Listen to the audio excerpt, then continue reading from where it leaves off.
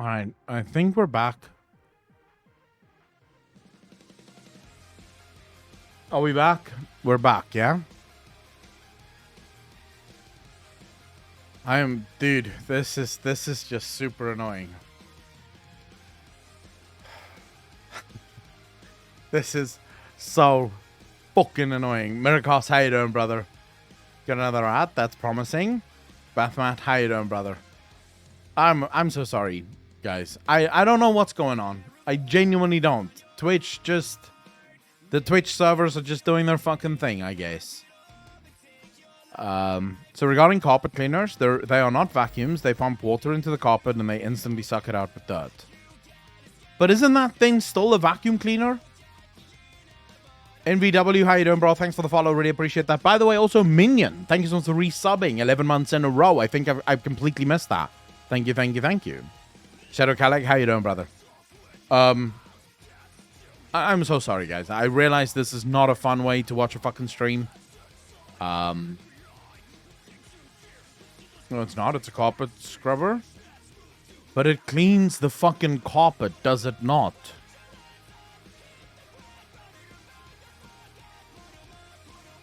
Right, I'll be taking wife applications in Discord and Instagram. If you're cute and you know shit about vacuum cleaners, apply, please. Because I don't know what the fuck I'm doing. Cleaning is different from vacuuming. But it feels like it should be the fucking same thing. Because a vacuum cleaner cleans carpets. A carpet cleaner cleans carpets. Cleaning carpets is the main function of what the fuck I want the thing to do. So why is the two things not exactly the same thing? Oh my Jesus. You need a femboy wife? Agriel, I don't know. Is femboys really that into the housewife thing? I'm a woman, married, and I tell you buy a basic, cheap vacuum. I like that advice. Then just get a carpet cleaner. Just put down hardwood flooring. Yeah, sure. I'll just, like, that would be the cheaper option. Let's just pull out the carpets and fucking put down new floors. Fuck this, it's confusing. I'm just gonna go with new floors entirely. Cleaning is washing, vacuum is sucking. Yeah. Sucks out the dirt, and the other one puts it in water, and after that it sucks it out, so it's different. Just buy a house? Yeah, just buy a new house for it. As soon as your house gets dirty, buy a new house. Just keep buying new homes and move every week. Like, as soon as it gets dirty, you just move. Figure out what you don't like about it and buy a better one next time. It's actually good advice. Are your currency Akko? Yes, it's called Rand. So I have deep set in stains. Use a carpet cleaner. If you just have dry dirt on the ground, use vacuum. As I'm saying to you, Black, how you doing, brother? Thank you very much for the first time chat. Really appreciate that. And why, thank you. I'm really glad that Aswin sent you here. Just you to use a maid service. Naughty maid or normal maid? Because I feel like there's a difference in price, but also a difference in the service that you get.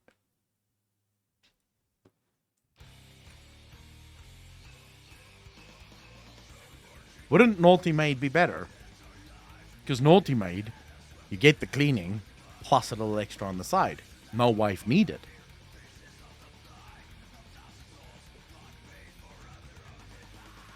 Oh, Shamanita, please finish that fucking sentence. Normal maid will clean your house. Please finish that sentence.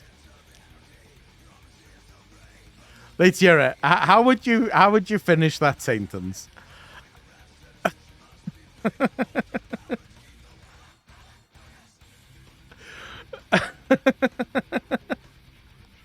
Naughty Maid will clean your knob. At the end of the day, things get clean, right? Honestly, though, think about it. Naughty Maid service that also cleans your house in the long run is probably cheaper than a wife. Trickster, I think so, yes. Witch Doctor, brilliant. Naughty Maid will clean your pipes. Only cleans you. Well, no. I'm pretty sure Like, if it isn't a service already, it should be a service. That's like a brilliant business opportunity. Set up a naughty maid service, right? But they also clean. So it's like a different kind of happy ending. They come in, clean your house, and then clean you.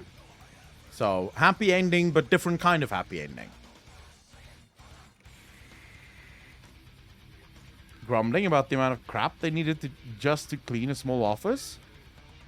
I've cleaned a small office before. It's not that fucking hard. You clean house with your titties. I doubt you do, Agriel. I doubt that. Vacuum for the cleaner to use. Rand is about 92 cents AU. I checked earlier. Basically, Rand is worth nothing. But I think I'm going to follow... someone else gave this advice. I think I'm actually going to follow this advice.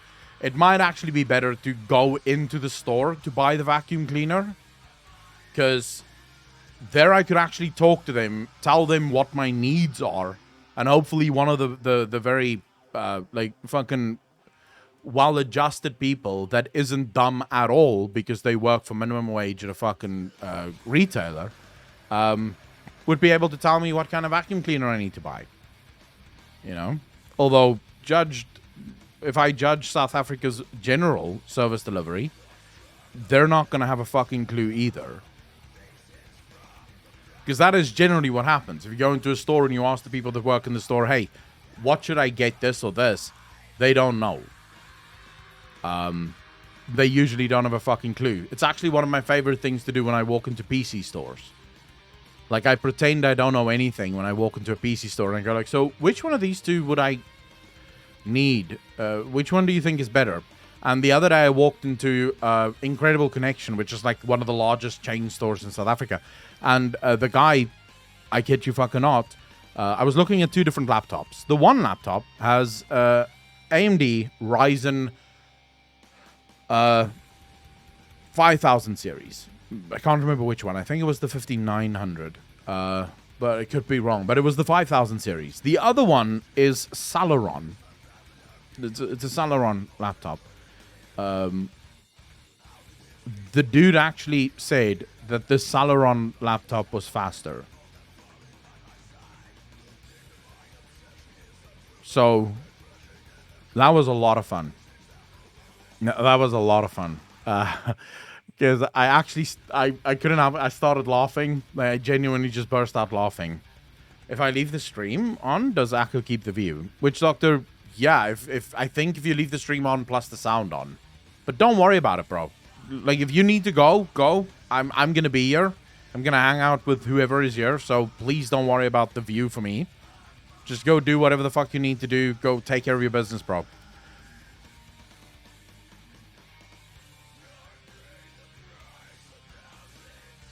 I don't know about that, Andy. They could be fucking worse than that. Don't worry, man. Just sleeping. Witch Doctor, take care of yourself, bro, and sleep well. Went to Incredible Connection and asked for a DisplayPort cable. He showed me an HDMI cable. Oh, I went to a store in Pretoria. This was like a couple of months ago. And the store is literally called PC Geniuses. That's the store's name, PC Geniuses. So I go into the store, and I'm asking them for, specifically, DisplayPort cables, right? But what I'm asking for is whether or not they have 1.4, 1.2, or 1.6. Like, which of the cables do they have? And if they have HDMI, I believe 2.0, or if they have the, I can't remember now what the other one was. But I asked them, like, a bunch of cable questions. And the guy went, well, all of the DisplayPort cables are exactly the same. And I went, no, they're not. And he's like, no, they're all exactly the same. I'm like, no, they're fucking not, bro. If they were all the same, there wouldn't be different ones. Like, what are you saying? Like, are you listening to yourself? You can't tell me, because none of the DisplayPort cables in their shop has any sort of labeling on it. It doesn't say whether it's a 2.0 cable or a 1.6 cable or 1.4 cable or a 1.2 cable. It doesn't say any of that. It just says cable, DisplayPort cable. I'm like, can you tell me which one of these cables it is? Because if it's a 1.2, it's not going to carry 4K. If it's a 1.4, it's going to struggle with 4K. If it's a 1.6, it might do 4K. So you need to fucking tell me which one it is. He's like, no, there's no difference. They're all the same. I'm like, oh my god, PC Genius is my ass. My ass. PC Geniuses. Like, how are you, PC Geniuses? You're talking out of your fucking asshole here. So the truth is, most people that work in shops in South Africa don't have a clue. Like, genuinely don't have a clue. Just today, actually, this is how horrible it is. So today I go to the pharmacy because I want to get supplements. I got magnesium, zinc, and omega-3 supplements. Yeah. Because I'm going back to the carnivore diet, and you kind of need those supplements just to fill up. Because I don't want to eat all the kinds of meat that there is. And the pharmacist hands me flaxseed omega-369. I'm like, excuse me, do you have fish oil omega-3? And he's like, no, it's exactly the same. I'm like, no, it's not exactly the same. One is fish oil, the other is from a fucking plant. One is vegan friendly. I don't want the vegan friendly one. I want the one that vegans don't eat. I had to stand there and argue with the fucking pharmacist for almost 10 minutes about the difference between the vegan one that comes from a fucking plant versus the fish oil one that comes from a fish. And I eventually just went to the guy, look, I want the one that is in the ocean. So the one that comes from the fucking ocean, give me that one. Don't give me the one that grows on land. This is all I'm asking for. Ultimately, I ended up not going to that pharmacy because the guy couldn't tell me which one is which. Like, he couldn't tell me which of their omega-3s.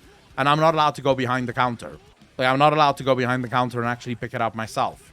So I just ended up going to a different store. Just trying to push you unsold goods. Feels like, right? Feels like that's exactly what the guy was doing. Retailer, if you can find one. Godfrey's here in Australia pride themselves on lifting up bowling balls with their vacuums. Jesus. The server, the Twitch server is fucked. The Twitch server is fucked. So if you guys are getting any sort of Twitch issues, yes, that makes sense. Check my DMs. Oh shit, did you send me dick pics? If there's no dick pics here, I'm gonna be so angry, Cast. Fuck. Fuck you, bro. I got excited for nothing. No dick pics whatsoever. Oh shit, this actually looks like a good fucking PC. AMD Ryzen 9 5900X. I've got that. Good fucking CPU. 12 cores, hard drive, 1 terabyte, Western Digital Blue. M.2. Nice. Nice. Is that Gen 3? Yeah, it's Gen 3. The motherboard should have. Yeah. Why didn't you go for Gen 4? Cask.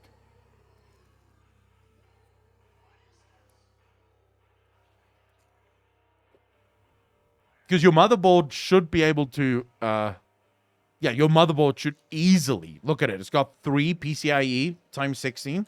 So it absolutely must allow for Gen 4. At least one of these M.2 slots will be a Gen 4 M.2 slot.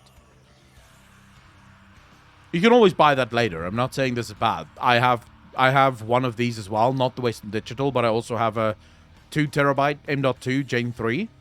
And then I have a 1 terabyte Gen 4. So you could absolutely go for that. That's fine.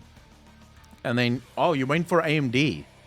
Cask, I'd be interested to know, why did you go for the AMD Radeon rather than NVIDIA? Streamer named Destiny. Are you talking about Destiny, the political guy? Because I love Destiny. I love his fucking shit. I still watch him. Not every day, but I do watch a lot of his content.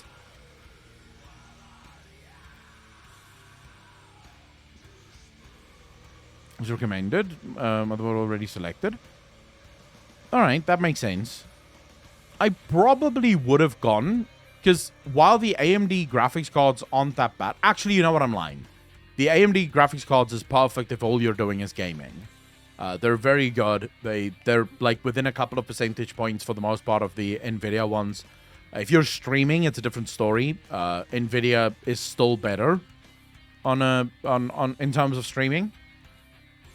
Ray tracing on without losing 40-50 FPS. Netrix, no one can run ray tracing at all without losing FPS.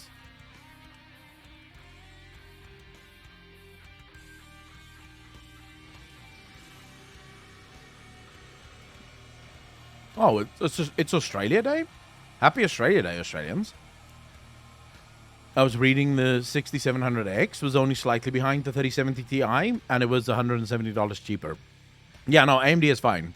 Also, AMD, better price to performance for just gaming. True. If you're streaming, AMD isn't that great, but if you're just gaming, purely gaming, yeah. This is a great PC, Cask. Very nice PC. But do you guys want to get triggered? For all of you guys that can't get NVIDIA shit? I wonder if I should trigger you. Yeah, I will, you know. I will. Let's quickly trigger you guys. For all of you that is waiting for a graphics card.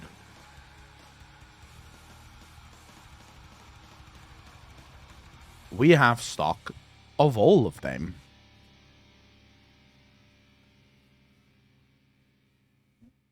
Choose whatever you want, guys. Choose whichever graphics card you want. We've got them all. 3080, we've got that for you. 3070, we've got that for you as well. 3080 Ti, limited stock, but still stock. 3090, limited stock, still stock. 3070 Ti, we've got them all, bro. You want a graphics card, we can get them for you.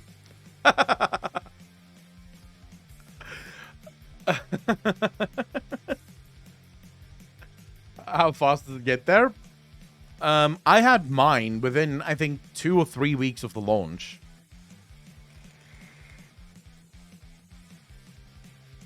That's quite expensive. Let's see. What would you pay for this? The MSI one. We could go. Let's go rand to dollar. And then what is the price here? $23.99. All right, so 23. So you'll pay about $1,500 for this one. So yes, very, very overpriced, but we have them. We have them in stock.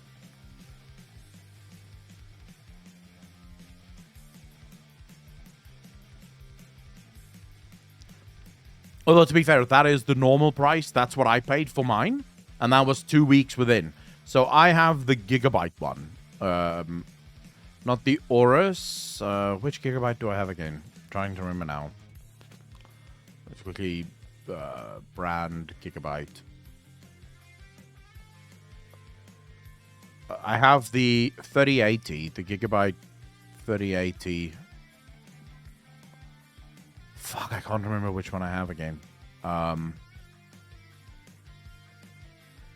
think it's the...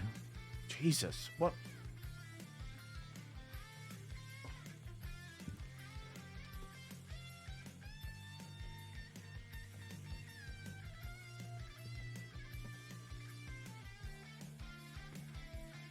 Yeah, it's the...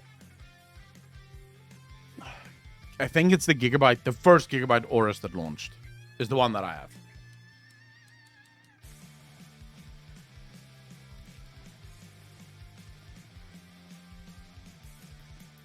So yeah, just have rich parents. Well, in South Africa, you pay this much because of shipping, import costs, all the rest of it. So this is pretty much normal price in South Africa, but you can get any and all graphics cards that you want in South Africa. There's every single place that I've been to have stock of these.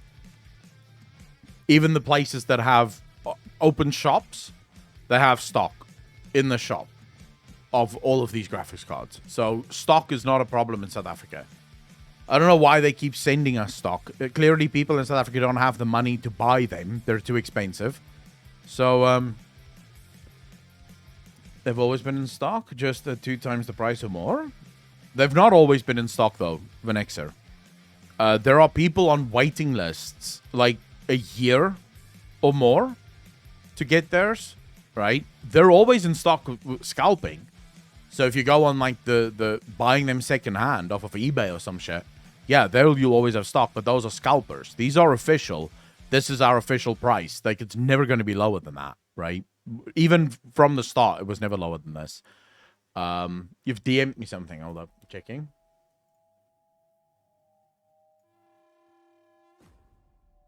Is this what you're buying right now?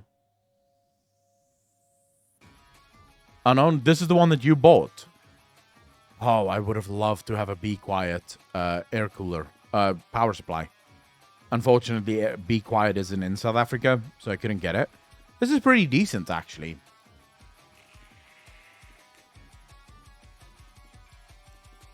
Price gouging is rampant, from what I hear. True, the price gouging is absolutely miserable. What pisses me off more is that Nvidia keeps releasing new fucking graphics cards, you know? Like, people couldn't get the 3080, and then Nvidia comes out and says, well, now we've got the 3080 Ti. It's like, bro, what the fuck are you doing? Why are you releasing new graphics cards that's effectively using the exact same die as the one that people can already not fucking buy?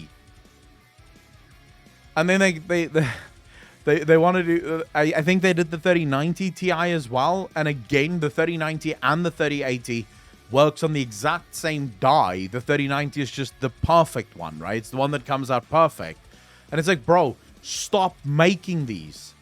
Stop making these. Just move all of it to the 3080 so people can actually get their fucking cards. But no, they just keep launching more shit. We need more competition, dude. That's what we need. More competition in the market. Releases cases for the PS5 when no one can buy the bloody machine. Is there still a lack of PS5s? No. Are people still struggling to get PlayStation 5?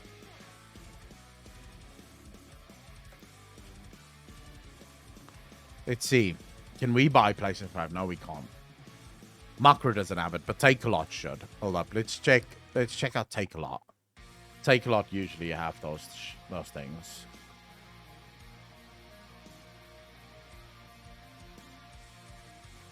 Alright, let's see. PlayStation 54. Yeah, not yet. Can you get a PlayStation? You can get PlayStation 4. You can get a skin for the PlayStation 5. There's a lot of skins. There's no PlayStation 5. We should probably do price high to low. Yep. Okay, so PlayStation 5 is also not available in South Africa.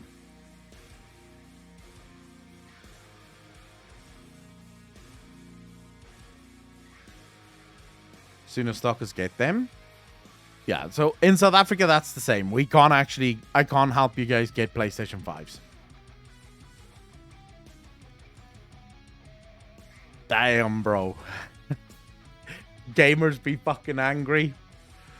This must be the worst ever. Like, we've always had problems getting new products like consoles and graphics cards and stuff on launch, but it usually settles 3 months after the launch.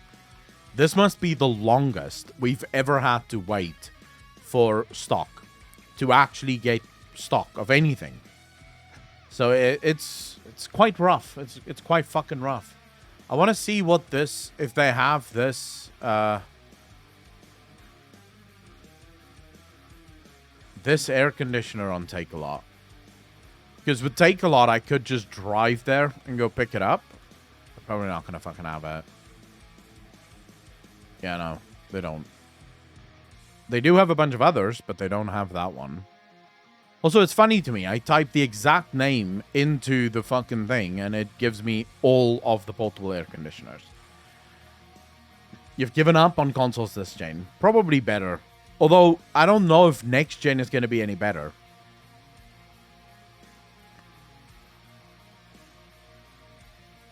Look at the Tifa mods. 5 to play exclusives and FF7 remake because Epic and their 1-year exclusive. Yeah, the FF4 like the FF7 remake, the only thing that pisses me off about the FF7 remake is the price of it. Like, have you seen the price of the remake on Epic? Probably not. My PC should last a few more years. PC is always better. The price is ridiculous. Why would you charge that much for a remake, first and foremost? But then also, why would the port be that fucking expensive?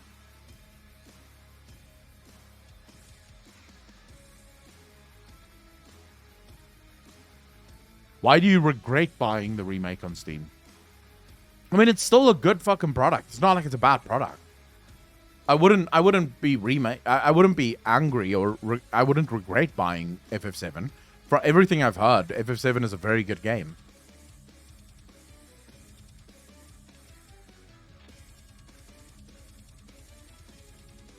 I just don't know. Zofia, how you doing?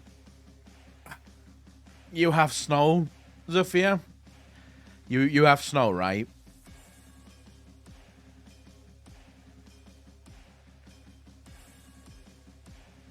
Yeah, Epic should go fuck me. Can you buy the FF7 remake on Steam? Oishi, thanks for the follow, dude. Really appreciate that. Welcome to the channel. Thank you, thank you, thank you. I don't know. Steam had it already. I don't think they do. Do they?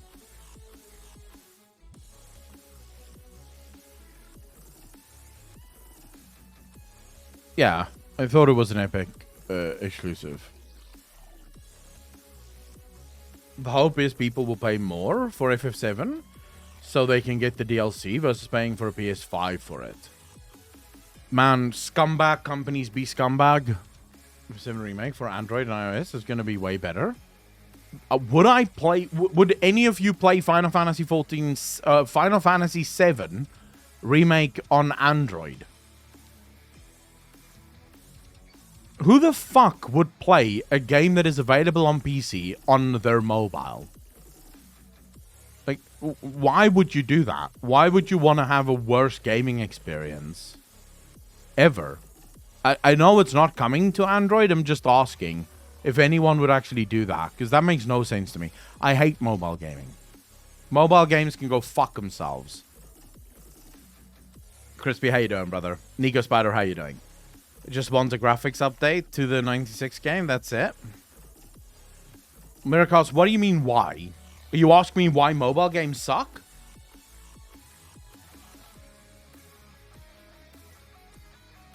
Mobile is good for gotcha. Mobile gamers are just to kill. Mobile games is just to kill time during a computer. What are we talking about this morning? Well, we were trying to buy a vacuum cleaner, but that backfired because I don't know shit about vacuum cleaners.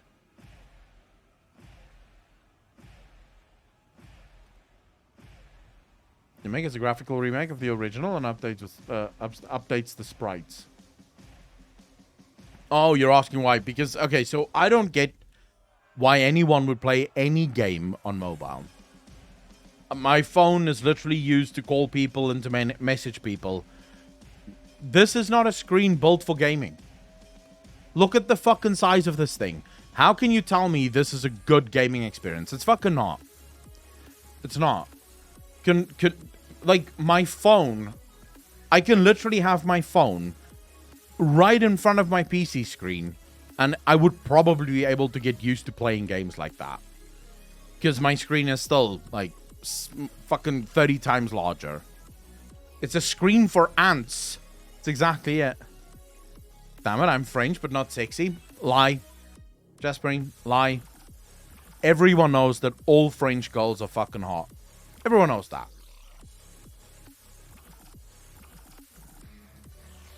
The only time I think these desktop games have a place on the phone is the auction house and shit.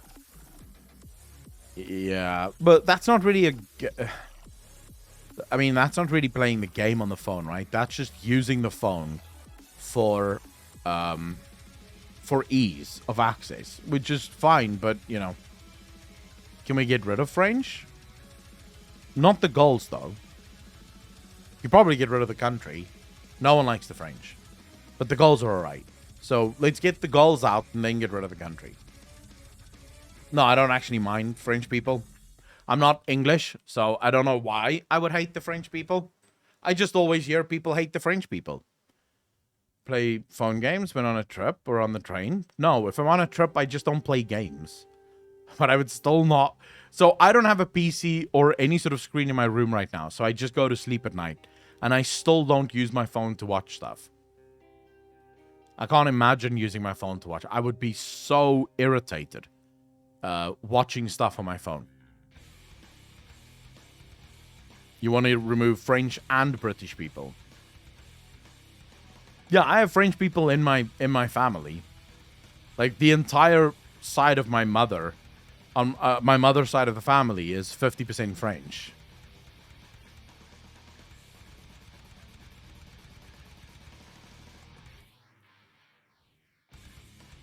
Hey, Burke, how you doing, brother? It has been forever. Jesus, haven't seen you in a long time, bro. Frustration with iOS and Android version is the remake we want. I used to watch TV shows when driving out of my city. Don't recommend it. I don't recommend watching anything on your phone. Fishing Utopia, last I heard. The French is always revolting against something. They'll have a new revolution probably by the turn of the next decade. Worst place in the world, despair. I don't agree with that. I loved my 2 years in Britain. London is a hellhole. I hate London, but the rest of England is amazing. It's fucking gorgeous. Specifically, like the sort of more rural areas of England is beautiful. The people are amazing. It's awesome. Getting to my morning paperwork. Stay sexy, Akko. Take care of yourself, Enoch, and good luck with the paperwork, bro. So, do we have... what are we doing exactly, chat? Is there videos to react to? What did you guys put in content suggestions? Let's see. What do we have in content suggestions? Oh, yeah. We have some videos to watch. Still listening, just busy. Alright, Enoch. We get bored if we don't complain, I guess. Who gets bored if you don't complain? Let's hear. Oh yeah, give me the patch notes. Yes. Give me the patch notes. I would love to see the patch notes.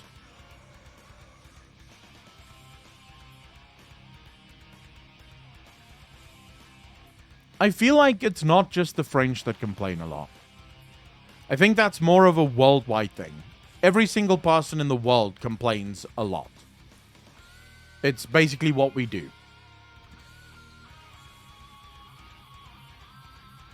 Clemon, thank you very much. Really appreciate that. All right, so let's take a look at these patch notes and see what patch 6.0.8 brings to Final Fantasy. Now, I should probably update this.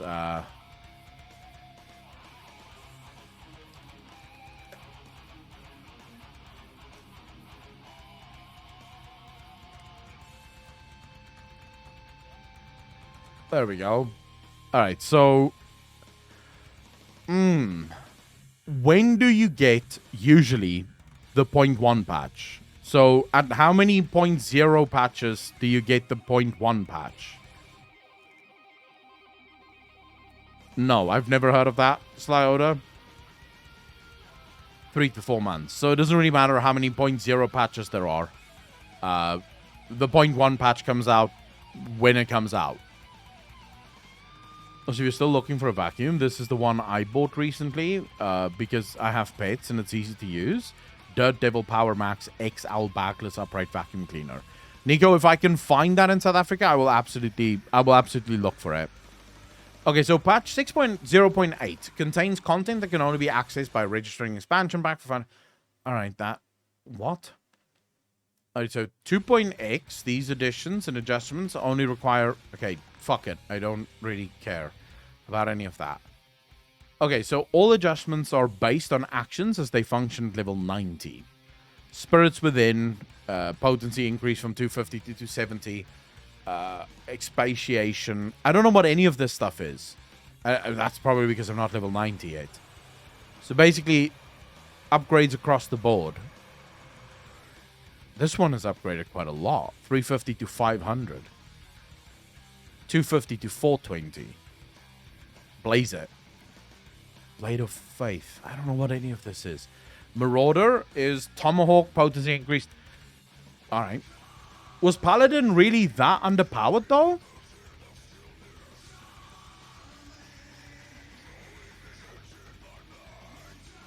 Night Dew, how you doing, bro? So Paladin was underpowered enough that it needed all of these buffs. Oh god, yes. Alright. So Paladin got massive upgrades. Marauder, only Tomahawk got upgraded, updated a little bit, buffed a little bit. Monk, Phantom Rush, slight buff there. Dragoon, Jesus. Okay, so Dragon Sight. I don't know what does Dragon Sight do?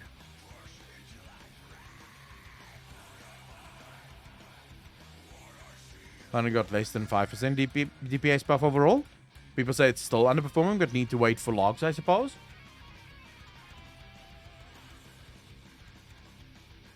You buff a partner. Range has been extended from 12 yards to 30 yards, so that's quite a bit. Target party member is no longer required to remain within 12 yards in order to receive the effects of Left Eye. The channeling animation between the Dragoon and their target has been removed. Why did they remove the channeling animation?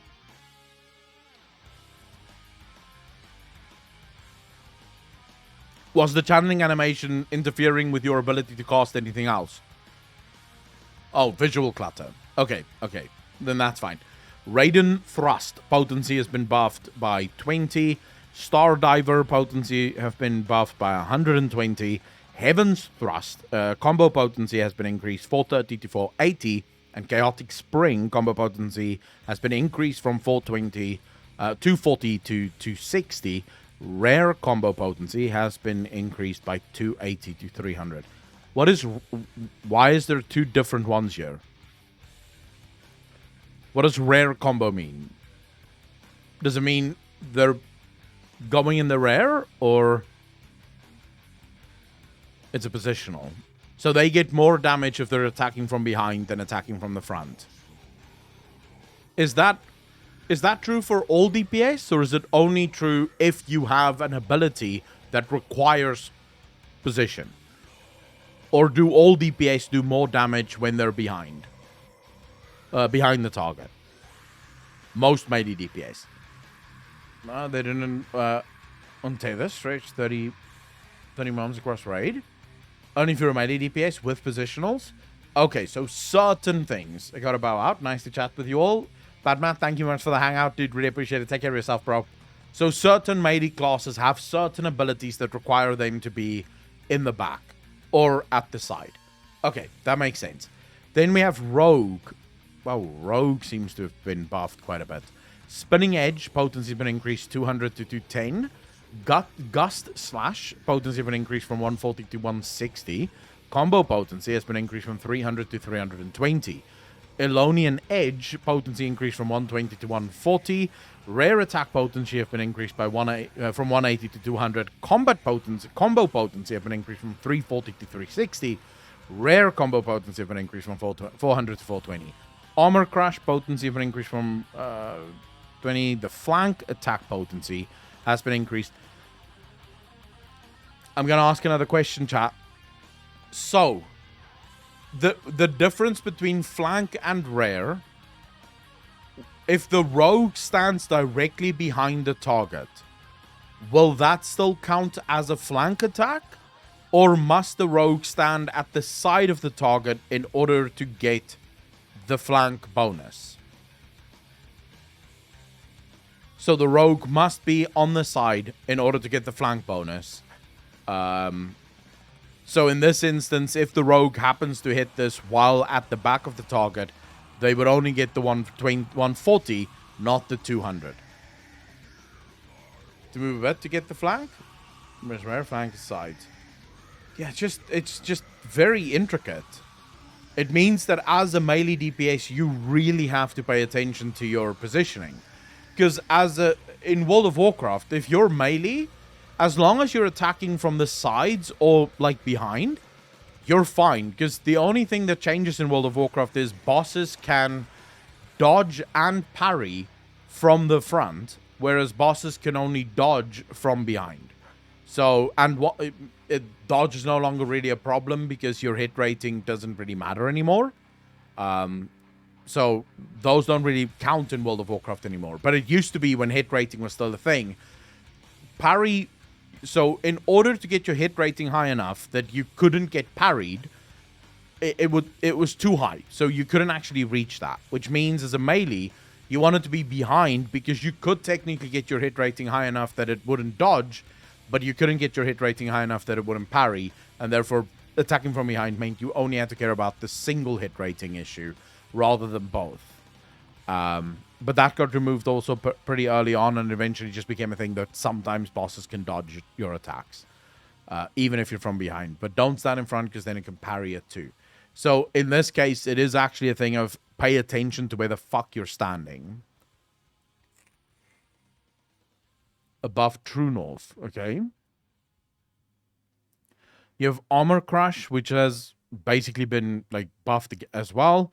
And Hyoshu Ranryu also had its potency increased. Samurai, I don't know what any of this means. So I'm not going to go through all of this because I genuinely don't know what any of this means. I just see buffs across the board here. Is this basically how Final Fantasy approaches class balance? They usually just buff the other jobs to try and balance all of it. Do they ever, like, nerf classes? Has there ever been a time where they would nerf a class into the ground just because it's way too overpowered?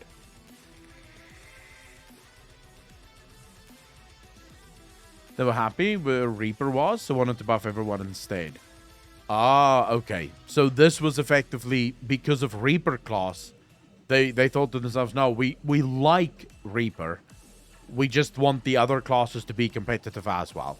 I get it. I understand that. Okay. The Dancer, pretty much buffed as well. Thaumaturge, Black Mage. Now here, I actually understand shit. Except for the last one.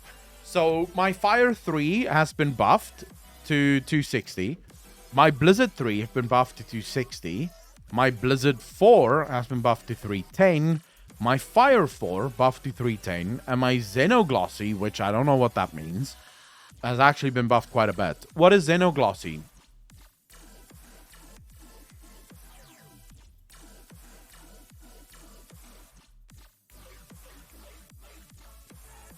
It's a proc.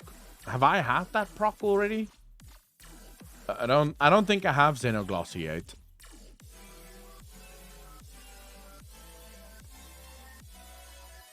Every 30 seconds. Instacast nuke. Okay. Xeno is an instant cast ultimate spell while in a stance. It's in the 70s. I think you get it. Level 80. Okay, so I will get Xenoglossy at level 80. Alright, cool. PvP. PvP actions have been adjusted as follows. Dragon Sight. Target party member is no longer required to remain within 15 yards in order to activate left eye. Alright, system. The Oceanian data center has been added and can now be selected from the data center menu via the title screen. That's nice. Then 2.x, 4.x, and 5.x. Performing a homeworld transfer to a world designated as a new world will now apply a double XP bonus until level 80. 2.x, the following settings have been added to the system configuration menu. Gamepad settings, no one cares about that. 2.x, enabling immersed spatial audio from the sound settings tab in the system's configuration menu, will now disable the equalizer mode. Right. Resolved issues. Was that the only issues that they had? An issue where an audio crackling and stuttering occurred under certain conditions for players who continue to experience audio. An issue in the battle against Proto Omega in the dungeon The Stigma Dreamscape, wherein the guided missiles and missile and chemical missile did not select targets correctly. The gist of the SAM details is an overall buff to the class as DPS is increased. It seems polyglot resource of the Black Mage. I don't have that fucking resource. So they have known issues here still. An issue wherein the time displayed for the Jumbo Cackpot drawings are incorrect. The winning number of the game drawn every Saturday. Please note, this issue only affects the time displayed and not the actual lotto drawing. Alright, so pretty much a technical patch, if anything else. No real additions, just balancing. Shadow Skalek, thank you so much for the tier 1 sub. Really appreciate that. Welcome to the most degenerate chat on Twitch. Thank you, thank you, thank you. Very much appreciated. It's nice to see. It is nice to see that they're doing this much. This quickly, trying to balance the classes. I'll be interested to see how close they came to actually balancing the classes. You know? Minion, what is this? 3 days ago. Yoshida confirms Final Fantasy XIV Live Letter Special Edition for February.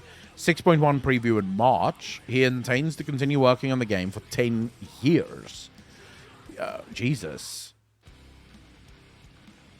Exus Prime, how you doing, bro? Hello, first time chatter here. I see people talking shit about Sound DPS. Who wants some? Exus Prime, thank you so much for the first time chat, dude. Really appreciate that. Welcome to the channel. Thank you, thank you, thank you.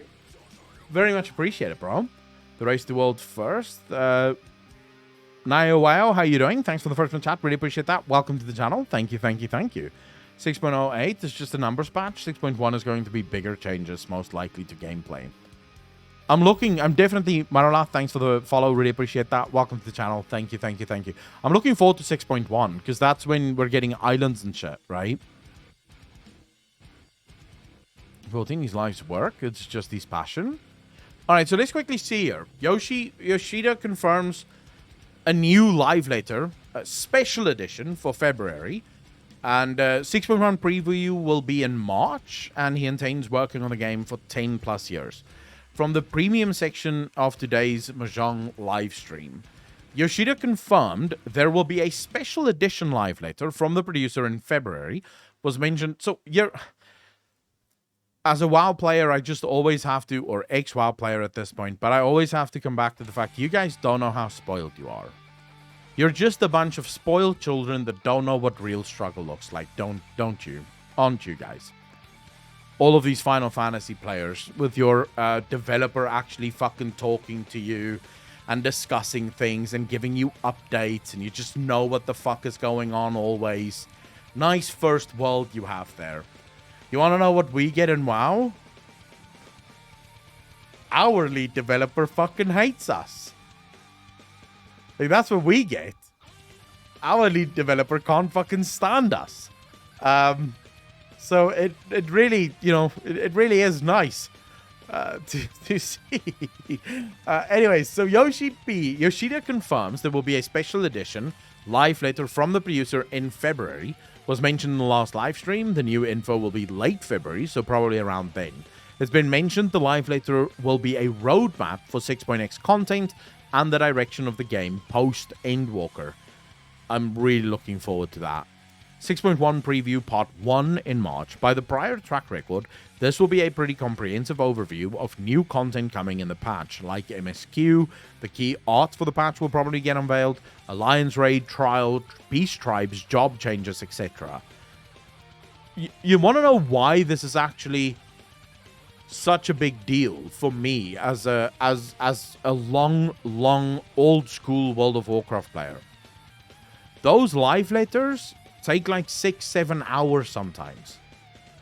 I've searched for the live letters before, and almost all of them are incredibly fucking long. And yet they still do it so goddamn often.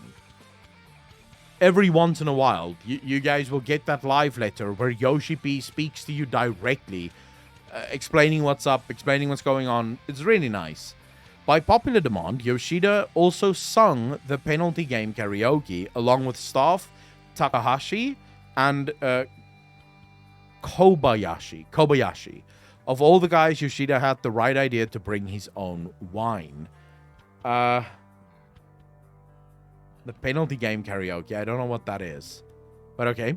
Yoshida said as he's healthy, he can continue work on Final Fantasy XIV, since he intends to keep working on it for 10 years from now, and heading towards that, he's busy with quite a lot of stuff now, so much that he hasn't had time to do the new raids yet.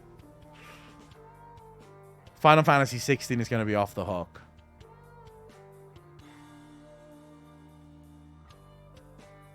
Can you guys send me the link for the Yoshi P dancing and singing video?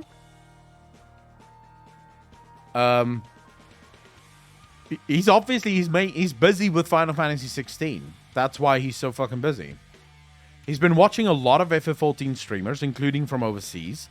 He'd like to proceed with the planning of some scale figures for the game. What does that mean? The planning of some scale figures for the game.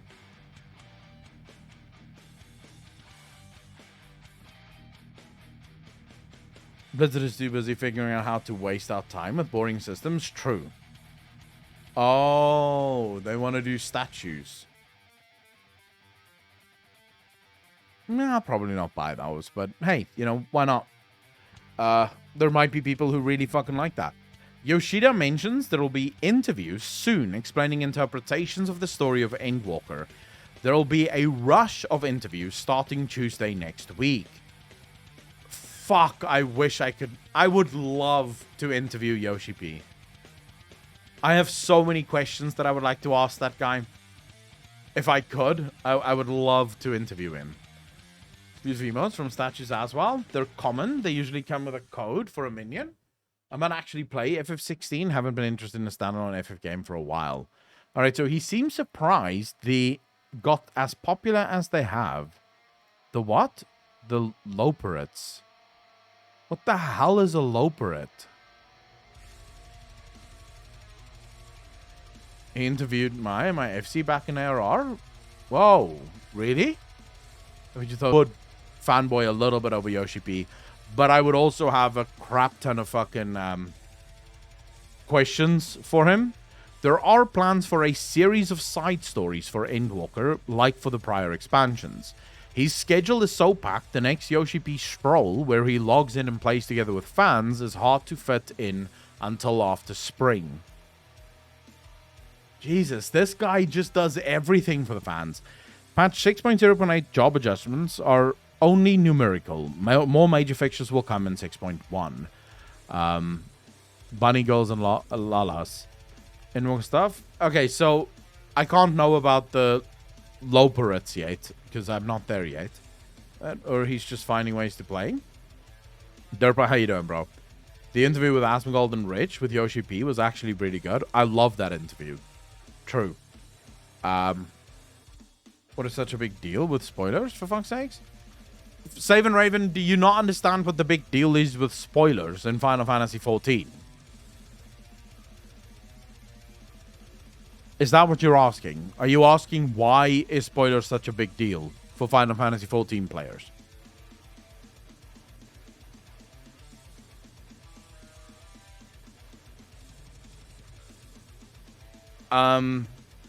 So how do I explain this? So the way Final Fantasy's story is set up, you'll oftentimes have things introduced in the game quite early on. So, for example, there were elements of Heavensward's story and characters in Heavensward already revealed in ARR. Now, the story takes a whole slew of sort of twists and turns and stuff before it reaches its conclusion. Now, in Final Fantasy, if you know the spoiler, so if, for example, if you don't want spoilers about Heavensward because you're not there yet, quickly take off your headset, you know, and then you can put it back on in about 5 seconds. But if you, for example, knew that Hoshevant was going to die in Heavensward, that would ruin so much of your story with Hoshevant. Like, so much of your story would just get destroyed because of the knowledge that he will die. Captain, thank you so much for the follow, dude. Really appreciate that. Welcome to the channel. Thank you, thank you, thank you. It's the fact that this character is introduced to you as this lovable character that is a part of you. Like, he introduces you to Ishgard. Without him, you would not have a home. You would have nothing. This guy fights on your behalf. He really cares about you. And you grow such a close relationship with him. And you sort of think to yourself, yeah, this is my buddy. I'm going to go with him all the way to Endwalker, you know? He's now part of the group. And then in that moment after the vault that he dies, it's that realization of everything I thought was going to happen is a lie. Like, the story has just taken a massive twist towards something that I did not expect, that I did not think would happen, that I didn't want this to happen. And if you knew that before you got to that point, it would have changed everything about Horshavant. Like, everything that you cared about would just not be there because you know that you're going to say goodbye to this character. So you don't want spoilers in Final Fantasy because it will ruin not just always the story, because all spoilers ruin story. Let's be honest. All spoilers ruin stories. But sometimes a spoiler can ruin a story and the journey of the story is still good, even though you know what's going to happen. In Final Fantasy, a lot of the time, like with Horshavant, the journey was so good because Horshavant became your comrade, your man-in-arms, you know? Like, it's your friend. And it's your friend because you believe there's going to be a future here. If you remove that, if you spoil that, all of that falls away. And suddenly a lot of it no longer matters. So that's why for Final Fantasy players, spoilers is everything. And also it's a bit of a culture thing, just to be clear. It is a bit of a culture thing. For a lot of... So in World of Warcraft, Blizzard doesn't give a fuck. They spoil their own game, you know, with their PTR. But for Final Fantasy, it's actually against their TOS to data mine. Like, you're not allowed to leak anything. If someone did manage to data mine anything in Final Fantasy XIV and put that up on Reddit or put that up on YouTube, Final Fantasy will actually ban their account. Like, you are literally not allowed to data mine anything. They don't want their story spoiled, and therefore the players have also grown up not wanting their story spoiled.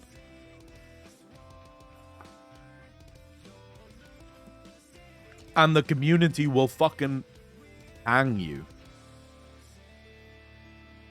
I can't imagine what would happen if I, as a World of Warcraft content creator, approached a Final Fantasy video the same as I did a World of Warcraft video. I can't imagine what would happen. I would most likely I would cause so much outrage for so many players if I did that. Oh my Jesus. I would be like, everyone would unfollow that has followed. People take their spoilers very seriously. You do not spoil. That's why even in like chat, you'll see that often whenever we're playing Final Fantasy XIV. If someone new comes in, they will almost always ask, where is he at in the story? Like, this happens quite often. Most of you that's been here for those know. Someone will always come in and say, where's he at? Because they don't want to talk about stuff that you may not be ready for. You're not there yet. So if they don't see immediately where you're at, they'll ask, where are you in the story? So that chat can say, no, he's still in Heavensward, you know? That way they don't spoil anything else. So yeah, that's basically why I love Paramounts' stream. At least there's one streamer that takes spoilers seriously. Derpa, I would say we haven't had a single spoiler in the channel yet. Which is actually quite interesting, but we literally haven't had a single spoiler in the channel yet. Black, you can't link unless you're sub to the channel. I'll unban you, but just yeah, if you want to link me something, do it on Discord, so I can see what it is that you linked. We kind of didn't have a choice; we had to do this. So there you go. Accidental spoilers happen sometimes though, and the guy that did the spoiling feels like shit. I'm lucky in that I haven't seen a single spoil yet. Maybe I really am just very lucky, but I haven't had a single spoiler yet. Yes, there's a Discord right there.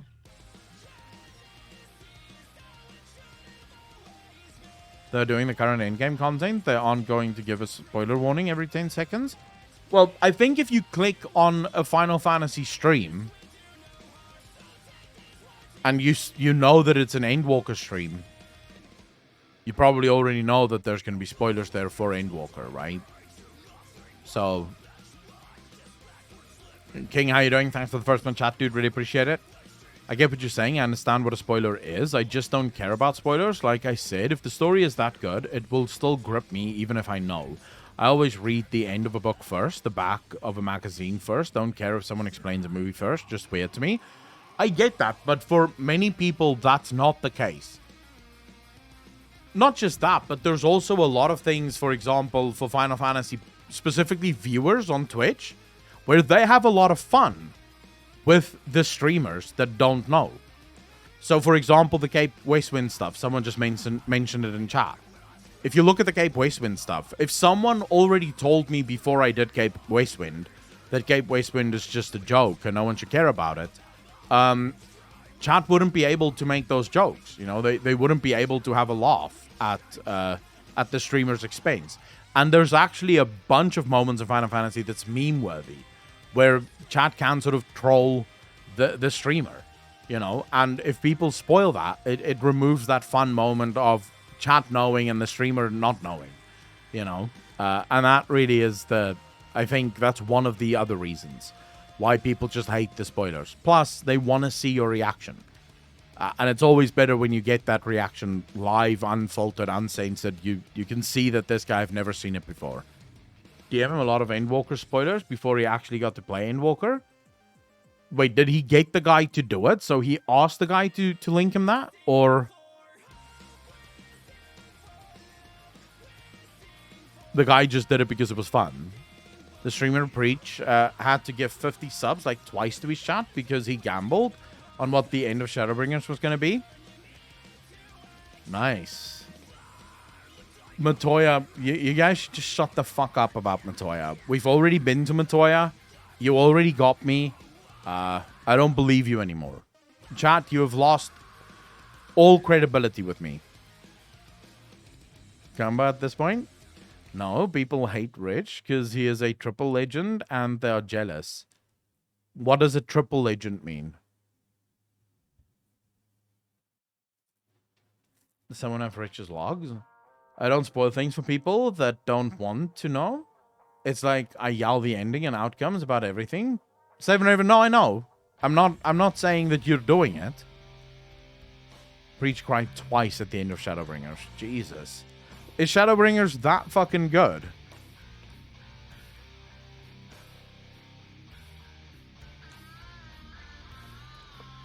Wow. Did he get carried? I feel like he got carried, didn't he? Must have gotten carried. There's fucking no way that Rich would have done that on his lonesome.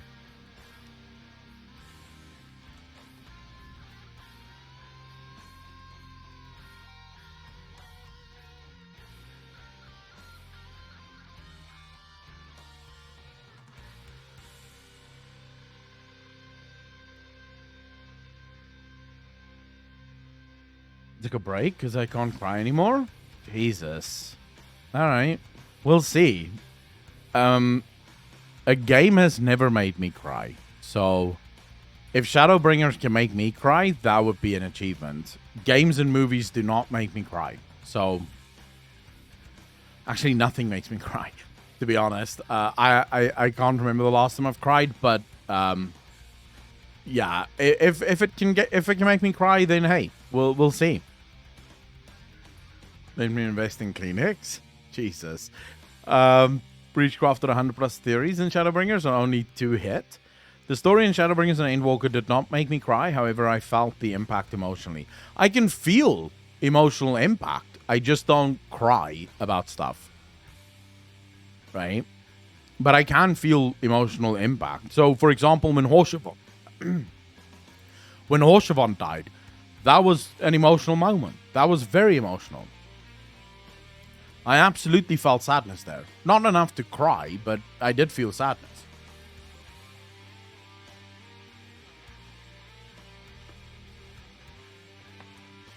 But it can induce other emotion like protective anger. Where am I in the story now? We have finished Heaven's Ward 3.3. I think. Yeah, we finished 3.3. We're now doing the Hildebrand quest lines, and then after that, we're probably going to continue with 3.4 and 3.5 before we get into Stormbringer. No? Stormbringers, yeah. Stormheart. Wait, what the fuck is it called again? Shadowbringers and Stormblood. There we go. Fucking hell. Stormbringers. Low. And we have to do Alexander as well. Sorry. Yes, we have to do Alexander as well. So we're probably going to do... we need to finish Hildebrand. Then we have to do Alexander. Then we have to do Warring Triads or some shit like that. Whatever the fuck that's called. And then we can continue with the main storyline. So we have all of that before we can finish the story. I'll jump in for Alex if I'm on. Yeah, anyone's welcome. If I don't cry until Endwalker. He hasn't done Sky Pirates yet? No, I haven't. I didn't even know that it was a fucking thing. 24 man is separate side story too. Oh, nice. Finally a strummer on Ether. Oh, yeah. Captain, how you doing, bro? The Lord of Shadowbringers is the steak and potato of impactful story. It's what you have been searching for the last several years. All right. I mean, to be fair, when it comes to impactful stories, I have to admit that I find Witcher 3 was an impactful story as well. So I'm not gonna say that there isn't impactful stories. There's plenty of very impactful stories. Don't fucking tell me to upgrade to Windows 11 Windows. I hate you. All right, before we continue, because we're going to react to Just Drive Haze. This was a video that was requested the last stream. I just quickly want to go grab new batteries for the vape, because it's fucking dead.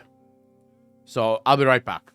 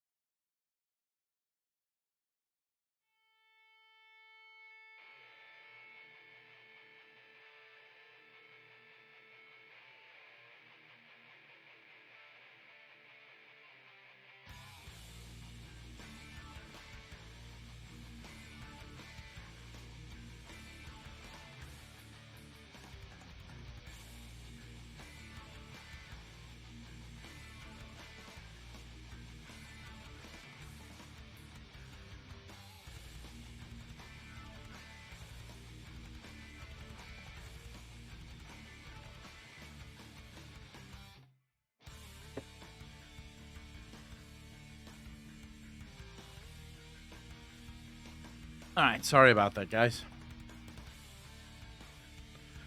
Alright, here we go. Less damage than the tank means not carried. Wait, Rich did less damage than the tank.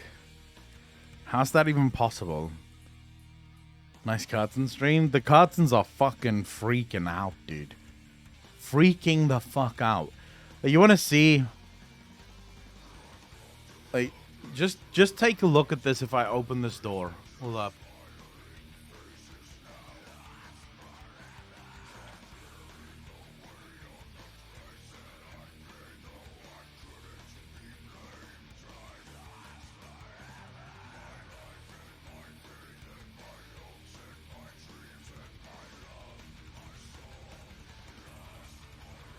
Like, we'll just keep it open for a bit, yeah?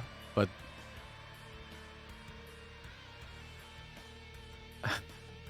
it's fucking ridiculous, dude. Like, the curtains are everywhere. It's insane.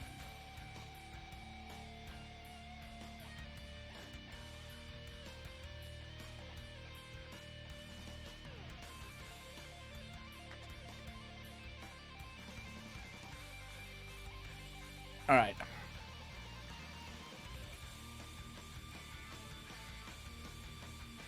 You see your head shiny? It's fucking hot. It really is hot. But all right, so Tarkin, how you doing, bro? Where does Akko live? That he has windows and a fan on? What do you mean that I have windows and a fan on? Oh, South Africa. It's summer here. So, it's fucking hot here. Match the boxes on the shelves. You stylish man. I did not buy it because it matches the boxes on the shelves. I just bought it because that was the only color they had.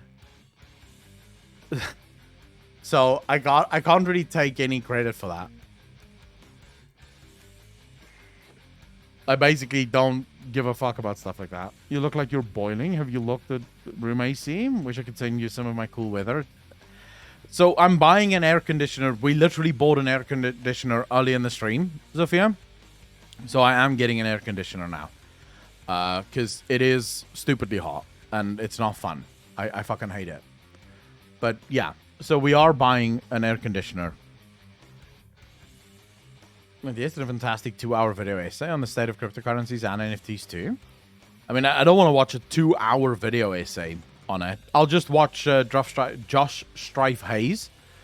Alright, so this is what the hell are NFTs? I like the fact that Josh Strife Hayes is actually doing this to try and inform the gaming community of what NFTs are.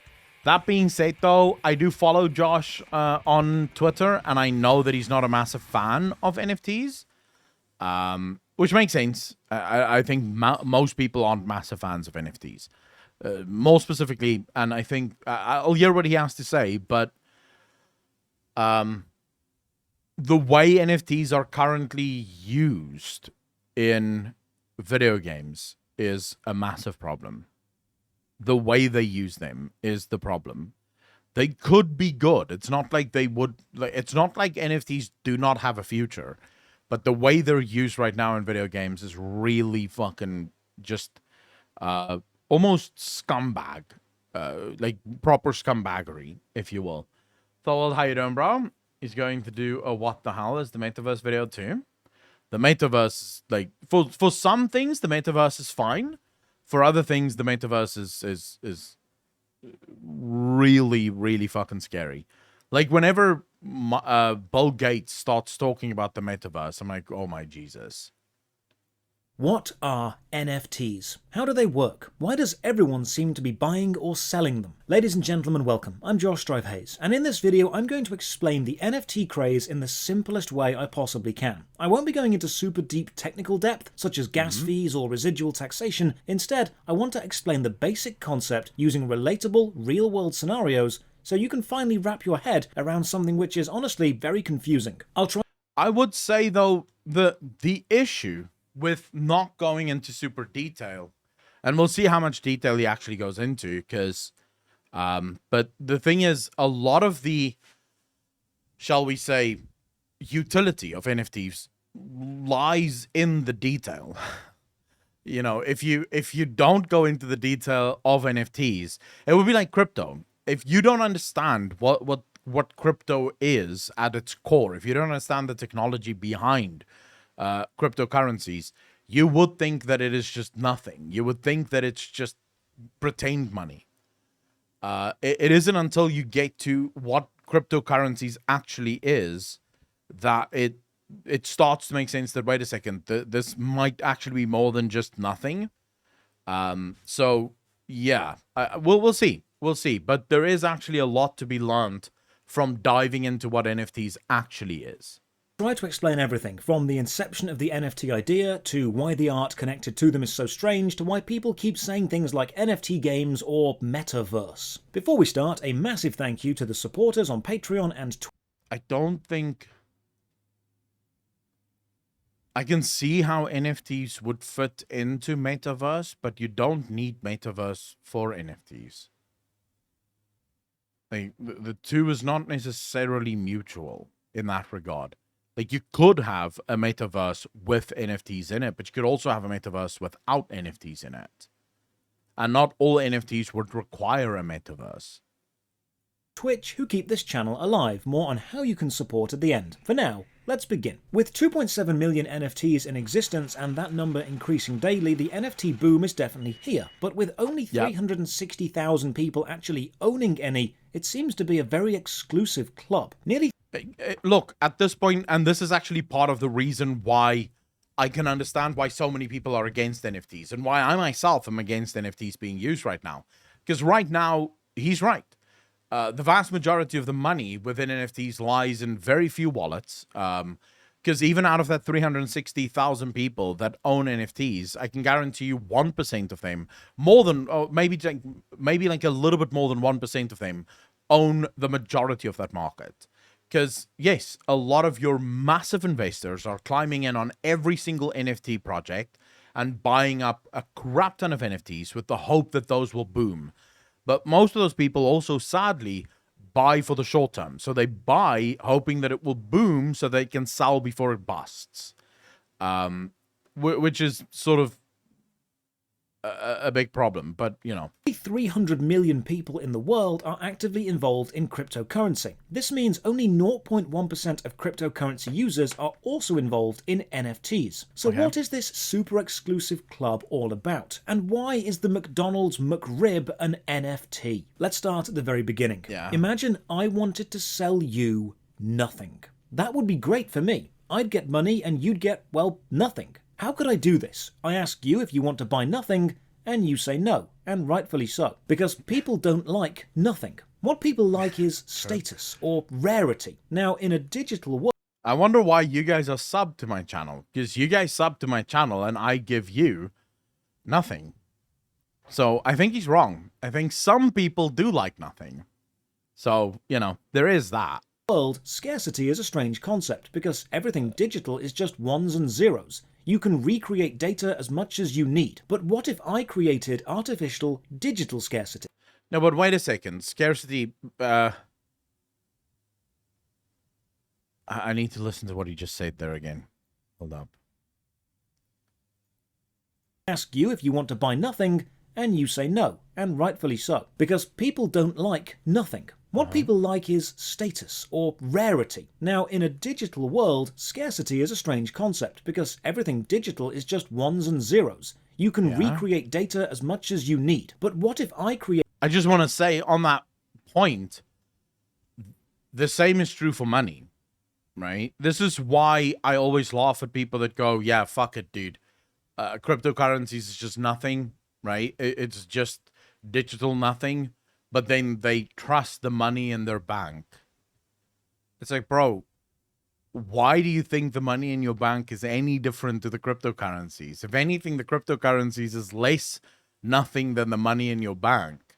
Considering the money in your bank can literally be wiped out tomorrow if inflation got too high, right? So your money is basically only as powerful as the Fed decides it is, versus with at least with cryptocurrencies, there's an actual marketplace for these things. You now have countries like El Salvador that accepts Bitcoin as legal tender. You have more countries, specifically in South America, that is starting to accept cryptocurrencies as legal tender. So if anything, cryptocurrencies is actually at least to the point of entrance. So on a very superficial level, cryptocurrencies is at least controlled by the market forces, right? What do you have and what am I willing to pay for it? And not by Mr. Powell sitting in his office and making a stupid decision that fucking destroys everything. And Georgie, you're completely wrong, because Bitcoin does have value.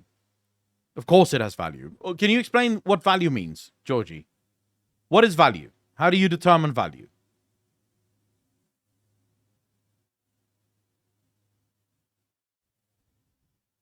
How is value determined? Let's say I wanted to sell you this phone. How do we determine what the value is of this phone?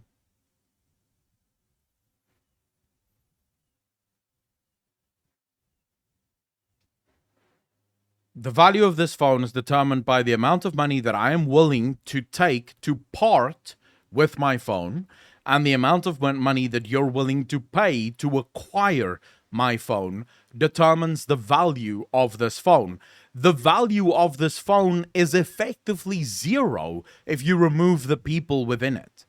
So if you remove the transactional element of the phone, in other words, if I have no phone to sell you and you have no need for a phone, then the value of said phone is zero.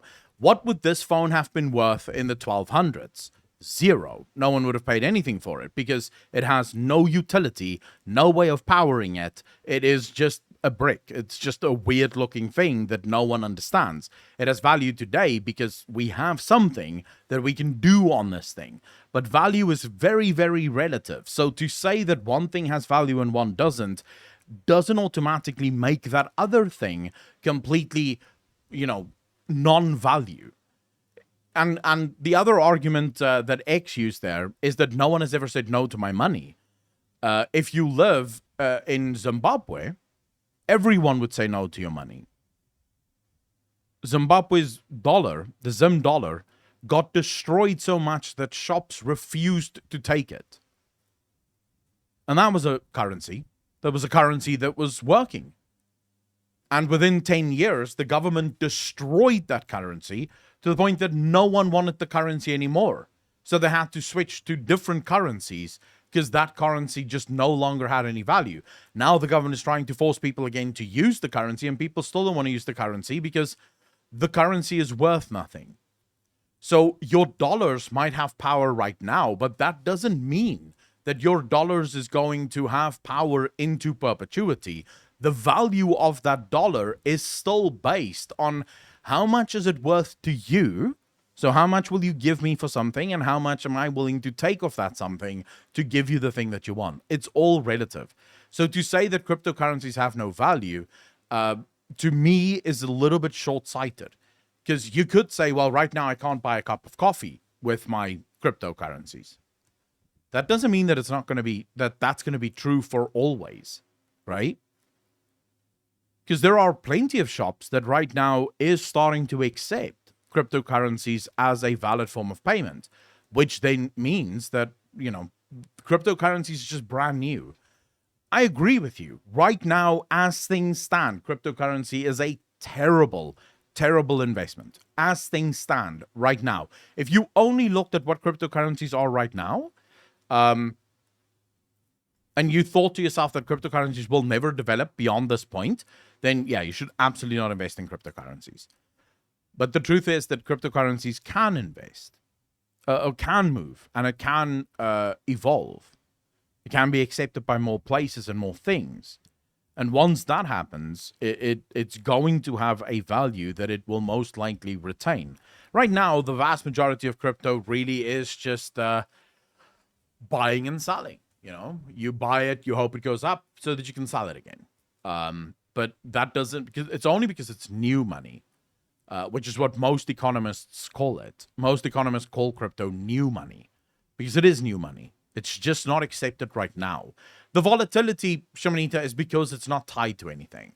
That's why it's so volatile right now. It's volatile because you can't buy a cup of coffee with most cryptocurrencies. So once you can buy a car with a cryptocurrency, you can buy a house with cryptocurrency. Once you get to that point, you're going to see a lot more stability within the crypto market, because now a crypto has an actual thing that it can buy, and therefore the value of that crypto can't go much higher than the things that it can buy.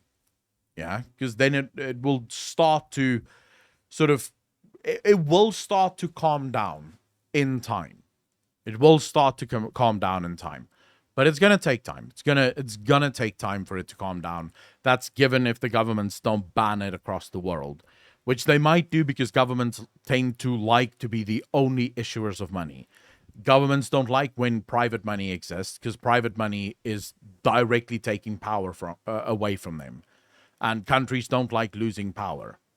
I am all for the governments of the world losing their power, so I would actually be okay if all the money in the world went away and we just used cryptocurrency.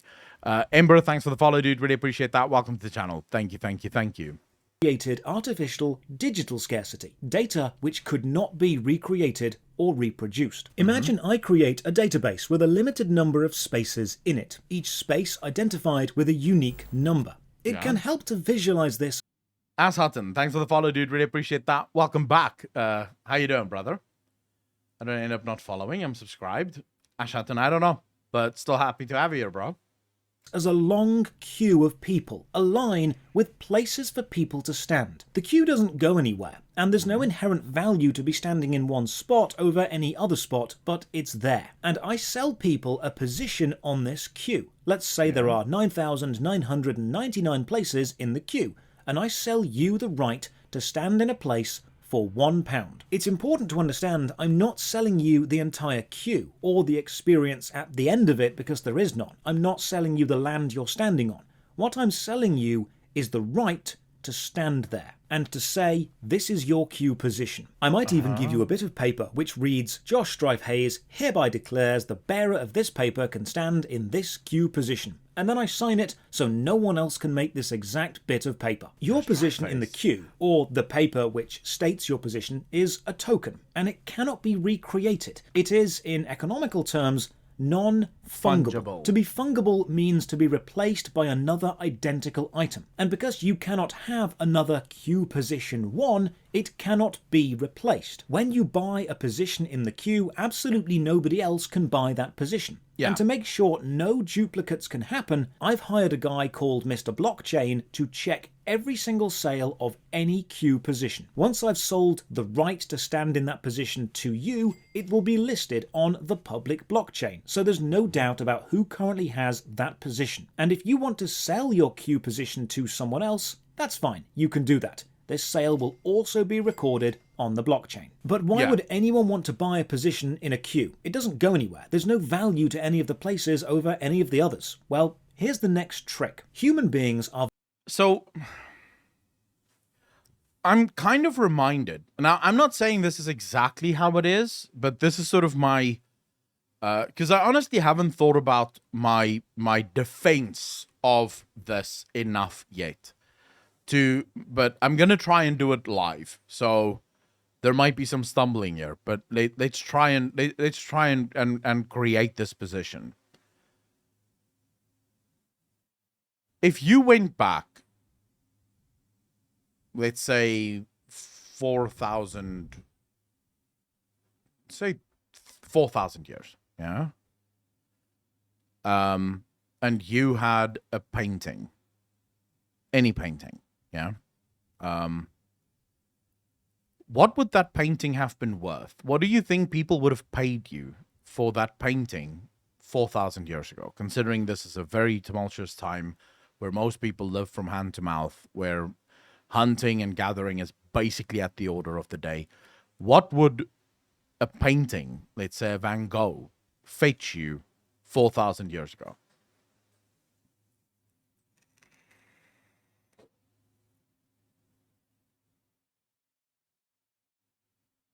Doesn't matter that it's a physical item. That's not what we're talking about here. I'm asking you a very specific question. Don't focus on the digital side of things. Just focus on the question.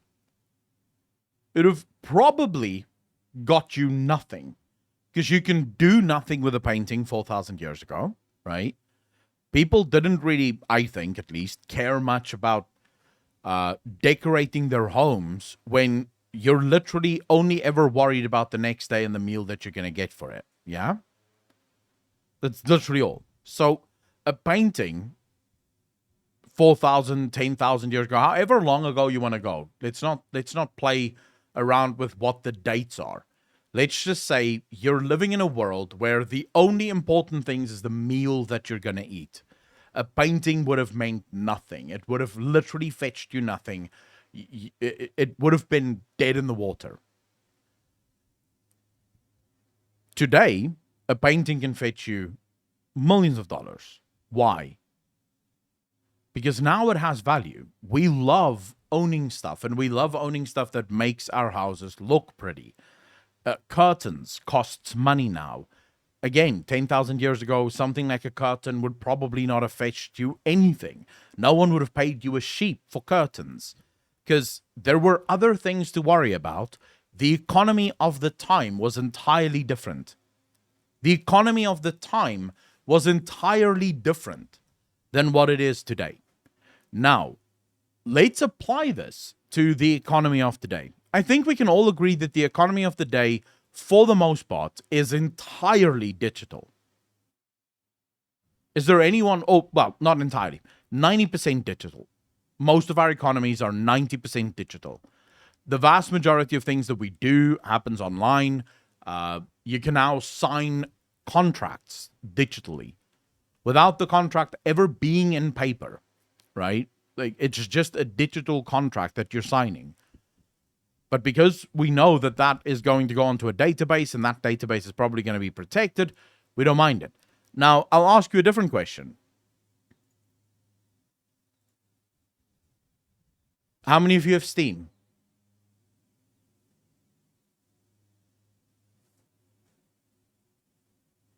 I'm assuming most of you have Steam.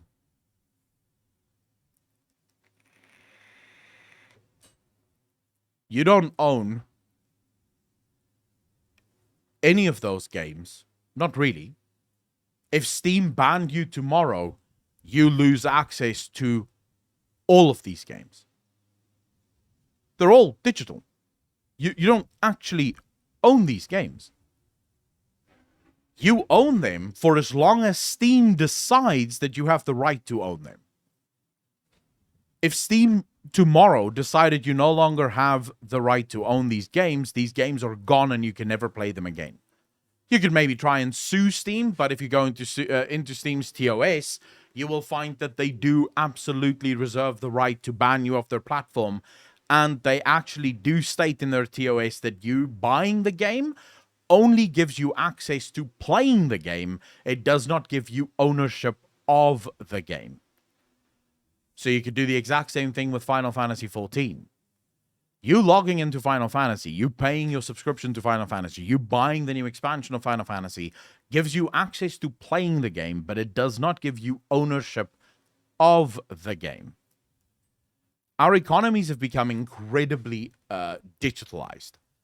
And NFTs, as far as I can tell, is an early form of our example with the painting 10,000 years ago.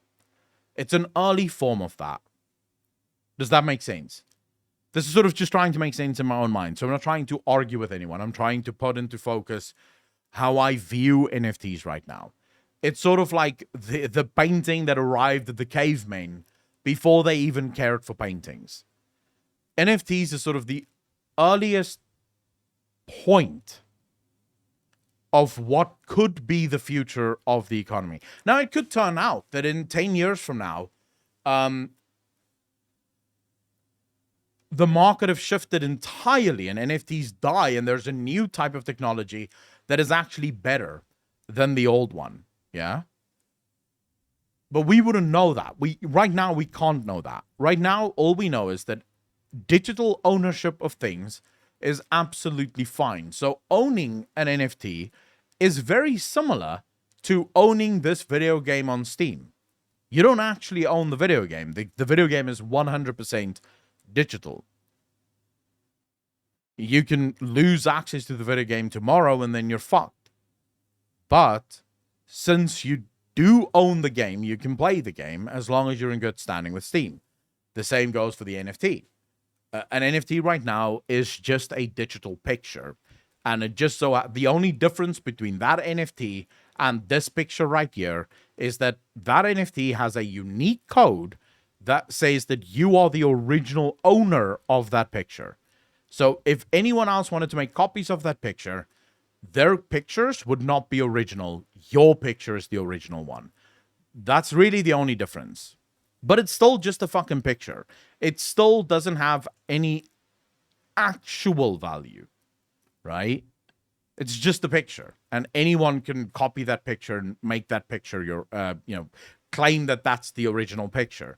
Until you go look at the thing and you realize, wait, this is not actually your picture. You don't own the original picture. I'm talking about digital pictures. I'm not talking about a picture of a real thing. So if someone took a picture of a Van Gogh and you bought the NFT for the Van Gogh, you wouldn't own the Van Gogh. I'm talking about an artist online draw something online. This thing exists entirely digitally, and then that artist sells the NFT to me. I can now say I own the original picture because the artist made their works into an NFT and they sold that NFT to me. So I own the artist's picture. Their digital picture is mine, right? I can sell it again to anyone else, and as long as the artist is true to their word and they don't make other copies of that picture and sells those as NFTs as well, and the artist agrees that this picture will be the only picture that ever exists of this specific thing that they drew, then that will be my picture. It's digital. It doesn't actually exist in the real world, but most of the things that we own these days is digital and doesn't really exist in the real world. You own a link, some code? Yeah, but that... Then how the fuck is that different to this?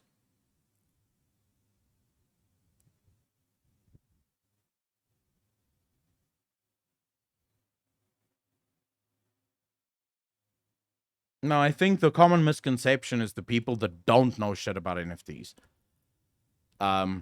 Considering the fact that I've been engrossed in the blockchain for the last 2 years, I'm going to say I know quite a bit about the blockchain.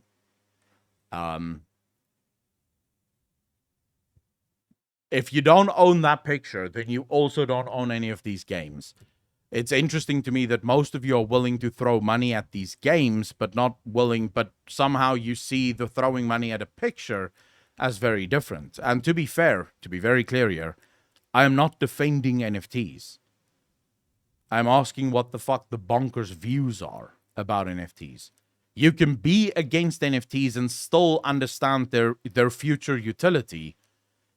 The issue is that so many people are against NFTs without actually understanding their utility. That's my problem. Darvish, you can't say that. You can't say that Valve is more trustworthy than some random NFTer. Because what if Valve then tomorrow decides to start making NFTs? Will you then trust those NFTs? Because based on your example, the only problem you have is the trustworthiness of the NFT vendor. You don't actually have a problem with the NFTs. You just don't like that it's random vendors.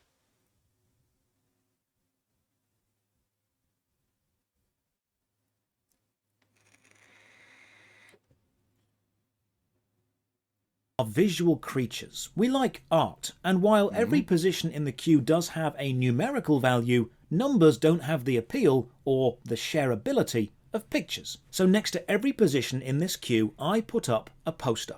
My plan is this. I'm going to put a different picture on every single poster, and buying the position in the queue will let you stand by a particular poster. It's important to remember, you do not own the poster. You do not own the picture on the poster. You cannot reproduce the picture on the poster, or sell copies, or claim ownership of it. What you own is the right to... Yeah, but you can't really say that, because if you literally buy the picture from the artist could absolutely, within the purchase of the NFT, transfer copyright ownership over to you. Like, they could absolutely do that. It's a literal contract. It's literally a contract. The artist makes the picture, copyrights the picture, and then transfers copyright to you. Bam, you now have copyright of the picture. You could do that for videos as well. I could literally go out tomorrow. It would cost a bit of money because copyright is very expensive. But I could go out tomorrow. I can record a song, literally register the song for copyright, and then sell the song to whoever the fuck I want. And then that song is copyrighted, and the person who buys the song literally owns the copyright to the song. We don't do that because NFTs are still in its infancy and fucking stupid. But at the end of the day, you could do that. It is possible to do that. You could absolutely set up a contract which states that if you buy this NFT, you also buy the copyright off of me, because I am the copyright owner, and I will legally, in legal tender, transfer ownership of this picture and its copyright to you through the purchase of the NFT. The NFT is simply the proof that you bought it. What happens on behind the scenes there is absolutely possible. You could do that. Is it done every day? No, but it's still there. You could still do it. But the blockchain can't verify that. The blockchain wouldn't have to verify it. Because as long as I can prove on the blockchain that I have the NFT, here is my code, and on the contract that I signed, this is the code for the NFT that I bought with the copyright ownership transferred over to me, I could go to court and say, look, I bought this picture from the person who created this picture, who copyrighted the picture, who transferred ownership of said picture, copyright of the picture, to me upon buying the NFT. As you can see in the contract work, this is the NFT number. This is the number on the blockchain. Here is the proof from the blockchain that I bought this picture. I am the owner, the copyright owner of this picture as transferred by law. This is my fucking picture, and they're using my picture against my permission. And you would be fine. So the fact of the matter is, yes, there's an extra few steps there, but you could do it. Now, Joss is absolutely correct. They're not doing it right now. That's not how it works at all. In fact, NFTs more often than not are used in incredibly harmful ways against artists. Incredibly harmful ways, because a lot of these NFT fuckers goes onto sites like Etsy, copies the pictures literally, just right-click copy, yeah? Creates, mints the NFT, and then sells it. So, yeah, there you don't have the copyright because the fucking guy who made the NFT in the first place didn't have the fucking, the copyright to begin with. Yeah, so it's absolutely true that right now, and this is, there you go.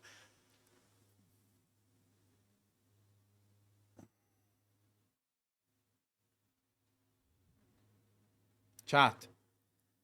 What did I say before we even started watching this video?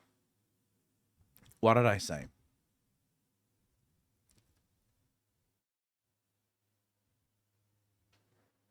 I said you have to divorce in your mind what NFTs are right now to what NFTs could be. And the answer is none of us know what NFTs could be because it's fucking brand new. The utility of this have not been explored. Could it turn out to be just never a useful thing at all? Yes. Absolutely it could. Sure. But it could also turn out to be groundbreaking, depending on how the use cases for it works. There was a time where you couldn't copyright songs. You couldn't. There was just fucking no way. They figured out how to do that. Today, you play a song from a band that is copyrighted and you get DMCA strike. So there is absolutely ways for NFTs to turn into actual ownership. I just explained to you how you could turn NFTs into actual ownership of a digital thing.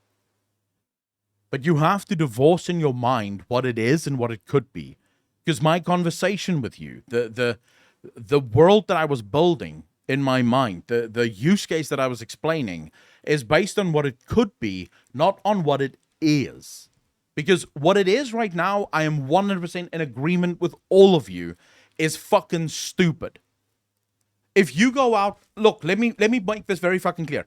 If you go out and you buy an NFT, you're a moron. If you're not an idiot, yeah? If you're not not even an idiot, if you are not completely and utterly mentally retarded, you're an idiot. At the very fucking least, you're an idiot. Because you're physically buying something that has no fucking value outside of the fact that I can look at it on the internet, along with everyone else that made copies of the thing because they just screenshotted it, right? Because that's how easy it would be. Just get a screenshot app and bam, you've got your thing, yeah? So I am 100% agree with you. Right now, NFTs are dog shit. They're more often used to hurt a lot of people than what they are actually used to make the world a better place or even make things easier. But that doesn't mean that they can't be good. They can absolutely be good. We'll have to wait and see. Say you are the only person able to stand in a specific queue position next to a specific poster. You cannot prevent other people looking at your poster because you don't own it. You own the right to stand next to it. Now people are a bit more interesting because people want to say, this is my picture. Remember, it's not. It's your space on the database and this picture is connected to it. But for my... Only if copyright wasn't transferred, and that would be true for 99.99999999999% of NFTs, but there is a world in which you could absolutely block people from looking at it. You'd be busy with court cases up to your ass, but you could imagine a world where that could happen. Goal of selling you nothing? I'm making quite decent progress, but now I have another problem. I need to produce 9,999 different pictures, and that's going to take me quite a long time. So I need to streamline the process. Thankfully, I can do that. Remember, there are 9,999 spaces in the queue that I've created, essentially meaning 9,999 individual entries on the database, and purchasing that space gives you the non-fungible token, or NFT, of that space. Remember, the NFT isn't the picture, or the sound, or the video, or whatever I choose to link. It's only not the picture if there's no contract that states it's not the picture. Just to be clear. Because you could absolutely set up a contract that states that it's similar to what you do when you buy a car from the bank. Well, actually, when you buy a car from the dealership. When you go to a dealership and you buy a car from a dealership, but you use the bank in order to buy the car, so you get a loan from the bank. What ends up happening is the bank actually officially buys the car. It's not you that buy the car. The bank buys the car. But in a contract with the bank says you have the right to use the car as long as you pay us back with interest. And then once on decided date, you have paid all of the money, then we transfer ownership of the car to you. Yeah? So you don't actually own the car until such time that you have paid for the car in full. So with a contract, you could actually set up all of these things. But why bother with NFT if there is a contract attached, not just stick to contract? Derby's because the NFT makes it easy to prove that you have the ownership of the thing. But again, you could absolutely, I could envision a world. I'm not saying this will happen, but I could envision a world where, let's say, for example, NFTs keep progressing and they keep getting better and new technologies are sort of worked out around them. There is a world in which you could absolutely... how do you put this? There is a world in which you could absolutely make it so that when you purchase an NFT, it automatically generates a contract around that NFT that provides you with ownership of, say, thing that you just purchased through the NFT. Yeah, I could see a world like that. I wouldn't know how to do it because I genuinely can't program shit, but there is a world in which they could create something like that, yeah, where the NFT itself automatically provides the contract value.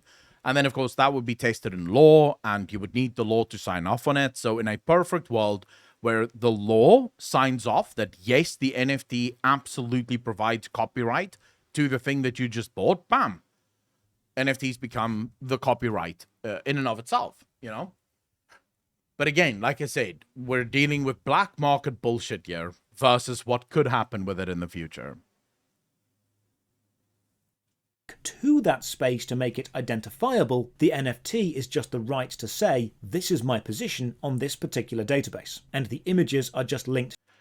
Save and Raven, so right now, NFTs is the only thing, like their only use case that I can imagine is for digital artists like people on Etsy. I can't think of a single other use case for NFTs where I wouldn't also see people abusing the fuck out of it. So when you have video games, for example, that sell NFTs, that's abuse. Because they're physically selling you something, and most of these games don't even sell you something that's unique. They sell you the same thing that they sell to everyone else. You just happen to also own an NFT of it, right? In almost all other use cases, I don't see NFTs going anywhere. But for digital artists, in a world where the technology have matured enough, I can absolutely see people like Etsy artists and stuff finding some use case scenario where NFTs can actually help them make money. But that's really the only place right now where I can see NFTs going.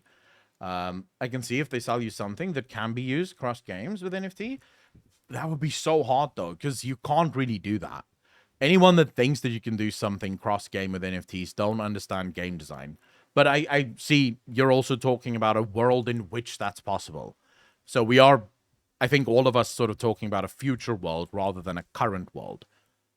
To them as visual representations of that digital position. Now I could sit down and draw 9,999 individual pictures, but this would take me far too long. So instead, I make a machine which can generate them for me. Remember those children's flip books divided into sections horizontally with different heads and bodies and feet, and you could flip the pages in random orders to create different looking characters? My machine kind of works like that. I make an image generating machine. I give the machine 10 different background colors, 10 possible face shapes, 10 different hairstyles, and then 10 different accessories. And your queue position, your NFT number, helps generate the image next to your spot. The first number will give you the background color, the second will give you a face shape, the third will give you your hairstyle, and the fourth will give you your accessory. I think I should just clarify at this point. I am in no way, shape, or form disagreeing with anything so far that Josh Strife Hayes is saying. Not at all. Because that's exactly what NFTs are right now. And that's what this video is about, right? He at no point said that he's diving into what NFTs could be. As far as I know, and I know Josh Strife Hayes pretty well, he doesn't dabble in NFTs. His channel isn't about the blockchain at all, unless I've missed him making a massive switch from video games to NFTs and blockchain cryptocurrencies, right? So I don't disagree with anything he's saying right now. Everything he's describing right now is the stupidity of the NFT system. So I thought it would just, I need to actually explain that. I have tremendous respect for Josh Strife Hayes. He's an amazing content creator. I love his videos. I watch them pretty religiously, especially his Worst MMO series. I don't know if you guys have ever seen his Worst MMO series, but that's probably my favorite series on the internet. It's just fucking brilliant. So yeah, I love what he's saying here because it is actually informative. But I would also be remiss if I didn't at least describe what it could be and that there is some utility in it, because a lot of people will look at this, specifically the average voter, right? The average voter will look at this and go, yeah, fuck NFTs, never again. Fuck this system, down with the system. But because they're the average voter and their IQ is effectively, 5, they would do no further research to realize that there is actually use cases where NFTs could actually be good. So I feel like I should at least add that there is use cases for it. With this system, I have just created 9,999 different unique bits of artwork, allowing each position in my queue to have a... Can you do that with only 10? I realize that's like neither here nor there, but mathematically, is it possible with 10 different of each of those? Because it's basically 40 different... So you have 10 possible background colors, 10 possible face shapes, 10 possible hairstyles, 10 different accessories. Would that give you 9,999 different pictures? not really mathematical. So is there someone that can break down the mathematics of it? We give you 10,000 combinations. You could probably, all right. Would it, like, some of them won't be that different at all. With only 10, you would basically have some of them that's pretty much exactly the same. With, like, maybe one color difference. Like, a small color difference. Yeah? Yeah, so what's still different? Fuck, there's a point where we go, wait, not different enough, right? Still different isn't different if you have, like, dark pink and red next to each other. You could basically say, Jesus, viewed in a different light, this would be the same thing. So not that different. But yeah, I guess. This is literally it. Generate the image next to your spot. Our CSGO skin's really that bad. Color. The second will give you a face shape, the third will give you your hairstyle, and the fourth will give you your accessory. With this system, I have just created 9,999 different unique bits of artwork, allowing each position in my queue to have a different image associated with it. In case you ever wondered why so much NFT art looks like it's just been generated by a machine using the variables of the NFT data to randomly composite a picture. Okay, this is what I'm talking about. This is where I say you're a fucking moron if you buy NFTs. What makes you think? What makes you think that this picture has any fucking value? At least in the examples that I gave, yeah? There was an actual artist that put actual effort into making an actual picture of which there truly is just one. And there will never be another one because that's the only one they made. This is why I said the NFT market right now is just a massive fucking scam. And the people that is buying into it are basically buying into it to prop up the price. That's it. That's the only reason they're doing it. They're just buying into it to prop up the price. And basically show off how good a program could make monkeys, I guess. It's because that's exactly what they're doing. The majority of NFT pictures aren't artistic expressions. They're corporate visual representations of an algorithmic position. Hey, look, Winston Churchill said, if you want to know why democracy doesn't work, just spend 5 minutes talking to the average voter. That comment right there should tell you exactly why NFTs right now have value. Because there is an average voter out there that will actually buy a picture of an ape with a earring and his teeth like this for 77 fucking ETH. There's someone that literally went out of their way to buy that picture. Yeah. This is also why artists are having their work stolen from image hosting sites at an astounding rate, because it's easier to steal an image, attach it as a visual representation for your own NFT, and sell it. You see, this is where I say this is the Wild West, right? You sort of have to look at the NFT market as the Wild West right now, where everything sort of goes. It really just depends on what you can get away with, yeah?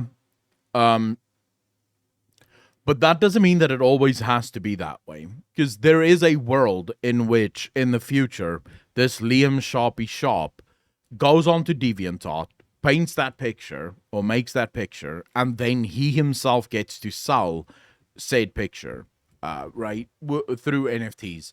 And the person that buys the picture now owns the picture. The sad bit of it is this is what most NFTs right now is being used for, and it is, yeah, it's really annoying. Sell it to someone else than it is to make your own art. So now my idea of selling you nothing is looking a lot more inviting to you, because you don't see it as buying nothing anymore. You see it as buying a one. And I 100% agree with you, by the way. I feel it's one of the only reasons I haven't because there was a point where I really felt like I wanted to invest in NFTs, but not in buying NFTs. I prefer, if I were to invest in NFTs, I would buy into the games that sell NFTs. So literally backing the game, staking the game, so to speak. Not the NFTs. I don't buy and sell NFTs. That's a waste of time, right? But the only reason I've decided not to do that is because of this. Because it is allowing artists who work really hard to put their shit onto Etsy. It basically destroys them, yeah? Because their art is stolen constantly for shit like this.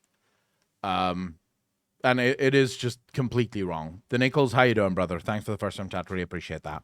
Of a kind artwork, or song, or video, or whatever I've decided to attach to each individual position on the queue to make it more appealing. But again, please remember, the NFT is proof of your position in the queue. It is the numerical value of your position in the database. It is not the artwork or file associated with that position. You do not own whatever is attached to it to make it more appealing. I've just attached that to it, so you have something to point at and say you are linked to. Another way to... A woman who bought a queue space from that kid on the new iPhone some years ago. I don't know that example. Zion Wire, thanks for the follow, dude. Really appreciate that. Welcome to the channel. Thank you.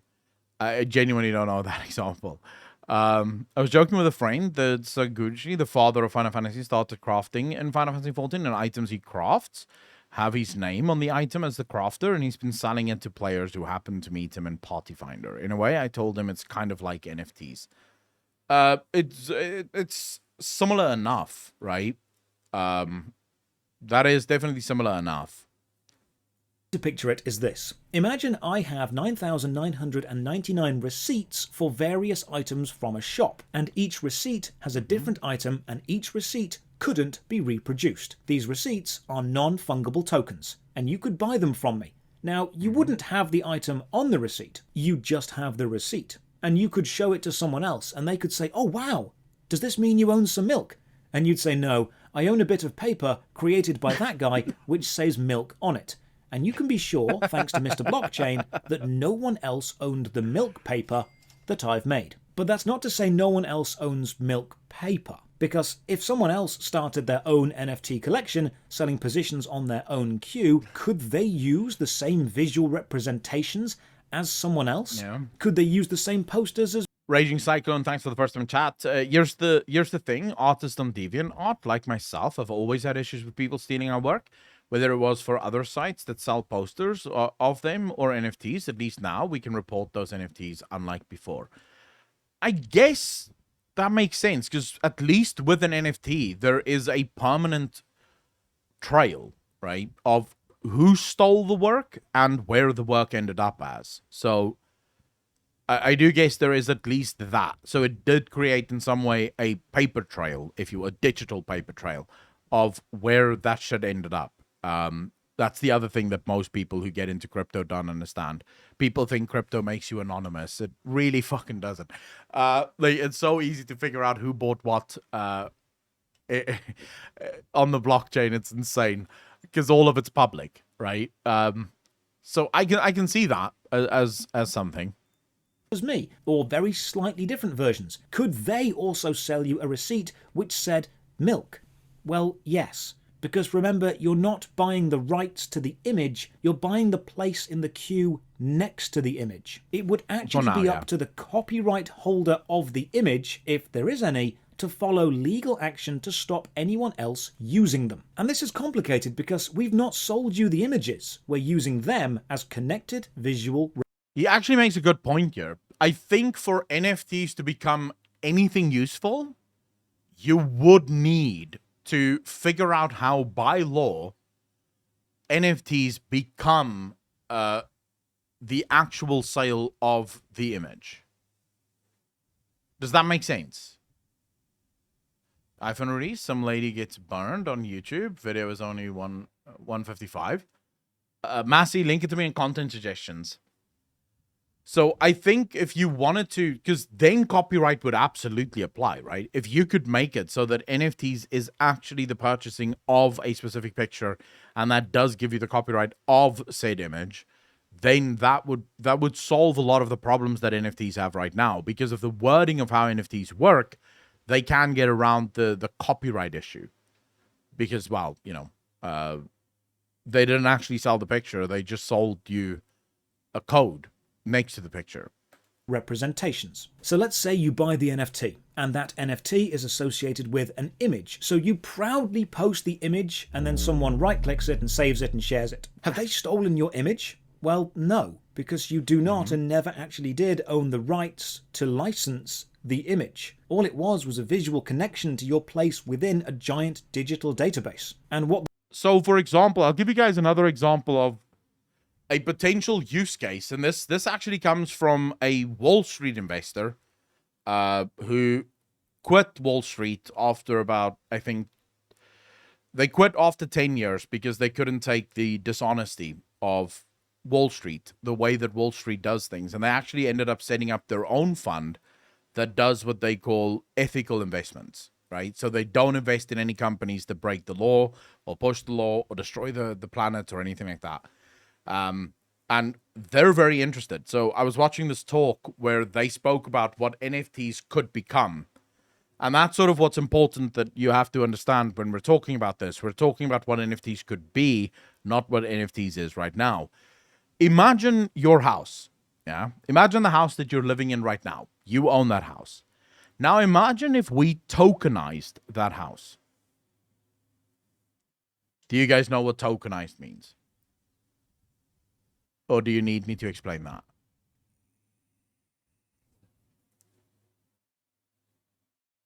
To be able to enforce that too? I think you could figure out a legal entity. You could figure it out. All right, so Smiley Lucky, so if we tokenized your house, what we effectively do is we create an NFT, but legally, that NFT links to the property. So in other words, we say that this NFT is the ownership of this property at this address, exactly in this country, the latitude, longitude of it. So in other words, whoever owns this NFT owns this property. So we're basically setting up a legal link between the two. So you tokenized your house. This is your house. But the reason we do this is simply to make buying and selling your house easier. Yeah. So we're trying to make it easier for you to buy and sell your house. So basically what they're talking about here is rather than going through the incredible motion of you have to buy your fucking house, but you have to go to the bank in order to get the money in order to buy the house. Then you have to go register the house. The person who wants to sell the house needs to go to basically the government or the council, whoever, and set up the whole thing of, I want to sell this house to this person because they have to transfer ownership so that they're on their records. It shows that the ownership has been transferred. Now today, we basically give all of that work to estate agents. Yeah. We tell estate agents, hey, you do that shit because there's too much red tape. We don't want to deal with it. So effectively what tokenizing homes would be is you cut out the middleman. Because you no longer need to register all that shit with the government. Since if I have this token and I can prove on the blockchain that I bought this token, yeah, then all I have to do is send that to the government in an email and say, there you go. I bought this house just now. Here's my thing. Here's the proof that I own this house. And it's done. You cut out all of the fees, all of the middleman shit, all of the bollocks. You cut all of that out and you just move your house from one side to the next. And then you could go even further with that. So he explains how you could even take a house and turn it into 100 different NFTs. So one property is 100 tokens. So you rent the house, but you end up buying, say, 10 of the 10 of the tokens of the house. Now, you don't own the house, but you do own part of the house. So when the house actually goes up in value, your tokens appreciate along with it. So the day you sell your tokens, you're actually going to get more for it than when you bought it. because as the property appreciates, you appreciate your tokens appreciate with it. So it's sort of allowing even people who can't afford property, it will allow them to also own something, or at least a part of property. So even if you can't afford full property, you can maybe afford a part of a property or some shit like that. Yeah. It's like very 10,000 foot explanation of what tokenizing homes would be. Yeah. You could do all of that right now without NFTs, but the blockchain provides you with a public ledger that is permanent, right? So that's why a lot of people sort of look at NFTs as, or tokenization rather. NFTs is sort of the wrong word for it because this is more tokenization, but it functions very similar. They look at that because it's public, it's easier to do, it's instant. Yeah, there's no long meetings and long lines and long shit and bullshit that needs to go through. It's quick and it's easy and it's set up, and basically the way he explained it is you wouldn't need paperwork for each individual thing that happens. What you would need is just a single piece of paperwork before it goes live. Yeah. Because once the law for all of that is established, you don't need to sign any more contracts. If I own this NFT, this is my fucking house, right? I own the token, it's my house. You don't have to go through the rigmarole of fucking getting a lawyer and setting up a contract and all that bullshit. Because the law has already described what is happening when someone owns a token. So it just cuts a lot of the shit. That it could cut a lot of red tape, but it lacks any fail-safes if you lose your token. I mean, yes, but there are also very many ways for you not to lose your token. Yeah. Yeah. I'm always. So yes, it would mean that you would need to be very careful, but you can always get an offline wallet, which you can keep your tokens on, which no one can fucking take from you because it's offline, right? You keep it on a little memory stick like this. It correlates to your fingerprints as well as a password. So as long as you have that, no problem. And I'm sure we could have. I'm sure there's going to be more technologies in the future that makes it even safer. If we ever get to that point, there would be more technologies in the future that makes it even safer to ensure that it can't actually be stolen. But at the end of the day, I think there's a lot of utility in it. What the blockchain is making sure of is no one else has your specific place. The blockchain doesn't really care what image is associated with your place. It cares about your place being unique in itself. If another position in another queue uses an identical image, that's not really the blockchain's problem. So why is every company trying to sell you NFTs now? Well, honestly, why wouldn't they? It's basically free money for them. Let's take the new Castlevania NFTs, which have unfortunately now appeared. Any company can create a giant database. Why would offline wallets be a bad idea?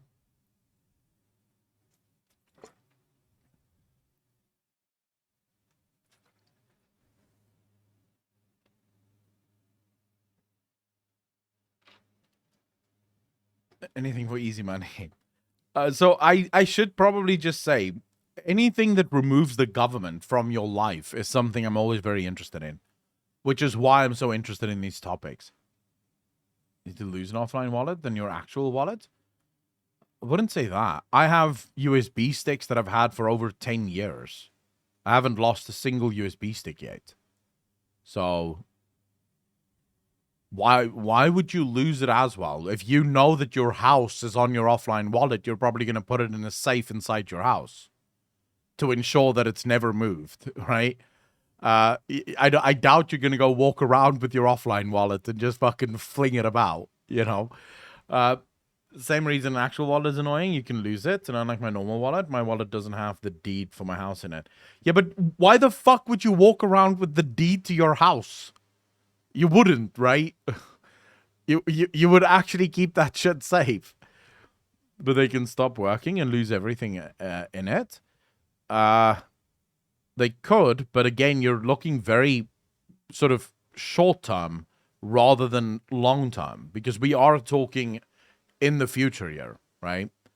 But then the house burns down and the USB in and you're doomed.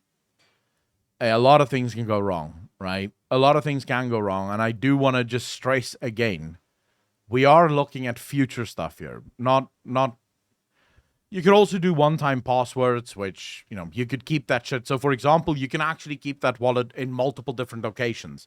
I know of people who have all of their cryptocurrencies on like 3 or 4 different wallets, keeping one of the wallets, offline wallets, inside a bank vault, keeping another one inside their house in a vault.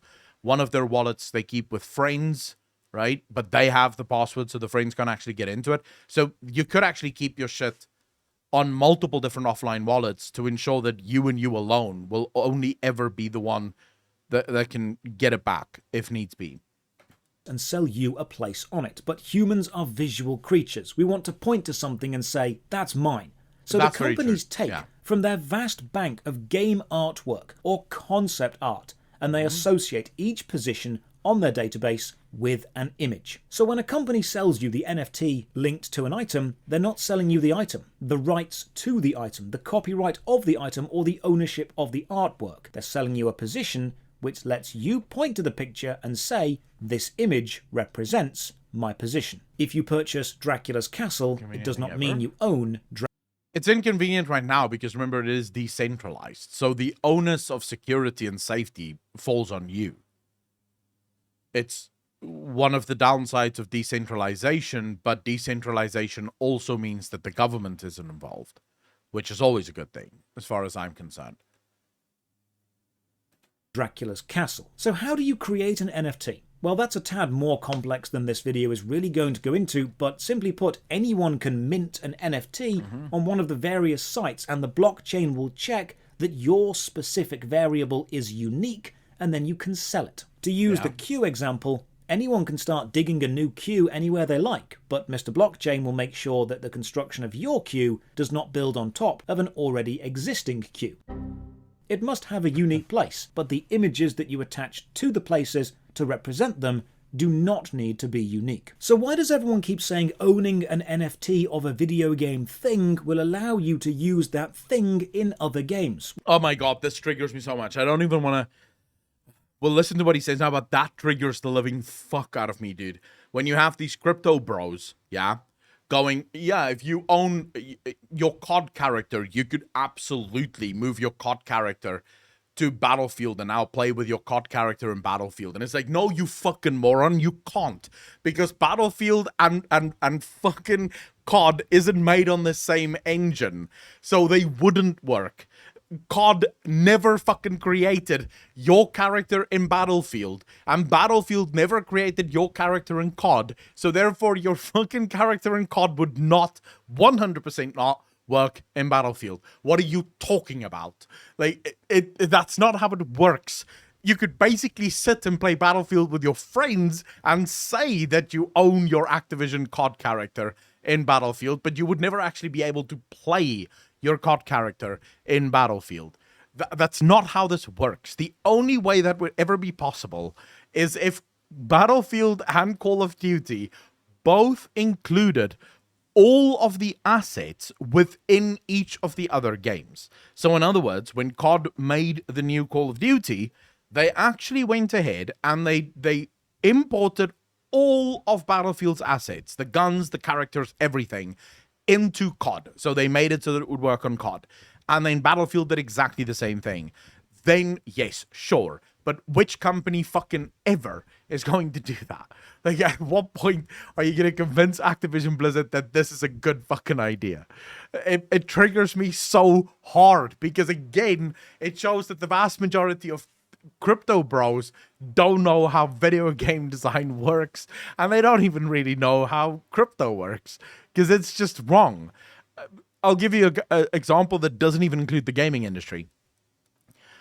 You have different blockchains, yeah? You have the ADA blockchain, which is, it's one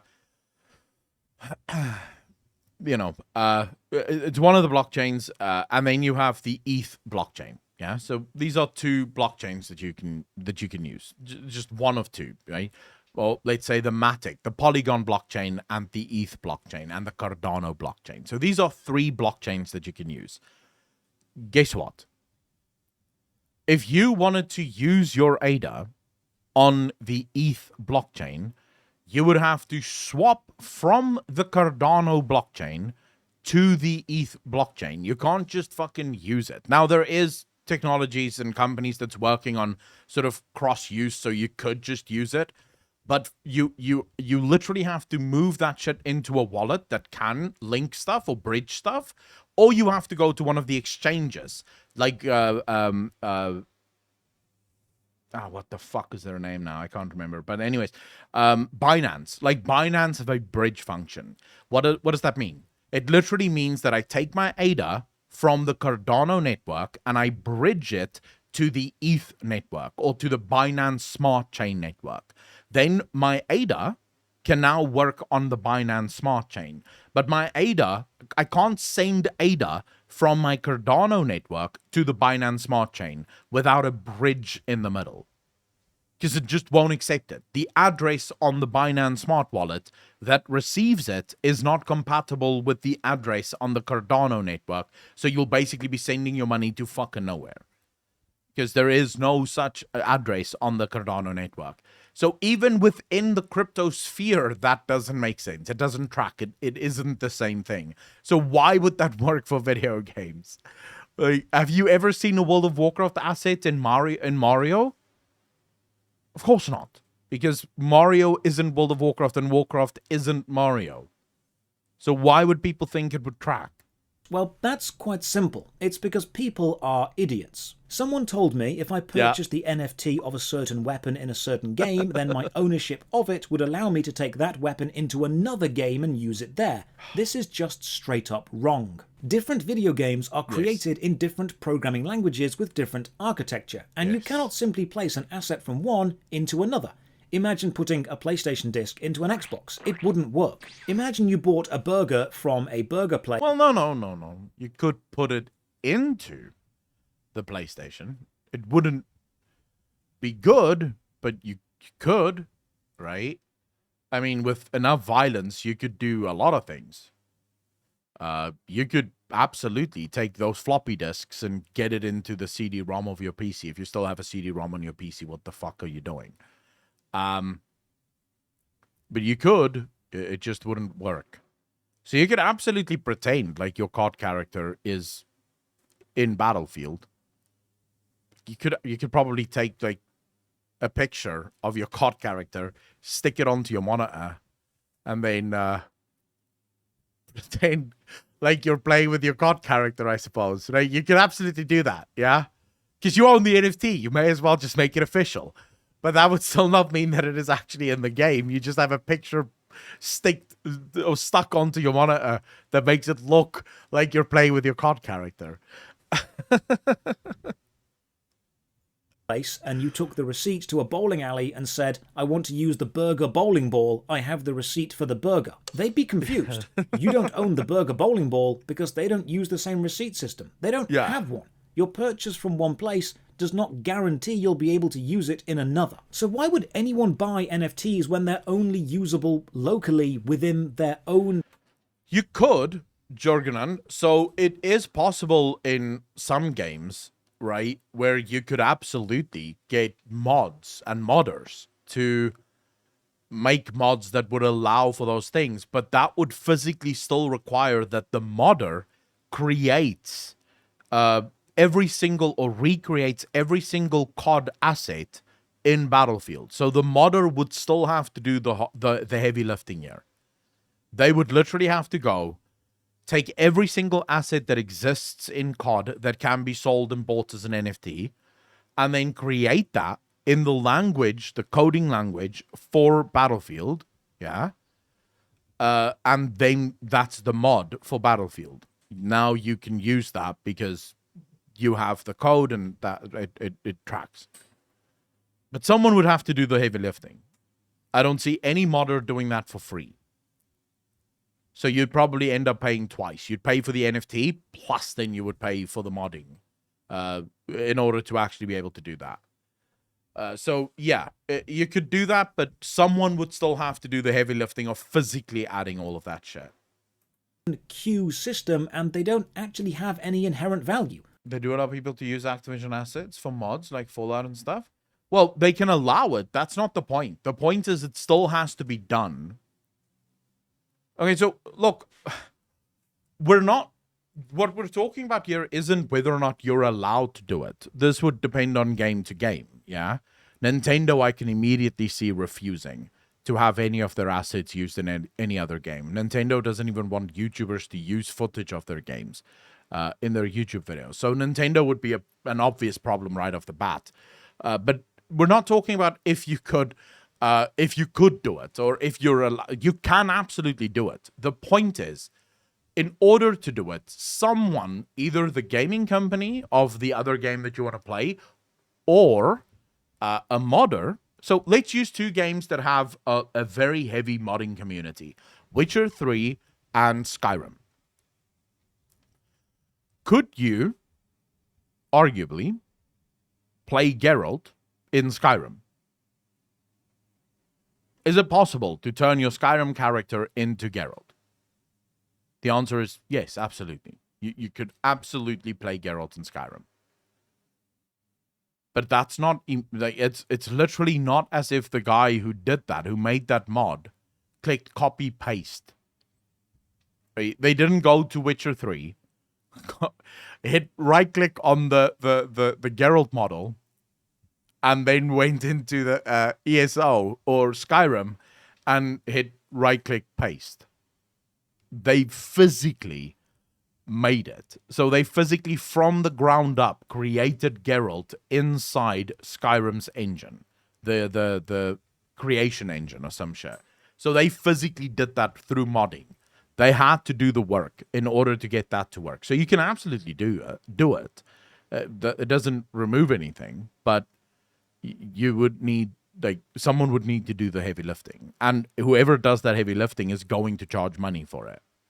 What purpose is there to standing in a queue that doesn't go anywhere? Why have your name associated with a unique placement on a database which is linked to an artwork but does not grant ownership of the artwork? Well, I can see four main reasons people would purchase an NFT. Number one, they don't understand what they're buying. A lot of people think purchasing the NFT represented by an image means you own the image, or buying the NFT represented by a song means you own the song.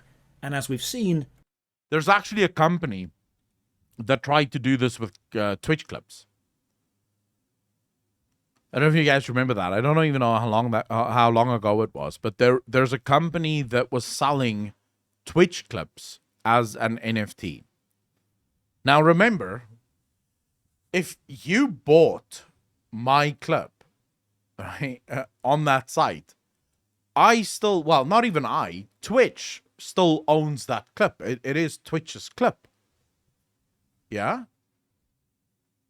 You're just buying what? So this company tried to do it, and there were actually people who almost fell for it, who thought that they could now purchase the clip, and now it's their fucking clip. Yeah? So there's so many scumbags in this market, and that really annoys me, because the scumbags takes away from the potential that technologies like this could have. It's super fucking annoying. And yeah, that's literally where I saw it, Dan. I saw it while watching one of Destiny's YouTube clips. I saw the conversation that he had about it.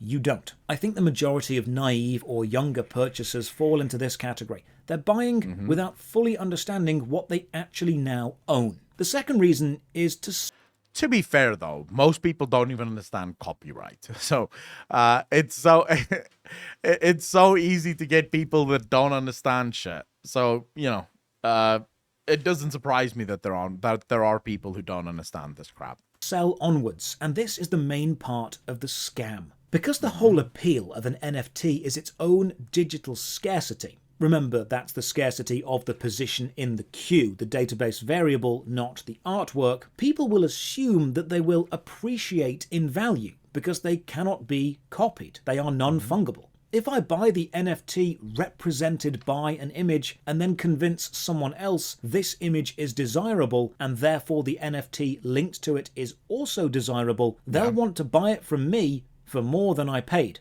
I'll make profit. This is what we're seeing with the vast majority of NFT scams popping up. Companies or individuals minting vast amounts of NFTs and trading them around to generate hype.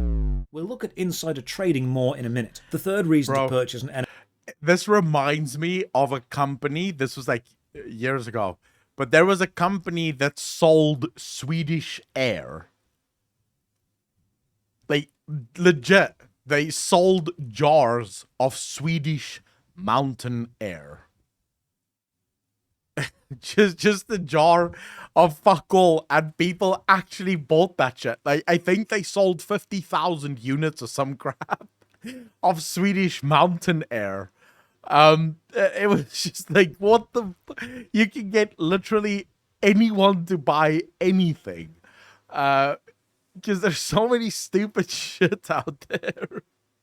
NFT is to support the company selling them. Maybe you directly value the company and you want to be a part of history. You want to be able to say, yeah, I own Dracula's castle. That would be cool. But again, remember, you don't own the castle. And legally, you can't say that you do. Or the fourth... I just wish that these gaming companies wouldn't jump on top of it. That's how you know that these gaming executives are scumbags.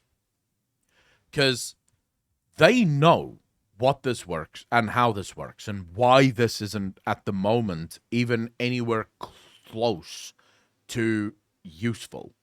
They know. But they're getting on board anyways, because they know that there's going to be kids who can't help themselves and going to buy bullshit. And I'm not so sure that it's just the young audience. In fact, my view on it is that it's the older folk, like the boomers, that play video games that wouldn't understand this shit. I think most young people today have probably a much better idea of this crap because they're growing up with it. I feel like most younger people would actually have a better grasp on this. But yeah, it's infuriating. I can see why so many people get so fucking angry over this. Fourth reason, and this is the saddest one, just to be in the community.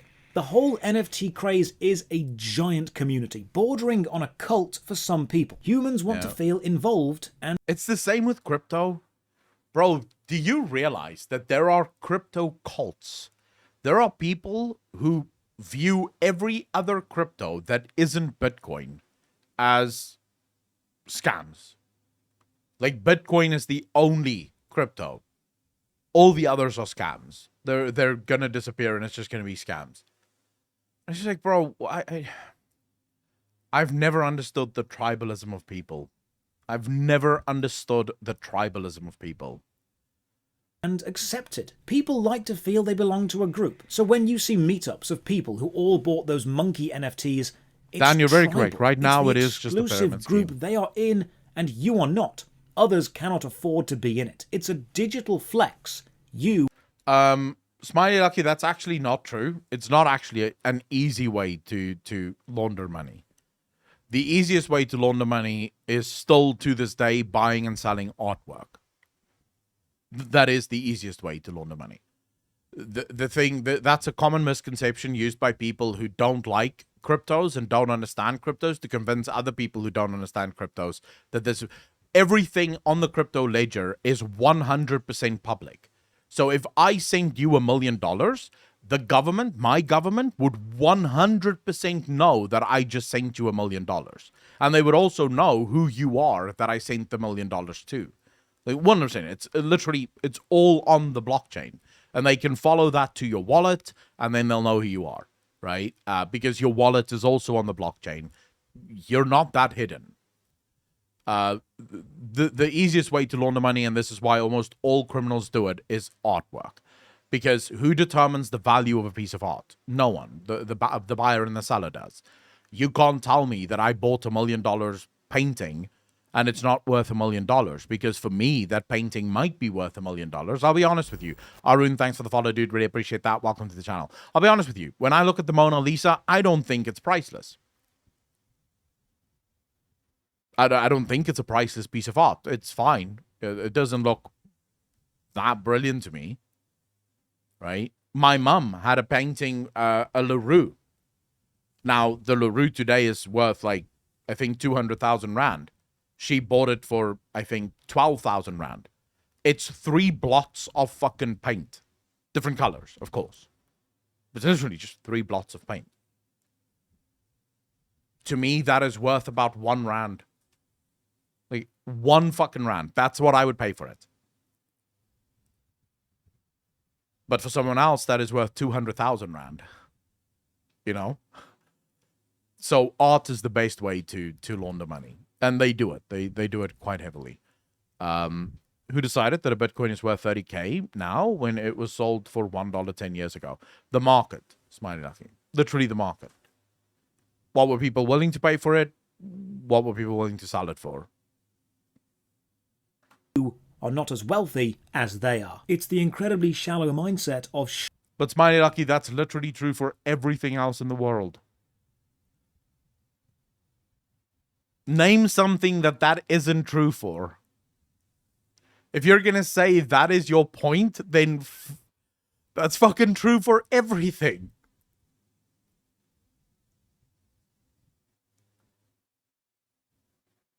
The vast majority of people that own crypto don't move it. They just own it. Like more than 60% of all crypto that is owned sit in wallets for years and years and years. It's not sold, not moved. It just sits in the wallet.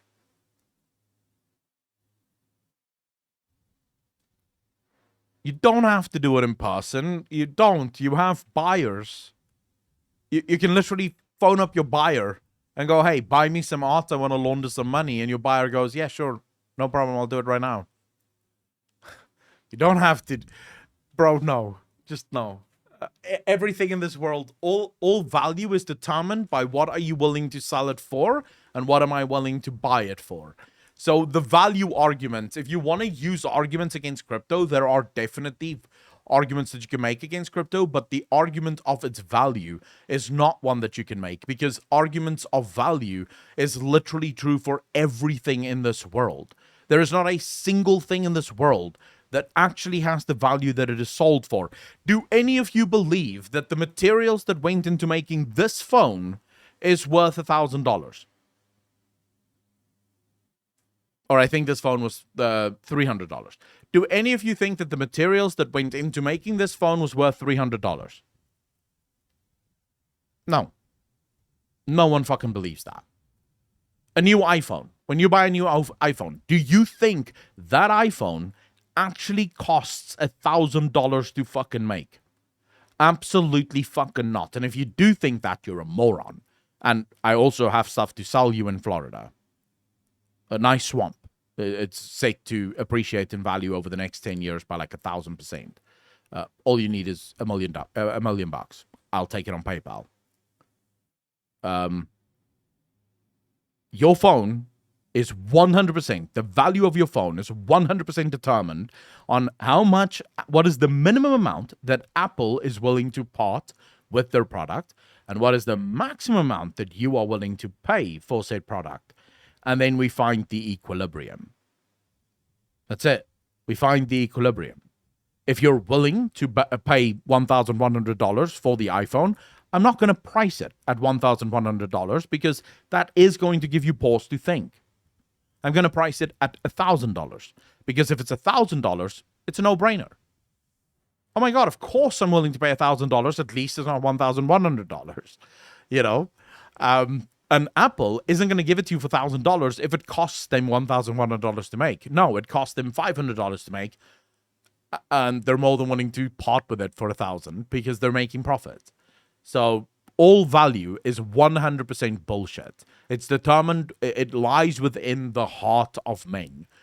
Houses. The house that I live in right now is worth 3 million rand. The house that I live in right now is worth 3 million rand.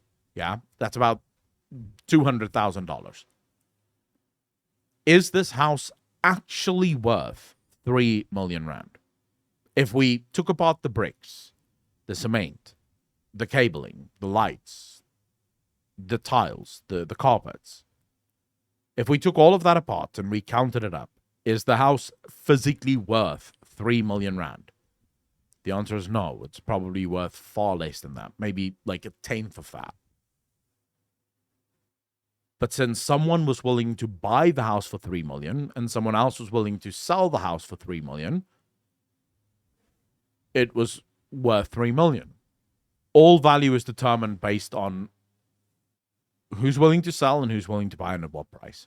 Showing that they can afford to spend a lot of money on that NFT and therefore they are better than you. Your desire to join that club increases if you want to be like these people. If you value status and you have enough money to spend without caring, it's the online equivalent of buying a designer shirt. We looked earlier at how 0.1... I also judge people that own designer shirts, so I'm glad he brought that up. So as long as people are willing to pay X amount of money for a phone, companies will sell them for that amount or even higher. No more yes.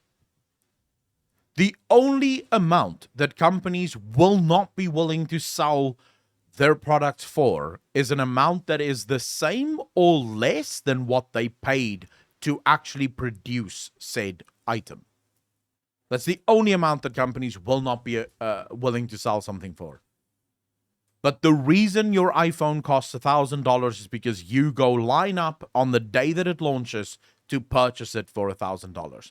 100%, 1 million fucking percent. I guarantee you right now, if Apple came out with their new iPhone and there were no lines, no one was buying it, that price would drop significantly within the first 24 hours of the phone's launch, as Apple realizes that no one is buying that for that price.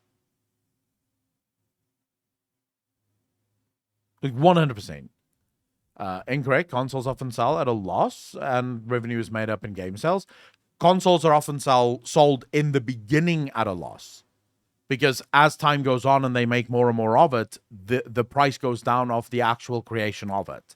But you are correct in that scenario. But remember, they're still not actually selling at a loss because they know you're going to buy games and that's where they're going to make bank. So you're physically still not actually selling at a loss because you've taken into account that the future cost or price or the future gains outweighs the immediate gain.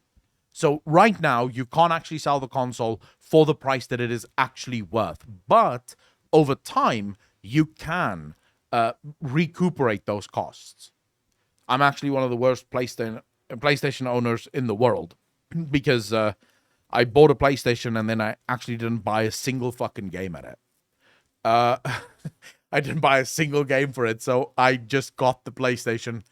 Sony just lost money selling their PlayStation to me. But it's true for some things, but for the vast majority of things, that would not be true. percent of all crypto users hold an NFT. Well, it gets even more top-heavy, because less than 10% of NFT owners hold around 80% of the total wealth of all currently available NFTs. So let's cycle back and ask, if every trade of an NFT is tracked by the blockchain, how can anyone... I got God of War for free with my PlayStation 4, so there was no need to buy God of War. I was supposed to get GTA or something, but they didn't have GTA in stock. And so the company, the shop said, pick any game. And I was like, well, that's easy. God of War. So that's how I got God of War for free with my PlayStation. So that was the only game I have on my PlayStation. No other game on my PlayStation. And I don't want any other game on the PlayStation because it's just turned into a massive YouTube box. That's it. I use my PlayStation literally just to watch YouTube on the TV. get scammed? Surely you could just find out who the scammer was by looking at the records. And I could even remove that because the TV can watch YouTube by itself. Like, the TV doesn't need the PlayStation, but since I have the PlayStation, it kind of feels like a waste not to use the PlayStation to actually watch YouTube on, because otherwise I would literally have a PlayStation that's just there for nothing, right? I have Red Dead Redemption 2 on the PC, so why would I need it on the PlayStation? Well, yes. And while the blockchain tracks trades between online wallets, people buying these NFTs don't always do their research. Imagine you were following an NFT and you saw someone bought it for £1 and sold it for £5, and then that person sold it for 10, then 20, then 100, then 500. You'd think, wow, this thing is desirable. I need to buy it now and sell it on for my own profit. Smiley, I think you're completely wrong because, like I told you already, crypto is an incredibly bad way of trying to launder money. That's not to say that some people didn't try to use it, but the only people that would have tried to launder money through crypto would have been people who effectively, how do you put this? It would have been people who didn't understand the technology when they were trying to do it. Because as soon as, okay, so here's the thing. Here's how you can know that it was most likely not used for that, right? So first and foremost, literally everything is public. So every transaction on the blockchain can be tracked. Now imagine if crypto, back in the day, Bitcoin, was worth $10. And suddenly you see someone selling their Bitcoin to someone else for $10 million a Bitcoin. Do you think the governments would be like, that guy is so stupid, he just paid $10 million for a Bitcoin? No, the government would instantly be like, the fuck is going on here? Right? Like, that guy would instantly have the Fed on him. Like, fucking instantly, the Fed would be like, excuse us, right? You just bought crypto, you just bought Bitcoin for $10 million a Bitcoin. Can you explain what the fuck you were doing? So you could absolutely, you could try to do it, but you would be very stupid if you tried. But it did not happen that way. It went up little by little. But that should tell you that that wasn't for money laundering. Because are you now suggesting that the criminals are playing the long game? Because by definition, that's not why criminals are criminals. Oh.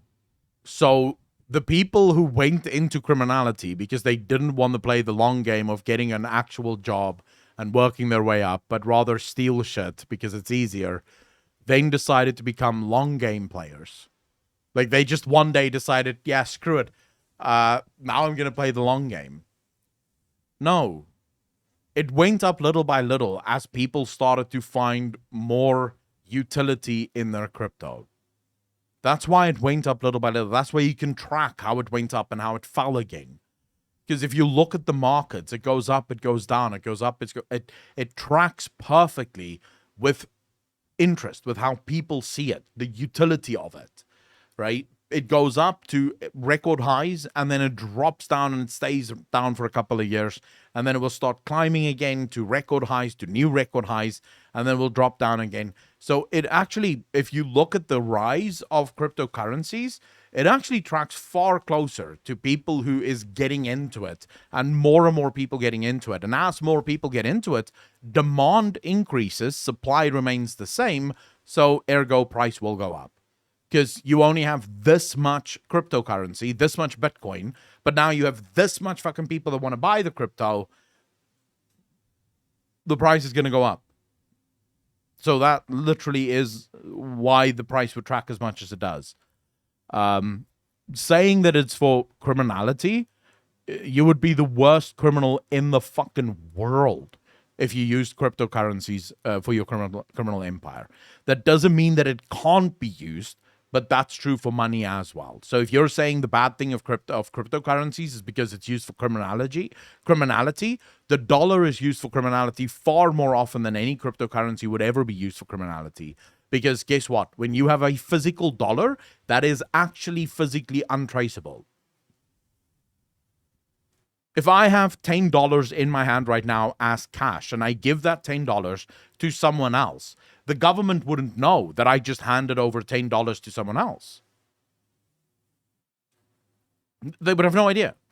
They would only know once that person took that $10 and put it into their bank account, right? Then they would know, oh my God, there's another $10 here. How did that guy get the $10? And you would have to declare how you got the $10.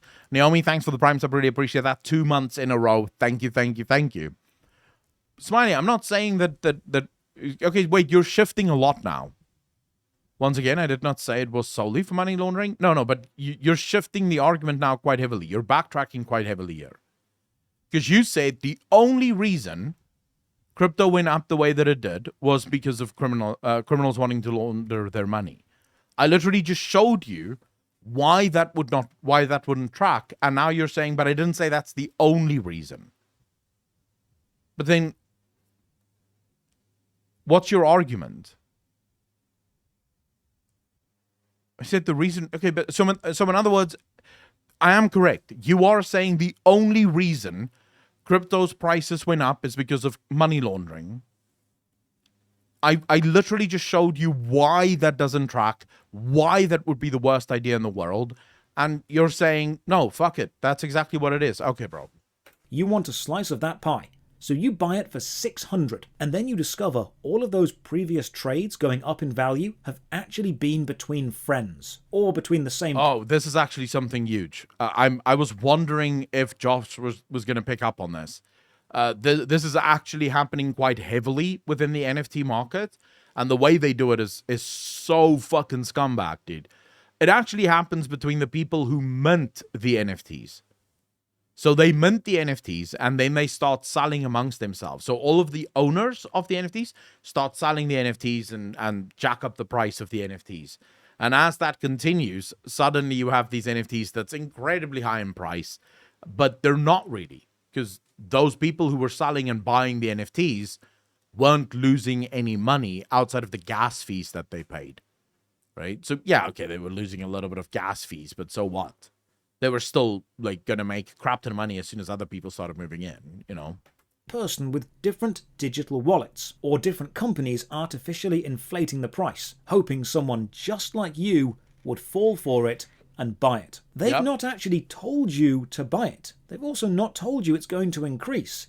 You bought it for a value you were happy for. They haven't necessarily... You were stupid enough to buy it for a value that you thought you should be happy for.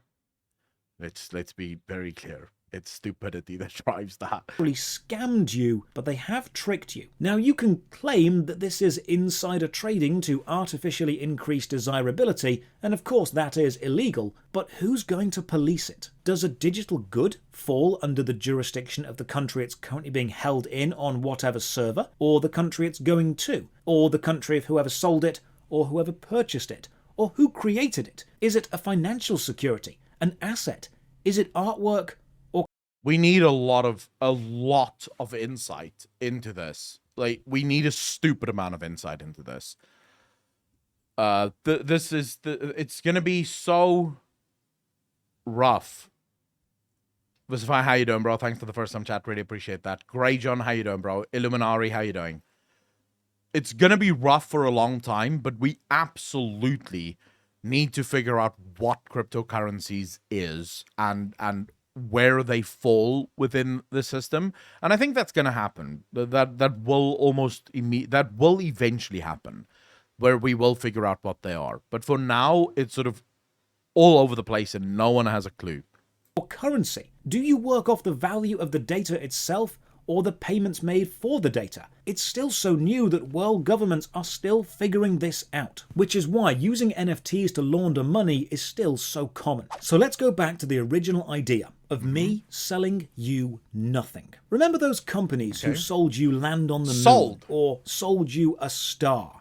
And what they were actually doing was selling you a position on their locally held database which said your name is associated with this star, or your name is now associated with this patch of land on the moon. Those companies didn't actually own the rights to sell that, but no one else did either. So no one... But who would? Like, if you wanted to buy property on the moon, who would you pay? Like, let's steelman this. America, they have a flag there. So you'd probably pay the American government, right? You guys do have a flag, so... You could say America owns the moon. Who else has a flag on the moon? It's only America, right?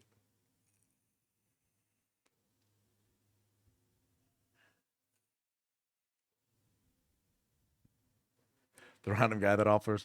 Does China have a flag on the moon? Russia got one as well. All right, so we probably have China, America, and Russia. That's going to be a war and a half. Fucking hell. As soon as they start auctioning off land on the moon, you can see the war starting immediately.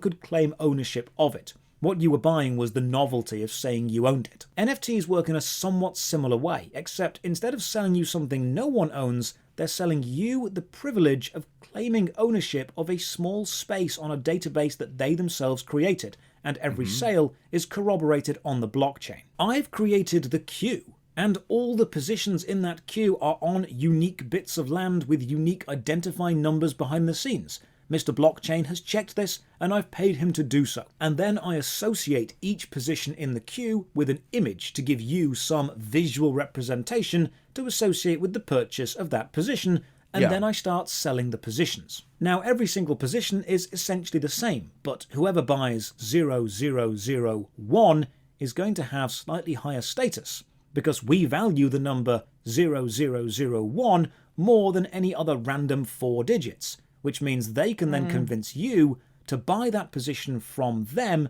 simply because it's desirable. It doesn't do anything. Isn't Elon first taking us to the moon? I feel like Elon... No, Elon isn't taking us to the moon, but Elon did say we first have to go to the moon before we go to Mars.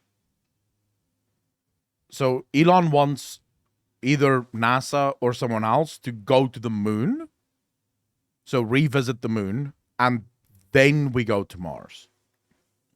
I watched an interview with Elon where he was saying our first order of business needs to be getting to the moon, and then once we've gotten back to the moon, then we can go. Like, he's still working on Mars, but he's sort of behind. I think he is behind NASA wanting to go to the moon.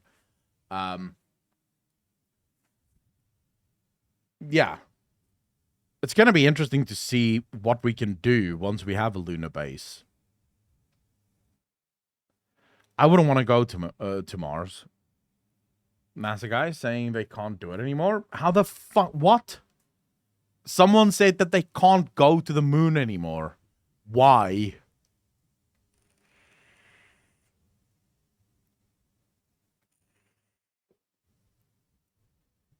Well, fuck that guy. Like, if you don't have the tech anymore, just make new fucking tech. Like, Jesus, it's not that hard. You could do it like fucking 60 years ago. You could do it now, right? It's not as if it's like impossible to do again. You know? That is ridiculous. But you want it. The problem is, anyone else can now create their own queue. There are hundreds, thousands, possibly tens of thousands of queues being created, and Mr. Blockchain is validating every single one. Remember, they're not checking that each individual picture associated with a spot is unique. They're checking each individual queue location or digital location is. Yes, we are planning to go back to the moon. So there's a number of reasons why going back to the moon would actually be a good idea. I mean, you can think in terms of utility here, you know. If we could eventually get to the place where we're actually building spaceships that launch from the moon somehow, you know, that would probably bring down costs quite heavily. You could do a lot of refueling missions for a lot cheaper. To the International Space Station from the moon, rather than having to do it from Earth. So there's like a bunch of utility going back to the moon. Not necessarily immediate utility, because a lot of that will probably only happen 200, 300, 400 years from now. But there is utility in it, and we should probably go back. What the owner of that NFT gets given to represent that space is up to the person who created that space. If it helps, imagine removing all of the artwork, all the pictures, and replacing them with just strings of ones and zeros. Every NFT, the space on the database, is still represented with a unique picture. I don't want to go to the fucking moon. It's now just a binary string. If you did this, the actual practical features do not change at all. The only reason we use pictures or icons or spinning GIFs is to give us something pretty to look at. The NFT itself, the non-fungible token, is simply... We're not saying refueling it isn't just the fuel, right? The food, the resources that they use. It's actually incredibly expensive to launch something from Earth to send to the International Space Station.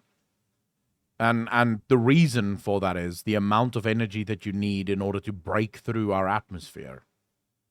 Right?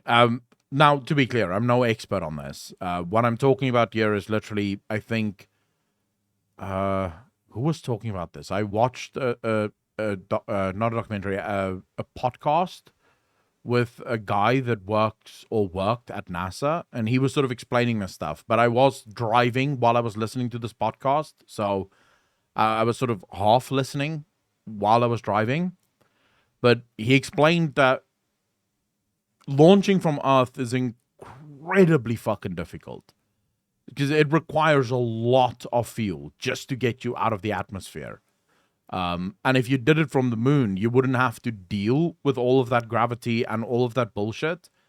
So it would technically cut costs. But like I said, this is not an area that I am at all familiar with. I'm talking like something I half heard. Proof of purchase, of receipt of a unique, simple bit of... You could even say that's the only thing. What Alpha just said there, having a research center on the moon would actually also be quite helpful, you know? Just for research, it would be quite helpful. Digital data which no one else can claim ownership of at any given moment. But how does the original creator benefit once they've been sold? Well, some NFTs can have long-term taxes attached to them, and every time a trade is made from user to user, the blockchain will notice this, and a small percent will go back to the original creator, leading to residual royalties forever. So the next time you want to laugh at someone for spending thousands of pounds on buying a picture of a monkey, remember... Again, too bored. We're talking future shit here, right? So, if we're gonna go into what future space travel could look like, you have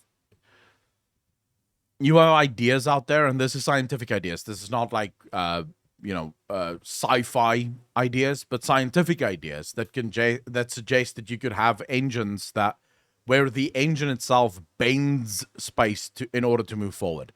You have scientific ideas where you use solar winds that propel spaceships forward at whatever speeds, right? So we're talking about like utility that isn't helpful right now. The getting back to the moon right now, I believe, is research based. So it's in order to research. It's not to build the Death Star, right? That's not why we're going to the moon. We're going there because there's research opportunities to actually going back there and spending some time there, considering we now have more technology than what we had when we first went. But that doesn't mean... So what they're talking about is stuff that when we have finally figured out all of this shit and we have the technology where we no longer use combustible fuel in order to propel stuff forward, that's where that would come in. That's where things like that would come in. And that's why they say getting a foothold now, getting a base now on the moon would be beneficial to future missions of things.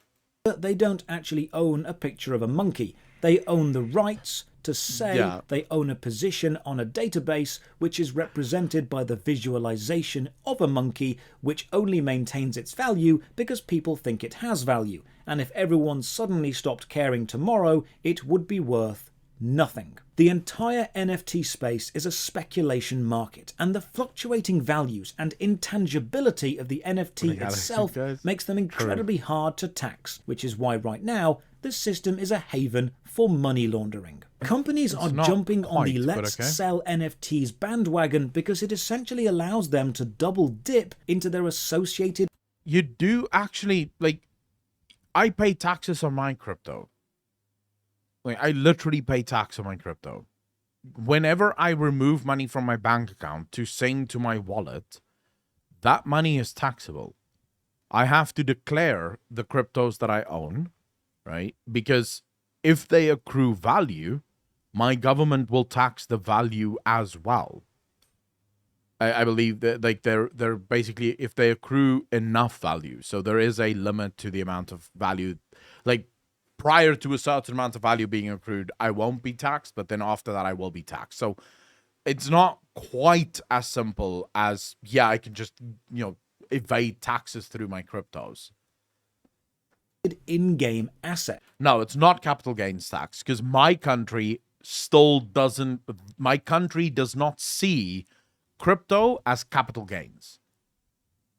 They don't view it as capital gains. In fact, my country right now seems to look at crypto not as a money source, and therefore it can't be capital gains.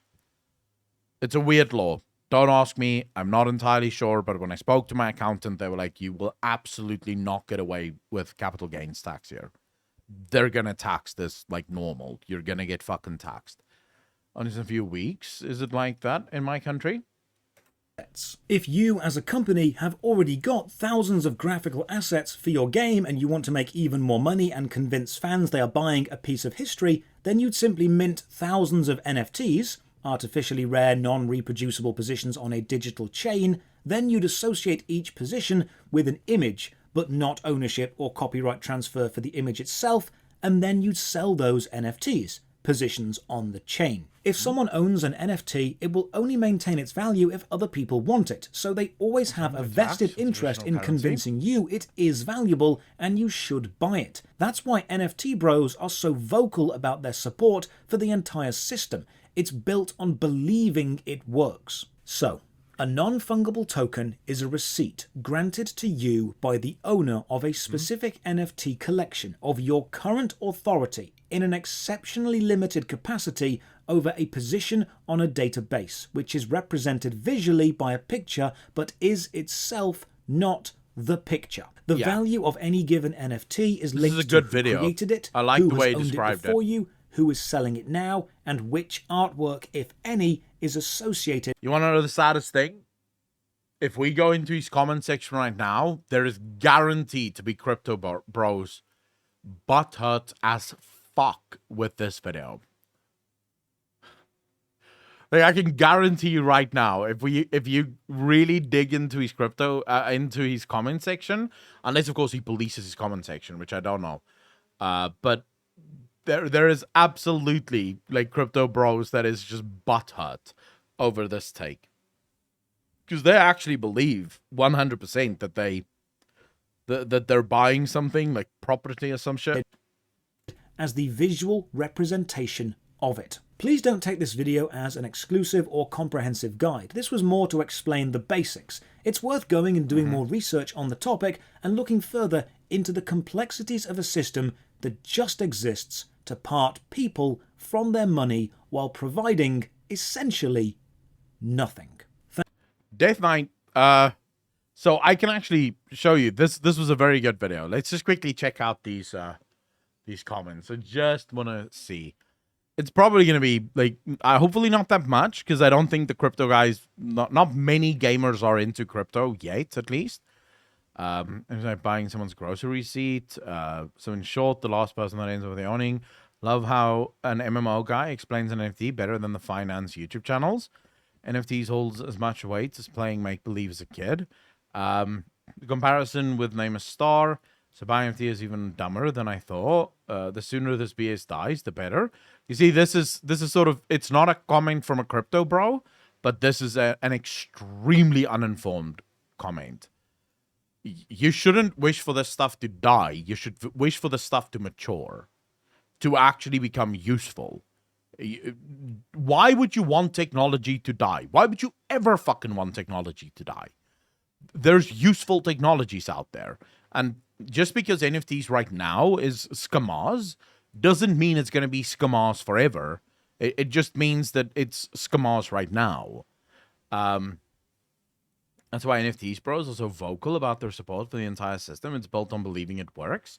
The entire NFT market relies on tech bros to keep clapping to save Tinkerbell, and it's so transparent, the case, it's nuts. I still think about the fact that a friend and I disrupted the Neopets market. I don't think the NFT are just a logical extension of the absurd competitiveness. This is the most calm and collective way of saying NFTs are a fucking scam I've ever seen. My understanding is that it's even worse than this. The picture that your NFT is pointing to is actually just a URL on the internet. No, it is fucking not.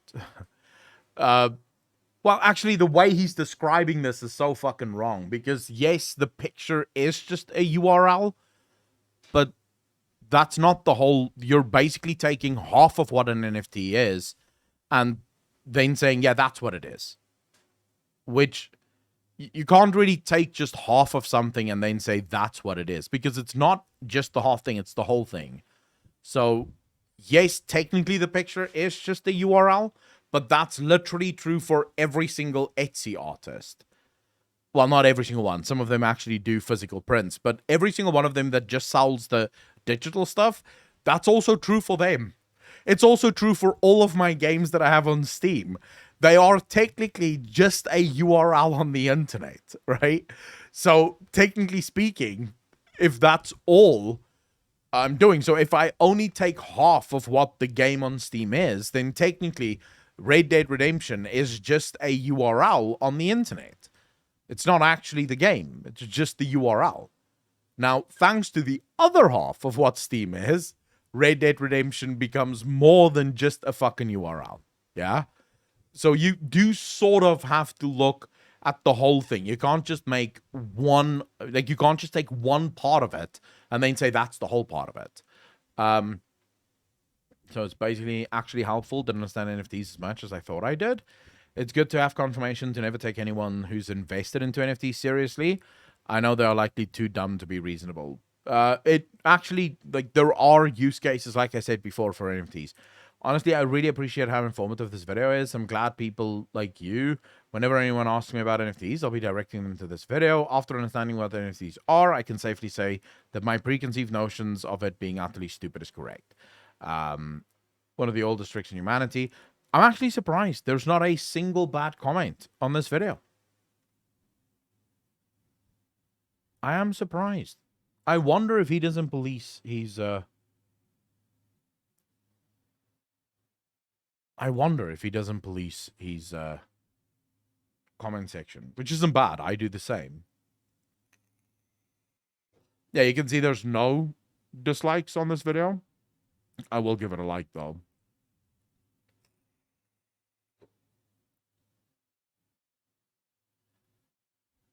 I mean, this was a very good video, so I think it deserves the like. Enough for the hate brigades. I mean, he's got 395k subscribers. I'm gonna say he's plenty big. What you wanted, you say to me after reading comment told. Wait, so I got no idea about what? Death Knight, wait, what? You can be nice to your community echoes, so it's not so toxic. It's not about toxicity. So, I have a couple of rules, which are unwritten rules, but it's rules that I follow quite diligently. If you come into my YouTube comment section and you're obviously just, you're just there to fucking, cause shit. So you don't actually make a point. You just go, oh my god, you're so fucking stupid. You don't even know what's going on. That's easy remove. Like, easy. I just block you, ban you from my channel. I never see a comment from you again. And I think there's a lot of YouTubers that do the same thing. That sort of, you know, try to, because it's not good for your channel when those comments are on there. It's easier to just fucking remove it. So this girl, what I wanted to tell you, Death Knight, this girl actually minted an NFT of herself.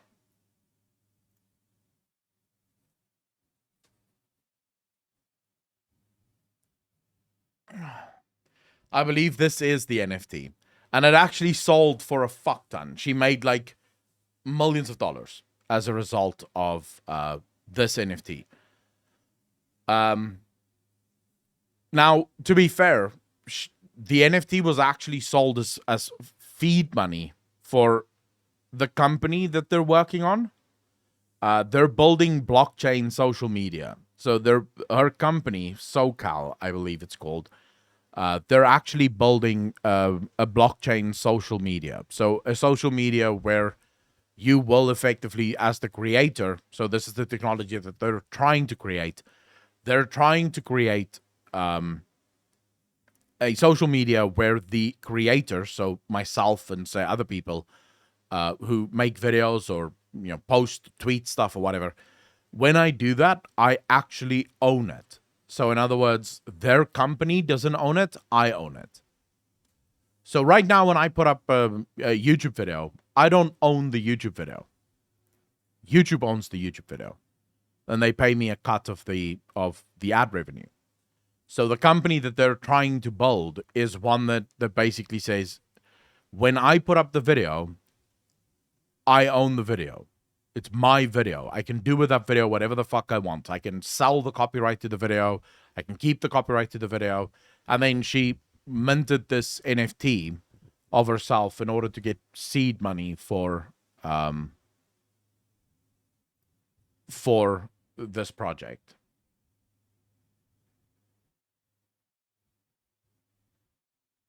Wait, what happened with Illuminati? What happened?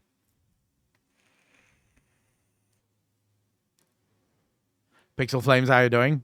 Bro, it's just seed, man. It's just, what else do you want me to fucking say? Bastina, how you doing? React Andy content? What do you mean? I said a word, I didn't realize it was auto-banned. Oh my god, fucking Twitch. Would it be Twitch, though? Although Twitch is weird like that. But yeah. No, I mean...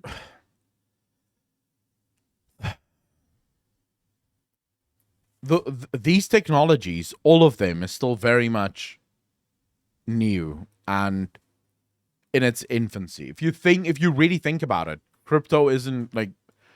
It's like a decade and a bit old.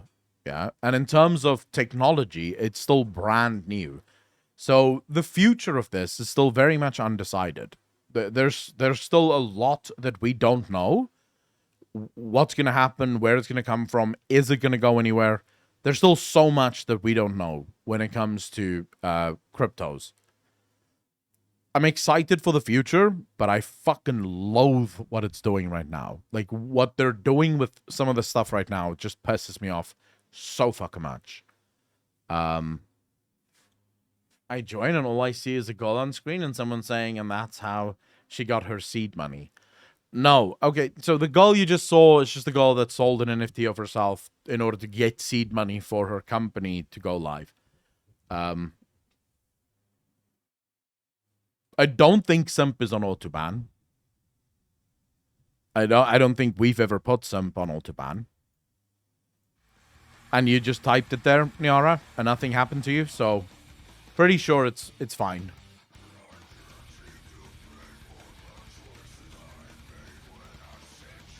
No idea, Minion.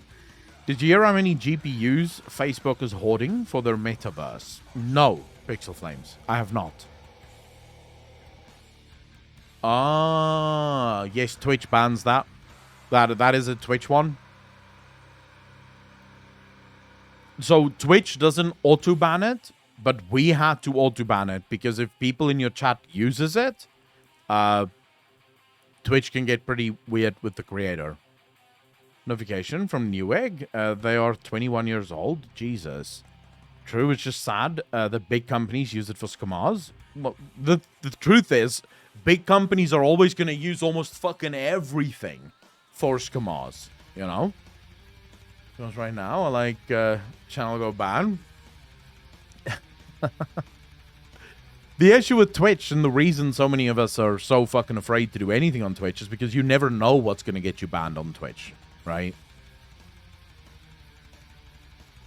I don't trust Mark Zuckerberg at all.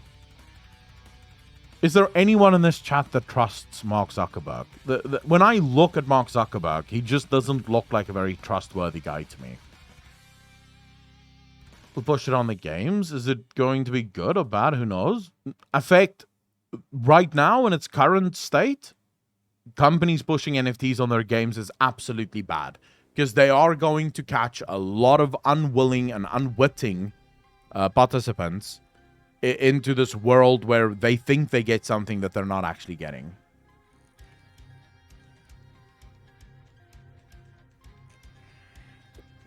Cask, so here's my thing, yeah? If you look at what... The metaverse in and of itself isn't bad. So basically the metaverse, explained in the most... The metaverse explained in the most simplistic way possible is that it is a bunch of different things for a bunch of different people.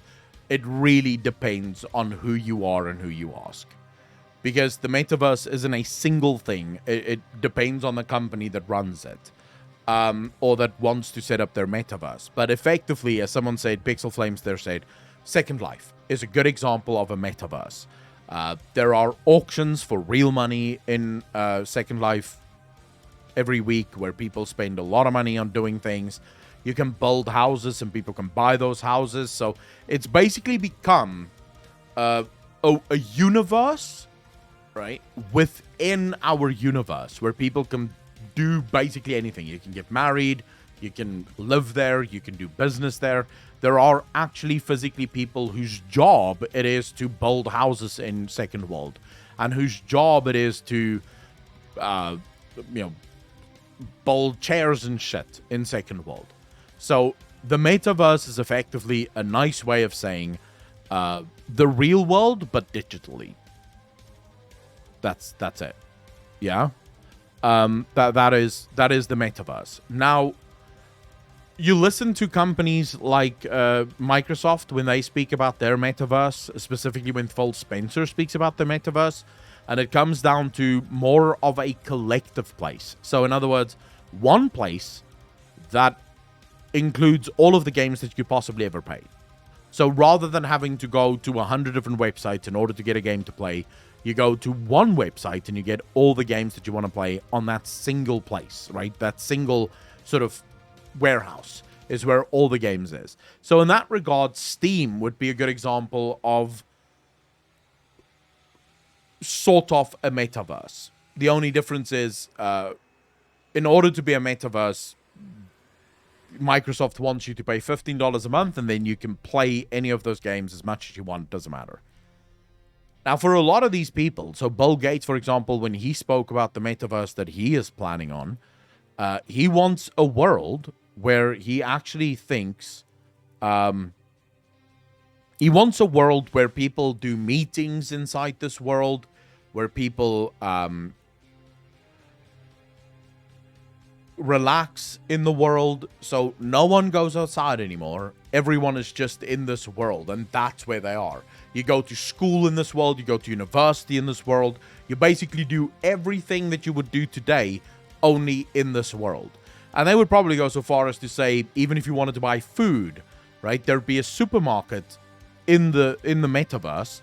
You go to the supermarket, you pick out all the food that you want, and the company delivers it at your door, right? So the physical food, but you pick it up digitally or virtually, and then the physical products are delivered to your front door. So that's what a lot of people are sort of looking at the metaverse and dreaming about this metaverse that they're going to build. In concept, in theory, what a good idea. You know, in theory, not necessarily the worst idea in the world. In practicality, this will be terrible for privacy. Like, all of your privacy will be 100% wiped out immediately. Because everything that you do will be trackable by whoever owns that metaverse. And you can bet your ass the government will take that immediately. They will take that data. The government will want to know what you do. So you'll be able to you'll basically be under 24-hour surveillance within this world. So privacy is no longer a thing. You just have no privacy. It's probably also going to be, because you can imagine the amount of adverts that you're now going to get while you're running in this Second Life, Microsoft version of Second Life. It's going to be advertisements everywhere, you know. Walmart, Costco, fucking, you name the company, it's going to be up there. So this is sort of the dream for them. And what makes it even better is they can actually then tailor those advertisements to you. Because they have all of your data, they know what you do, they know what you shop for, they can listen to your conversations to your friends in the metaverse. They know what you need. So every ad that you get is tailored to you. They know exactly what you're doing and how you're doing it, and what you need and what you don't need. So for me, that scares me. I don't know how I feel about company. I mean, fucking hell. The web browser that I use, right, isn't necessarily the best web browser on the market. There's arguably better ones. But I use Brave because it allows me to not send any of my cookies to anyone. It deletes all of it as soon as I log out. Like, you can't do a remember me on Brave. You know those websites that say remember me when you log in? It doesn't remember you. Every single time you open the website, you have to input all of your details once again in order to log in, because it deletes all of it if you set it up correctly. It has its own built-in VPN, its own built-in shield to ensure that no one fucking sees you. Actually, no, it doesn't have its own built-in VPN, but I have a VPN through my password manager that I use, right? And that sort of slots into Brave very easily. So there's like I do what I can to keep my data as private as humanly possible, because unless you're going to pay me for my data, I don't think you get to have my data. Now that's sort of the 10,000 foot view of what the metaverse is. From there, it becomes extremely finicky, because it would depend on whose metaverse you're stepping into. I just don't... My problems with the metaverse is...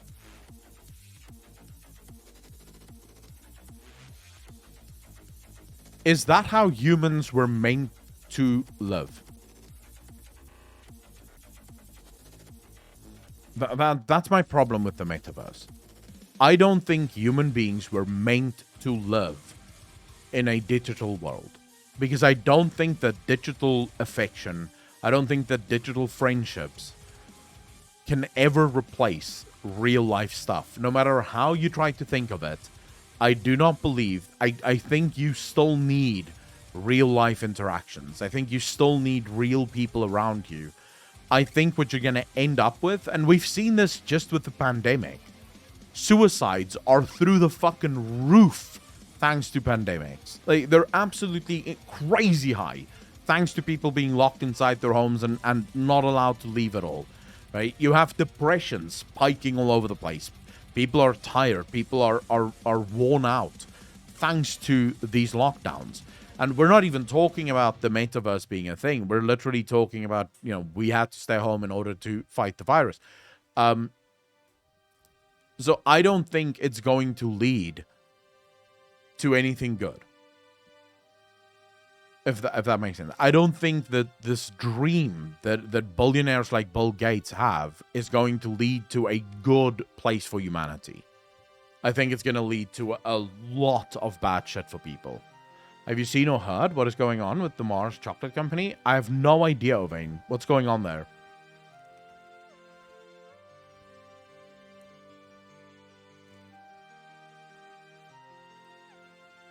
Graveload, but part of what makes humans humans is that risk.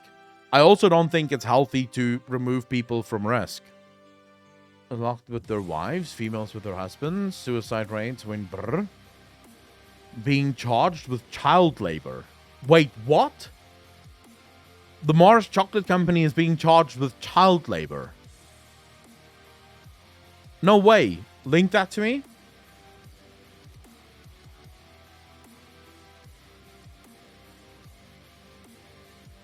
He's talking about sexy M&Ms.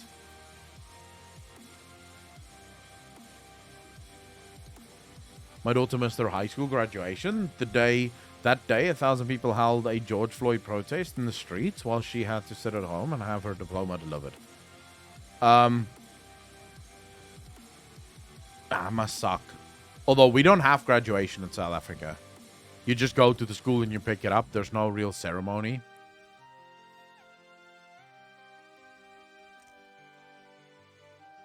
To be fair, though, it's always funny to me when people sort of go, Yeah, I won't use... So this was really funny to me when people said, yeah, I will not support Activision anymore because fuck their practices. And then you look at the tweet and it says, tweeted from an iPhone. It's like, someone doesn't know what the fuck's going on. Right? Like, I'm not saying don't be against Activision, but if you're going to be against Activision, maybe you should throw your phone in the fucking trash as well. Because your phone is also being made with people being paid absolute miserable wages, slave labor for the most of it, child labor most likely as well. The self-awareness of the vast majority of people is fucking disgusting. 31 years old and I'm still studying? Nice. So you're basically a career student.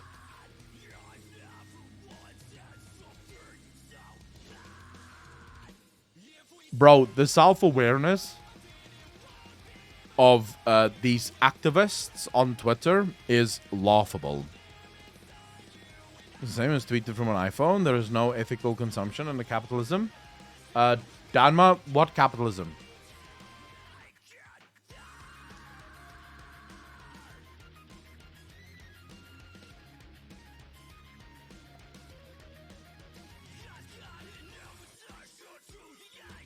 Yeah, what capitalism?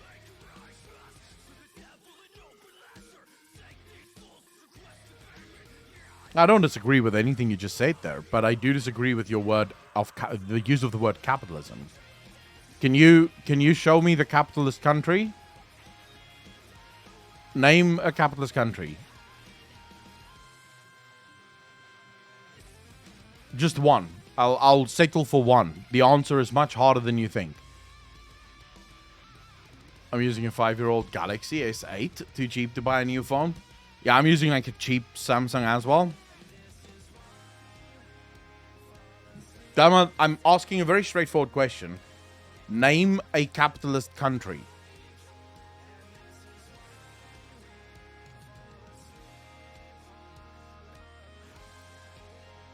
United States. I was hoping someone would say that. The United States is one of the most socialist countries in the world. The only reason you believe that the United States is a capitalist country is because you don't know what the fuck capitalism is. Because you've never actually done any research onto who the father of capitalism is, what capitalism is all about, and what capitalism is supposed to be. The United States is more socialist than most of the European countries in the world, and European countries are known to be socialist countries.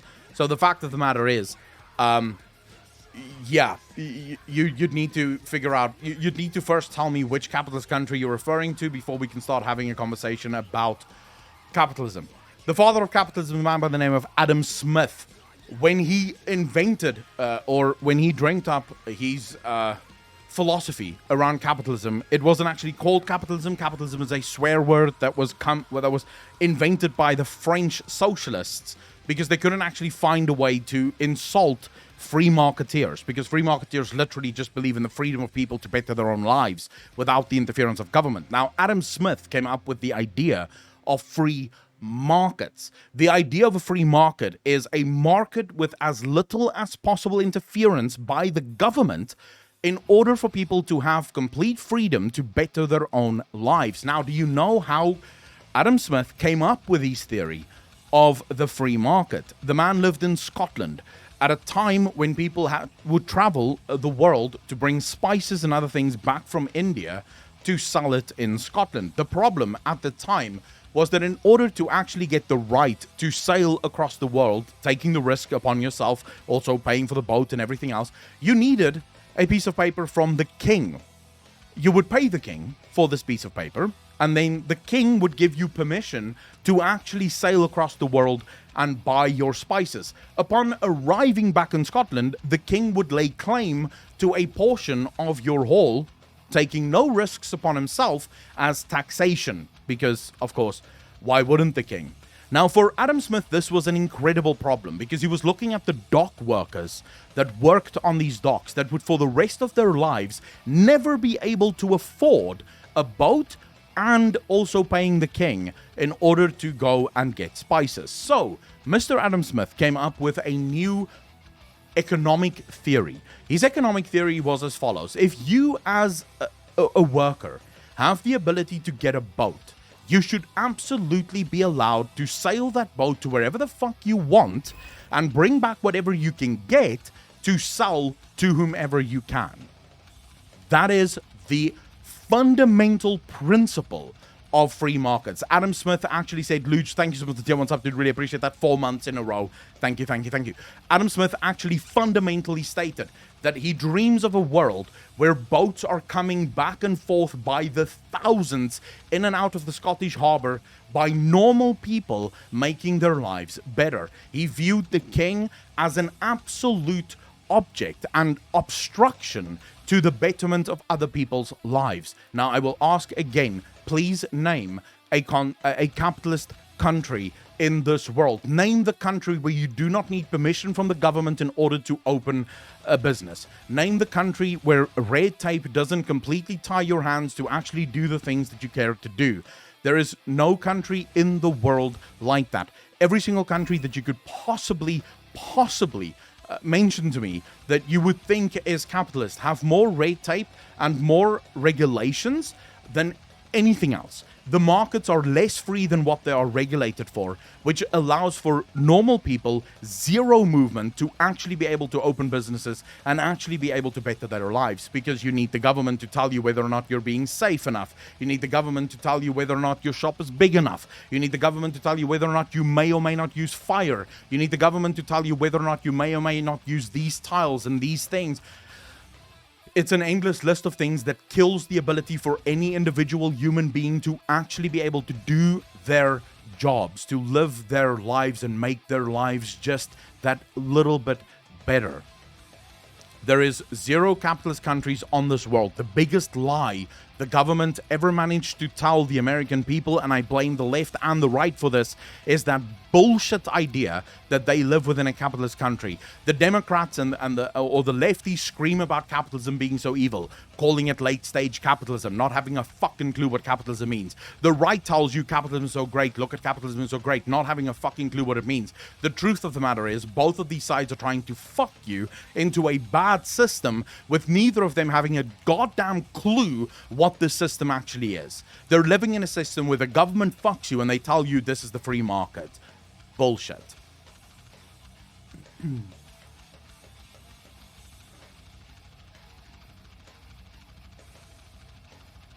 The only form of capitalism. If capitalism is free markets, then anything that isn't free isn't capitalism. You can call it what you want. But if capitalism is, by definition, free markets, then anything that isn't free isn't capitalism. You can come up with a million different ideas. You can say, oh my god, but this is not that kind of fucking capitalism. It's not that kind of capitalism. There is free markets or there is no free market. You cannot have it any other way. Anything that isn't free, anything that is regulated even a little bit is called a mixed market. Therefore, it is socialist more than it is capitalist because it is no longer a free market. Now, am I saying by definition there should be no regulation on the market? Absolutely not. I think the government does have a place within the market. The government's job within a market is to ensure that the market stays as free as possible. In other words, do not pass laws, do not pass regulations that destroy the free market's ability to actually compete with one another. Do not allow for people to act in such a way that they kill competition within the market. But other than that, stay the fuck out. So for example, Germany, just a couple of months ago, Germany blocked one of their largest corporations from opening a new business, right, within one of the provinces. This business wanted to expand to a new province, and Germany's government blocked it. Why did they block it? Because that company expanding would have thrown the balance out of whack. It would have completely destroyed the balance of the company, because that company would have become so large that the other suppliers within that province wouldn't be able to compete. And that's why they blocked it. Good stuff. That's a good move. But at the end of the day, you cannot say for a second that America is free. There is nothing free about America's markets. There is nothing free about America's markets. Correct name for the most mixed market, a market before capitalism. Yeah, I literally just said that some regulations are necessary. But to call America's markets capitalism, even close to fucking capitalism, is so devoid of any kind of logic. It's fucking laughable. It's laughable. Because America's markets are some of the most highly regulated markets in the world. Why is it? Why is it that all of these companies are going to third world countries in order to get their stuff produced within those third world countries? Because it is far too goddamn expensive, thanks to regulation within the American market, to actually get it produced in America. So the regulation of the companies, the regulation of the government is making products too expensive to produce in the US, so they export it to where it's cheaper, where there's less regulation on the market. Now, am I saying that all of those regulations not being in the market is a good thing? No. But a lot of the regulation that exists within the American system isn't actually regulations that protect people. It's regulations that literally just make it more expensive for the sake of it being more expensive, so that the government can get their pound of flesh as well. I am not saying that you can't have common sense regulations on the market. I would never say that, because the market will obviously be filled with a bunch of scumbags that do want to take too much fucking power. But to say for even a moment that the American system is a capitalist system, when it is far closer to, if we wanted to view capitalism and socialism on a scale, so we say this is capitalism and this is socialism, America is fucking year, not year. This is where capitalism is, this is where America is. So America is far closer to socialism than what it would ever be to capitalism. So thereby blaming capitalism for stuff that is happening in America is just bonkers to me. I don't understand that.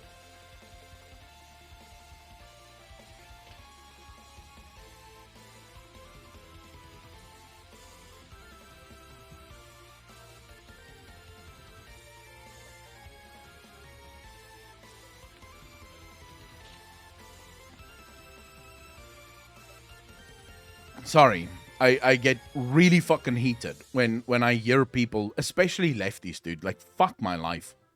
People like Hassan dreaming of communist utopia, blaming capitalism for everything. I'm like, Jesus, you don't even know what capitalism is. Like, fuck my life, you don't even know what capitalism is. You're dreaming of utopia, but you don't even know what the fucking system is that you're living in already. Yeah, let's give the government more power. It's not like they're to blame for the shit that we're living in right now. Like, literally every single thing that people blame on capitalism is literally because of the government, and yet people are saying, no, it's not. We need more government. How does more cancer solve your cancer?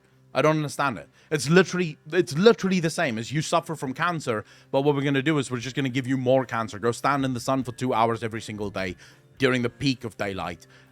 It's going to help. It's like, no, it's not going to help. You're not going to be fucking helped by this. It's going to get worse for you. Oh, you have HIV? Let's just inject more HIV into your body. It'll be fine. It'll be fine. No, if you want to solve the problem, you have to get rid of the cancer. You get rid of the cancer by removing the government, or at least restricting it to the point where it doesn't come up with these bullshit things that just makes themselves rich. Actually, here's the best reason why America isn't a capitalist country. Lobbying. The very fact that businesses spend billions every year lobbying the government for all manner of things should tell you how free your government has become. Should tell you how free your government is. Companies would not lobby the government if the government had no power over the market. The reason why Microsoft gives the government millions upon millions of dollars every single year is because they know that the government and the government alone has the ability to protect their monopoly. If the government stops protecting their monopoly, there will be competitors. But by paying the government, they make sure that the government passes the regulations that they need in order to stay in business. Normally, I wouldn't link you anything from Taliesin, but here you go anyways. Let's see this. Why does WoW lore suck?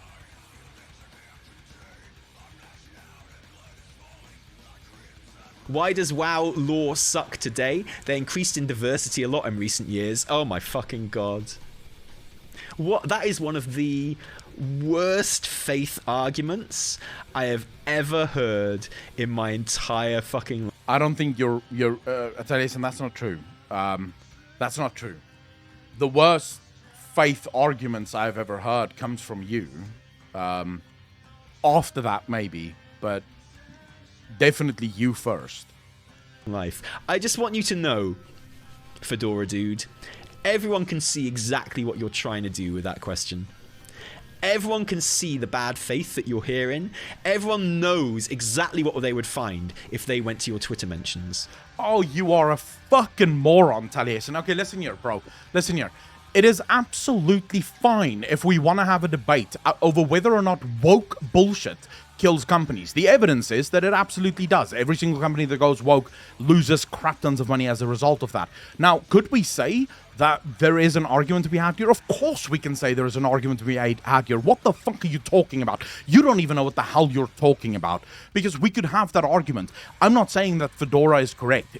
Fedora isn't correct, because more diversity does not automatically mean worse stories. In fact, in video games, almost always will more diversity be far better than no fucking diversity. No one wants a video game that is just made by a bunch of white people, because you're not going to have richness. You're not going to have any sort of bend. Of course, someone that was born in Africa is going to bring something different to the fucking game. But to say that they're just coming in it from a bad faith, you haven't even spoken to them.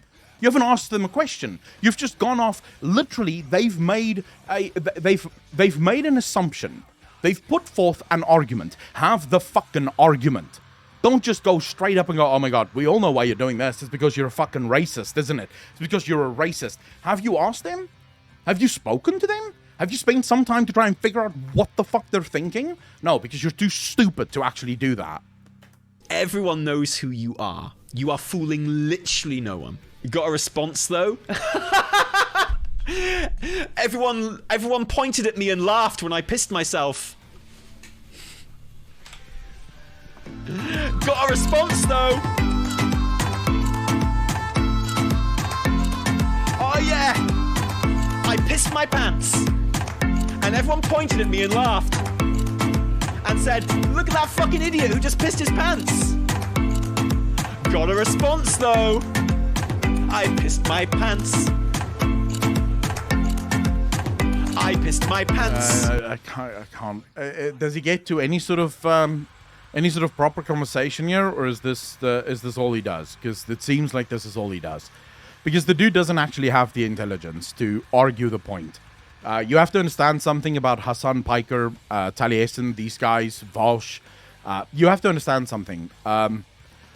They don't actually have the intelligence to argue any sort of points. So what they do is they ridicule you right off the bat. Yeah. Now, I want to be clear. There is absolutely an argument within what Fedora just said there. I could have a very, very, very enlightening conversation with Fedora, and I believe that I can eventually convince him that, hey, bro, it's not diversity that's the problem. Diversity for diversity's sake is absolutely a problem, and you should absolutely not support it, because it's not going to lead to anything. But to have different viewpoints, to have people that see the world differently, is absolutely necessary. It's good, and we should try and strive for it. The problem is that you're not actually convincing anyone. What is this supposed to do, Taliesin? What the fuck is this supposed to do? I don't understand. Are you trying to convince the guy? Because this is not convincing him. He's leaving this chat thinking you're a moron, for good reason, and moving on with his life. If you were actually interested in having the whole world see your lefty bullshit utopia fantasy land, then you would want to have an argument with this guy. You would want to win this guy over to your side. But it's clear that you don't. You just want to fucking make fun of him, which isn't actually going to lead to anything. I got a response, though. Ant's definitely the winner here. I fucking can't. I'm sorry, chat. I can't. This guy just is... There is some levels of intelligence that I just can't handle. There is definitely I can't deal with that. Just too much. passed a law where they require companies to have women on the board of directors. The problem a lot of people said was that those companies will hire any woman to be on the board just to have a woman on the board and have women because they qualify to be in that position. You see, that's exactly what it is when you get diversity for diversity's sake, or when you try to make changes like that. Government is absolutely the worst at enacting change in any way, shape, or form, because that doesn't actually lead to more women on the board the way that you would want it. I think we can all agree that it would be amazing if you could get to 50% of women in the top 100 companies in the world. I think we could all agree that would be amazing. It's probably never going to happen. And it doesn't have anything to do... Unknown, thanks for the 5 gifted subs. I'd really appreciate that. Comrade, you communist motherfucker. I really appreciate you redistributing the wealth, bro. Thank you. The reason that is never going to happen is because the vast majority of men also don't serve on the top 100 companies in the world. It is a fucking minute amount of people that have the ability to actually sit on the board of a top 100 company. Most people don't want to work that hard. Most people don't want to spend their whole lives in the office. I wouldn't want to.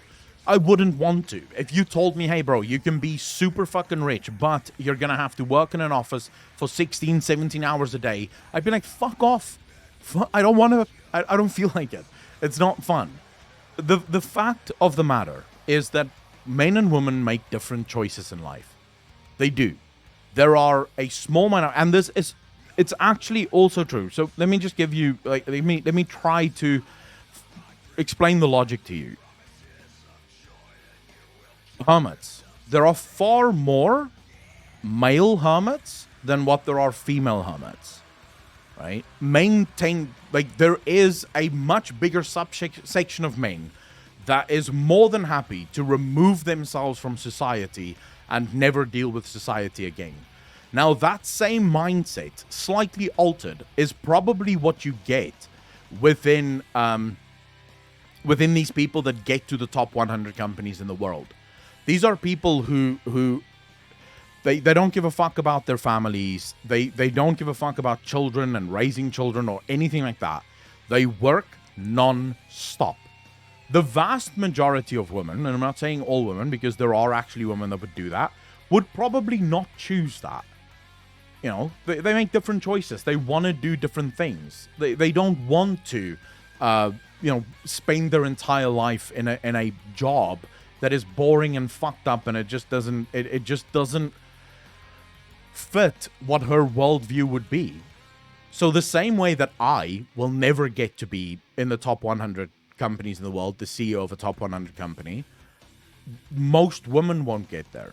Because me and those women would make the same choice. We don't fucking want that. That doesn't seem like it's a good fit for me. Is there something wrong with that? No. Why are we not? I thought the whole point of feminism, and you may correct me if you think I'm wrong here, but I thought the idea behind feminism was for women to have the right to choose whatever they want to do. I thought that was the point. The point was that no man has the right to tell a woman what she can and can't do with her life. It's her life and she can absolutely do whatever the fuck she wants with it. And I'm 100% on board with that. I would never try to tell a woman how she can or can't live.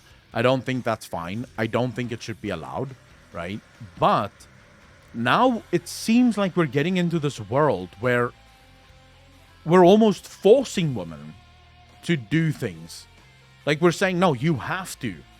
And also, interesting, you just note that we never say that with things like plumbers or builders. Like, no feminist ever makes any sort of peep about there's not enough female builders and there's not enough female plumbers.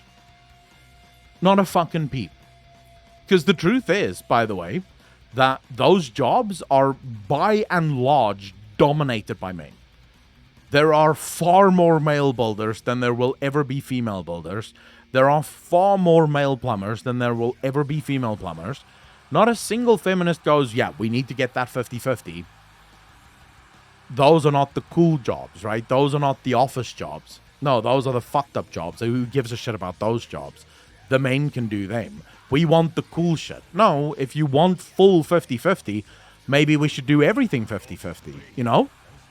More men in prison, more men die in wars, more men are homeless, more men commit suicides. So fucking true. More men are homeless. More men commit suicide. Arjun, thank you for the 100 bits, dude. Really appreciate that. And yes, absolutely true. Feminism you're talking about, Californian twatter feminism, is so far away from something we have, for example, in my mother Russia.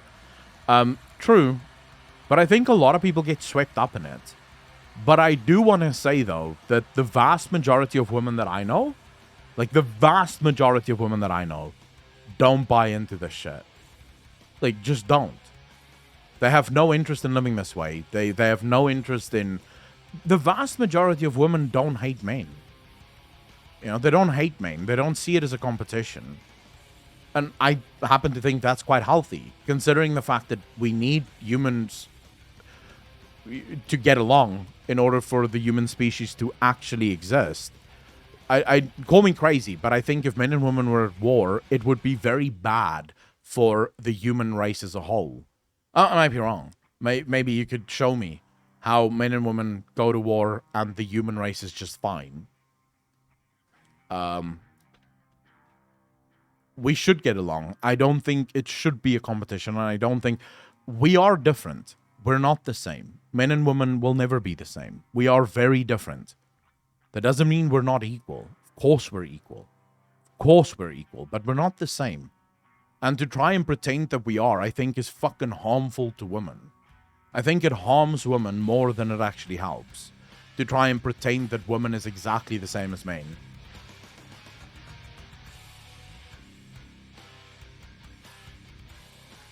As well, I agree with that.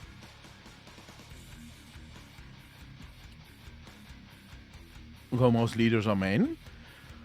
They want to force people to have women up there. Well, what about most homeless people being male? Most people in jail being male? Yeah, but no one ever cares about that, right? Because those things aren't important. Those things aren't important. You know, those aren't the cool shit. They just want the cool shit. But I want to believe that the vast majority of people that believe that is like a really small group. I think it's a really small group of humanity. I don't think it's even close to 5% of all women that actually believe that. I could be wrong, but I would be surprised if it was even 5% of the human female population that actually believed that bullshit. That actually thought that way.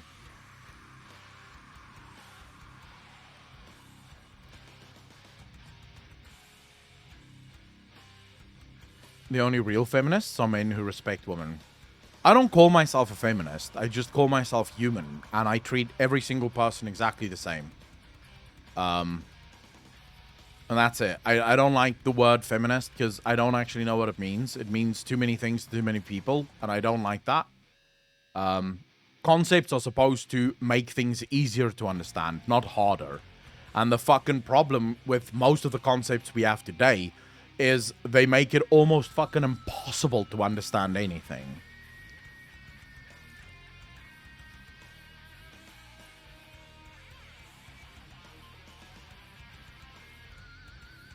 Jasperine, yeah. I mean, not all of them. Look, I can agree that there is still, obviously. So we shouldn't just go, fuck it, there's no such thing as what's the English word for it? Discrimination. Because that's also not true. Of course there's discrimination within the workplace against women. Just look at what happened at Activision Blizzard. Of course there is. But that's not the only reason. The problem with most feminists today is they want to claim that discrimination is the only reason why there's not 50 women in the top 100 companies in the world, which is obviously fake. It's obviously false.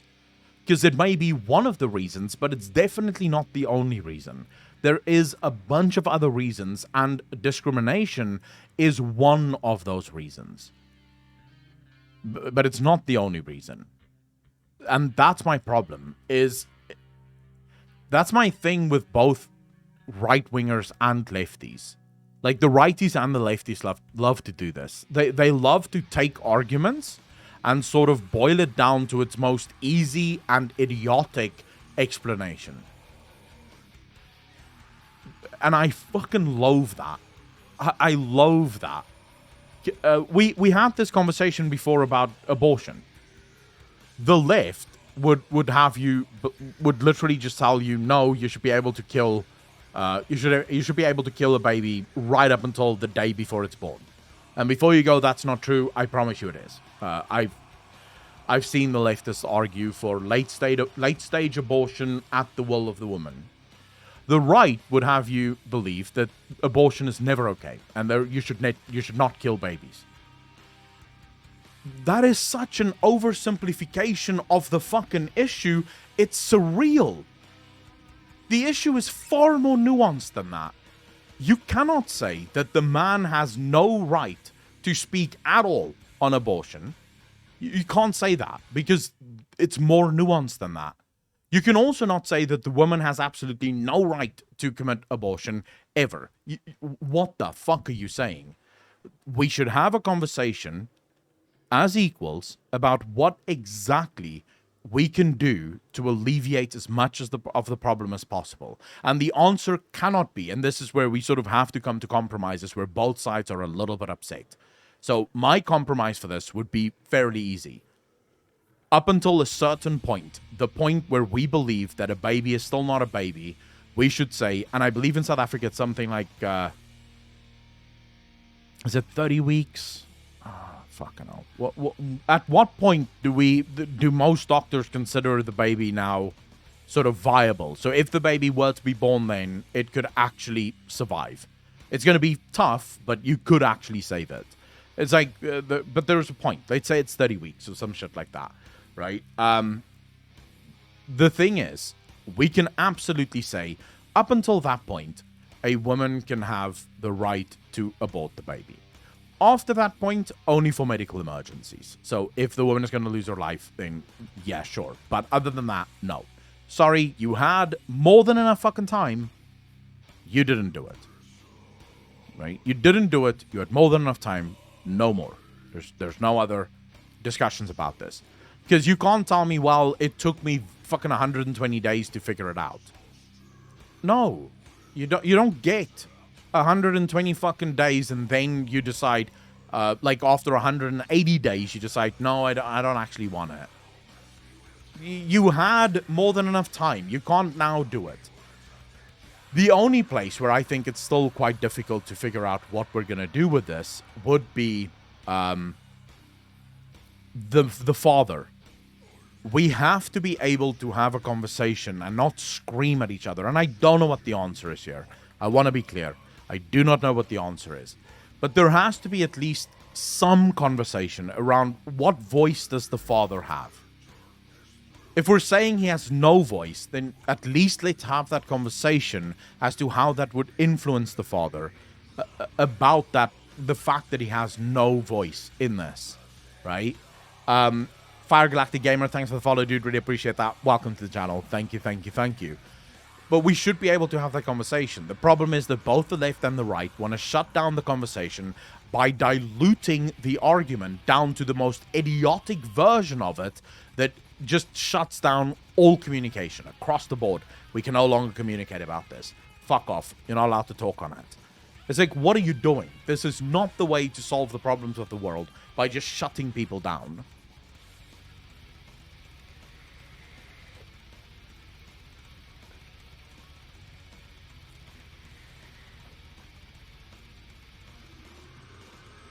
From what I understand, as a man, you're fucked most of the time.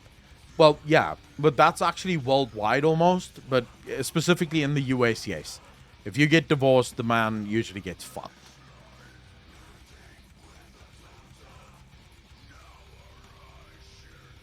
Emerald Assassin, I do actually agree with who was it that made that take, that had that take first?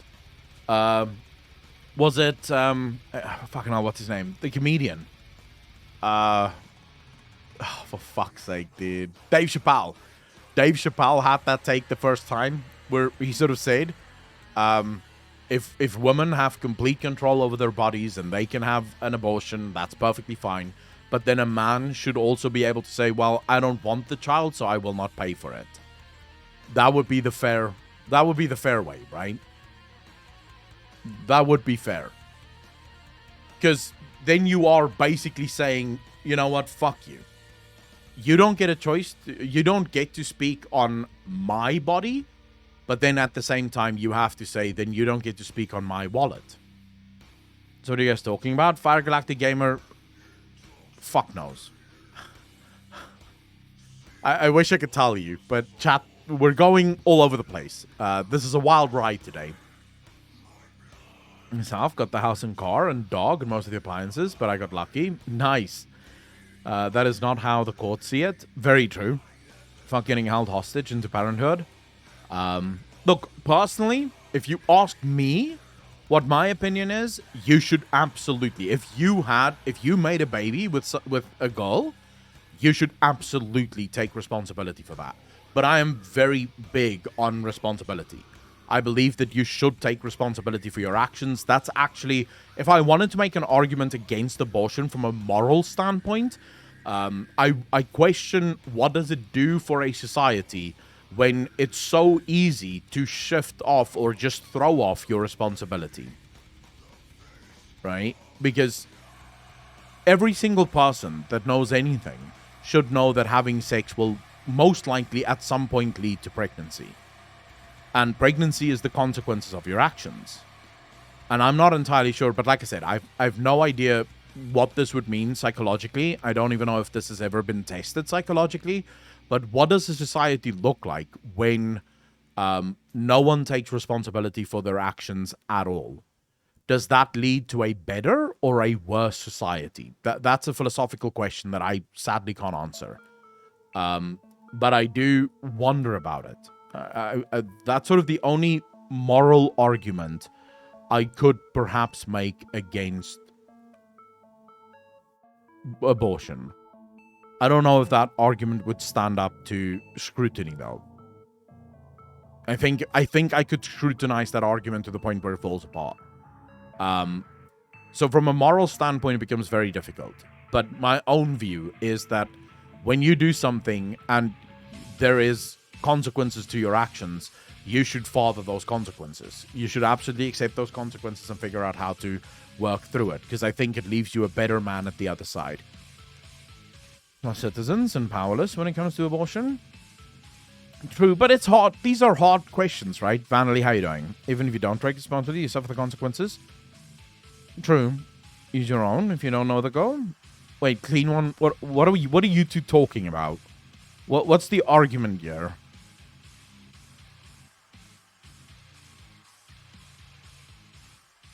Wait, what? Never mind. Wait, are you saying that what happens if the girl tricks you into sleeping with her and then has a baby?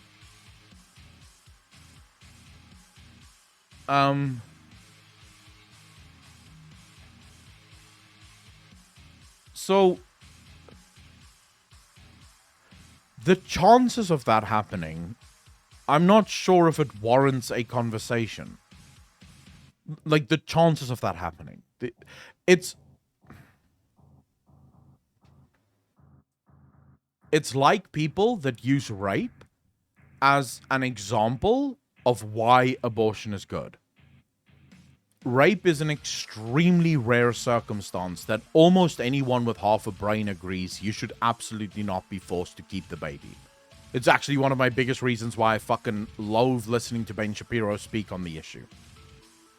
Like, Ben Shapiro can sometimes have some reasonably fine takes. And when I say reasonably fine, I do mean reasonably. But on this specific one, whenever he gets challenged on abortion, he goes, literally, he says, it almost never happens, and a baby is still a baby. And I'm like, what the you're telling me that you should absolutely be allowed to force a woman to bear the child of the worst fucking experience of her life. Is that what you're telling me? So you're saying, how will that woman ever love that child? That child is a reminder of something that should never have fucking happened to her in the first place. So that is like the stupidest fucking argument you can make for abortion. But also, if you want to argue that abortion is good, I think like it happens so rarely that that is not an argument for why abortion is good. So whether you want to argue against abortion or for abortion, I don't think rape comes into it.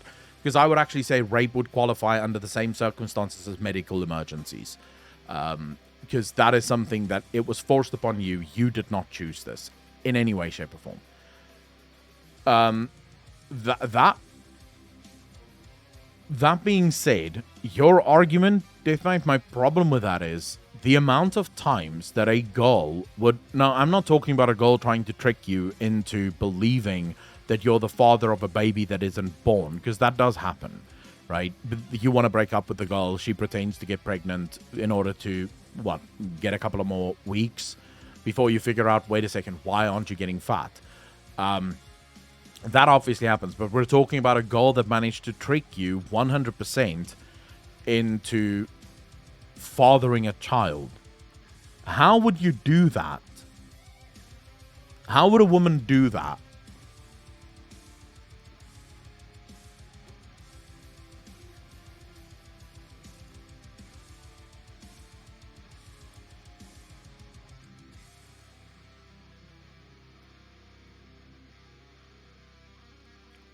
The full story is a video by itself.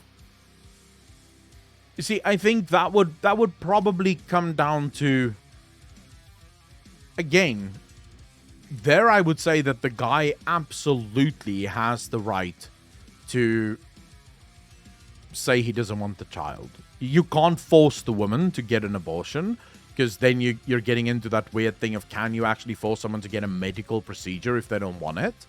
So you can't force the girl to get an abortion, but you as the man shouldn't be forced to actually, shouldn't actually be forced to father the child, if that makes sense, right? It's not that hard, holy fuck. You can do many things. No, but if it's your fucking condom, what do you say? Are you out cold while she's putting on the condom? Because I'm pretty sure, like, I'm just going to take a guess. I'm pretty sure if I brought the condom, I'm going to be able to see that the girl is poking holes in it, right? Like, I'm going to be able to notice, what the fuck are you doing with that needle? I'm probably going to be able to see it. And also, it doesn't really answer the fact of how often does that actually happen.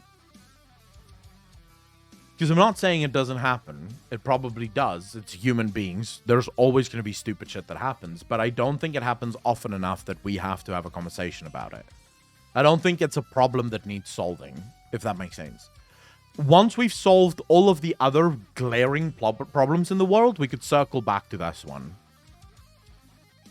What do you guys say? How about we solve all of our other problems, and then we'll circle back to these ones?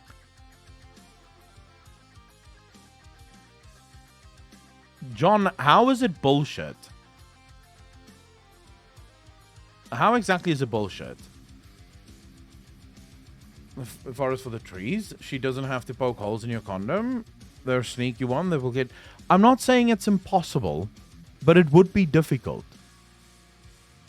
And still, Jesus, chat, listen very closely.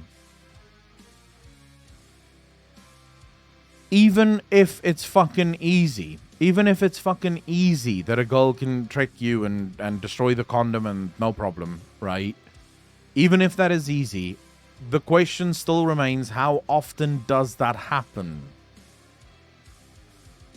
Does it happen often enough that we have to have a fix for that we have to have a solution for that? Because I don't know what the fucking solution would be. If you're asking me what the solution is, I don't know. If I knew, I would fucking suggest it. I would bring it up. I don't know what the solution would be there. Of the same outlook like that. I don't think that's true.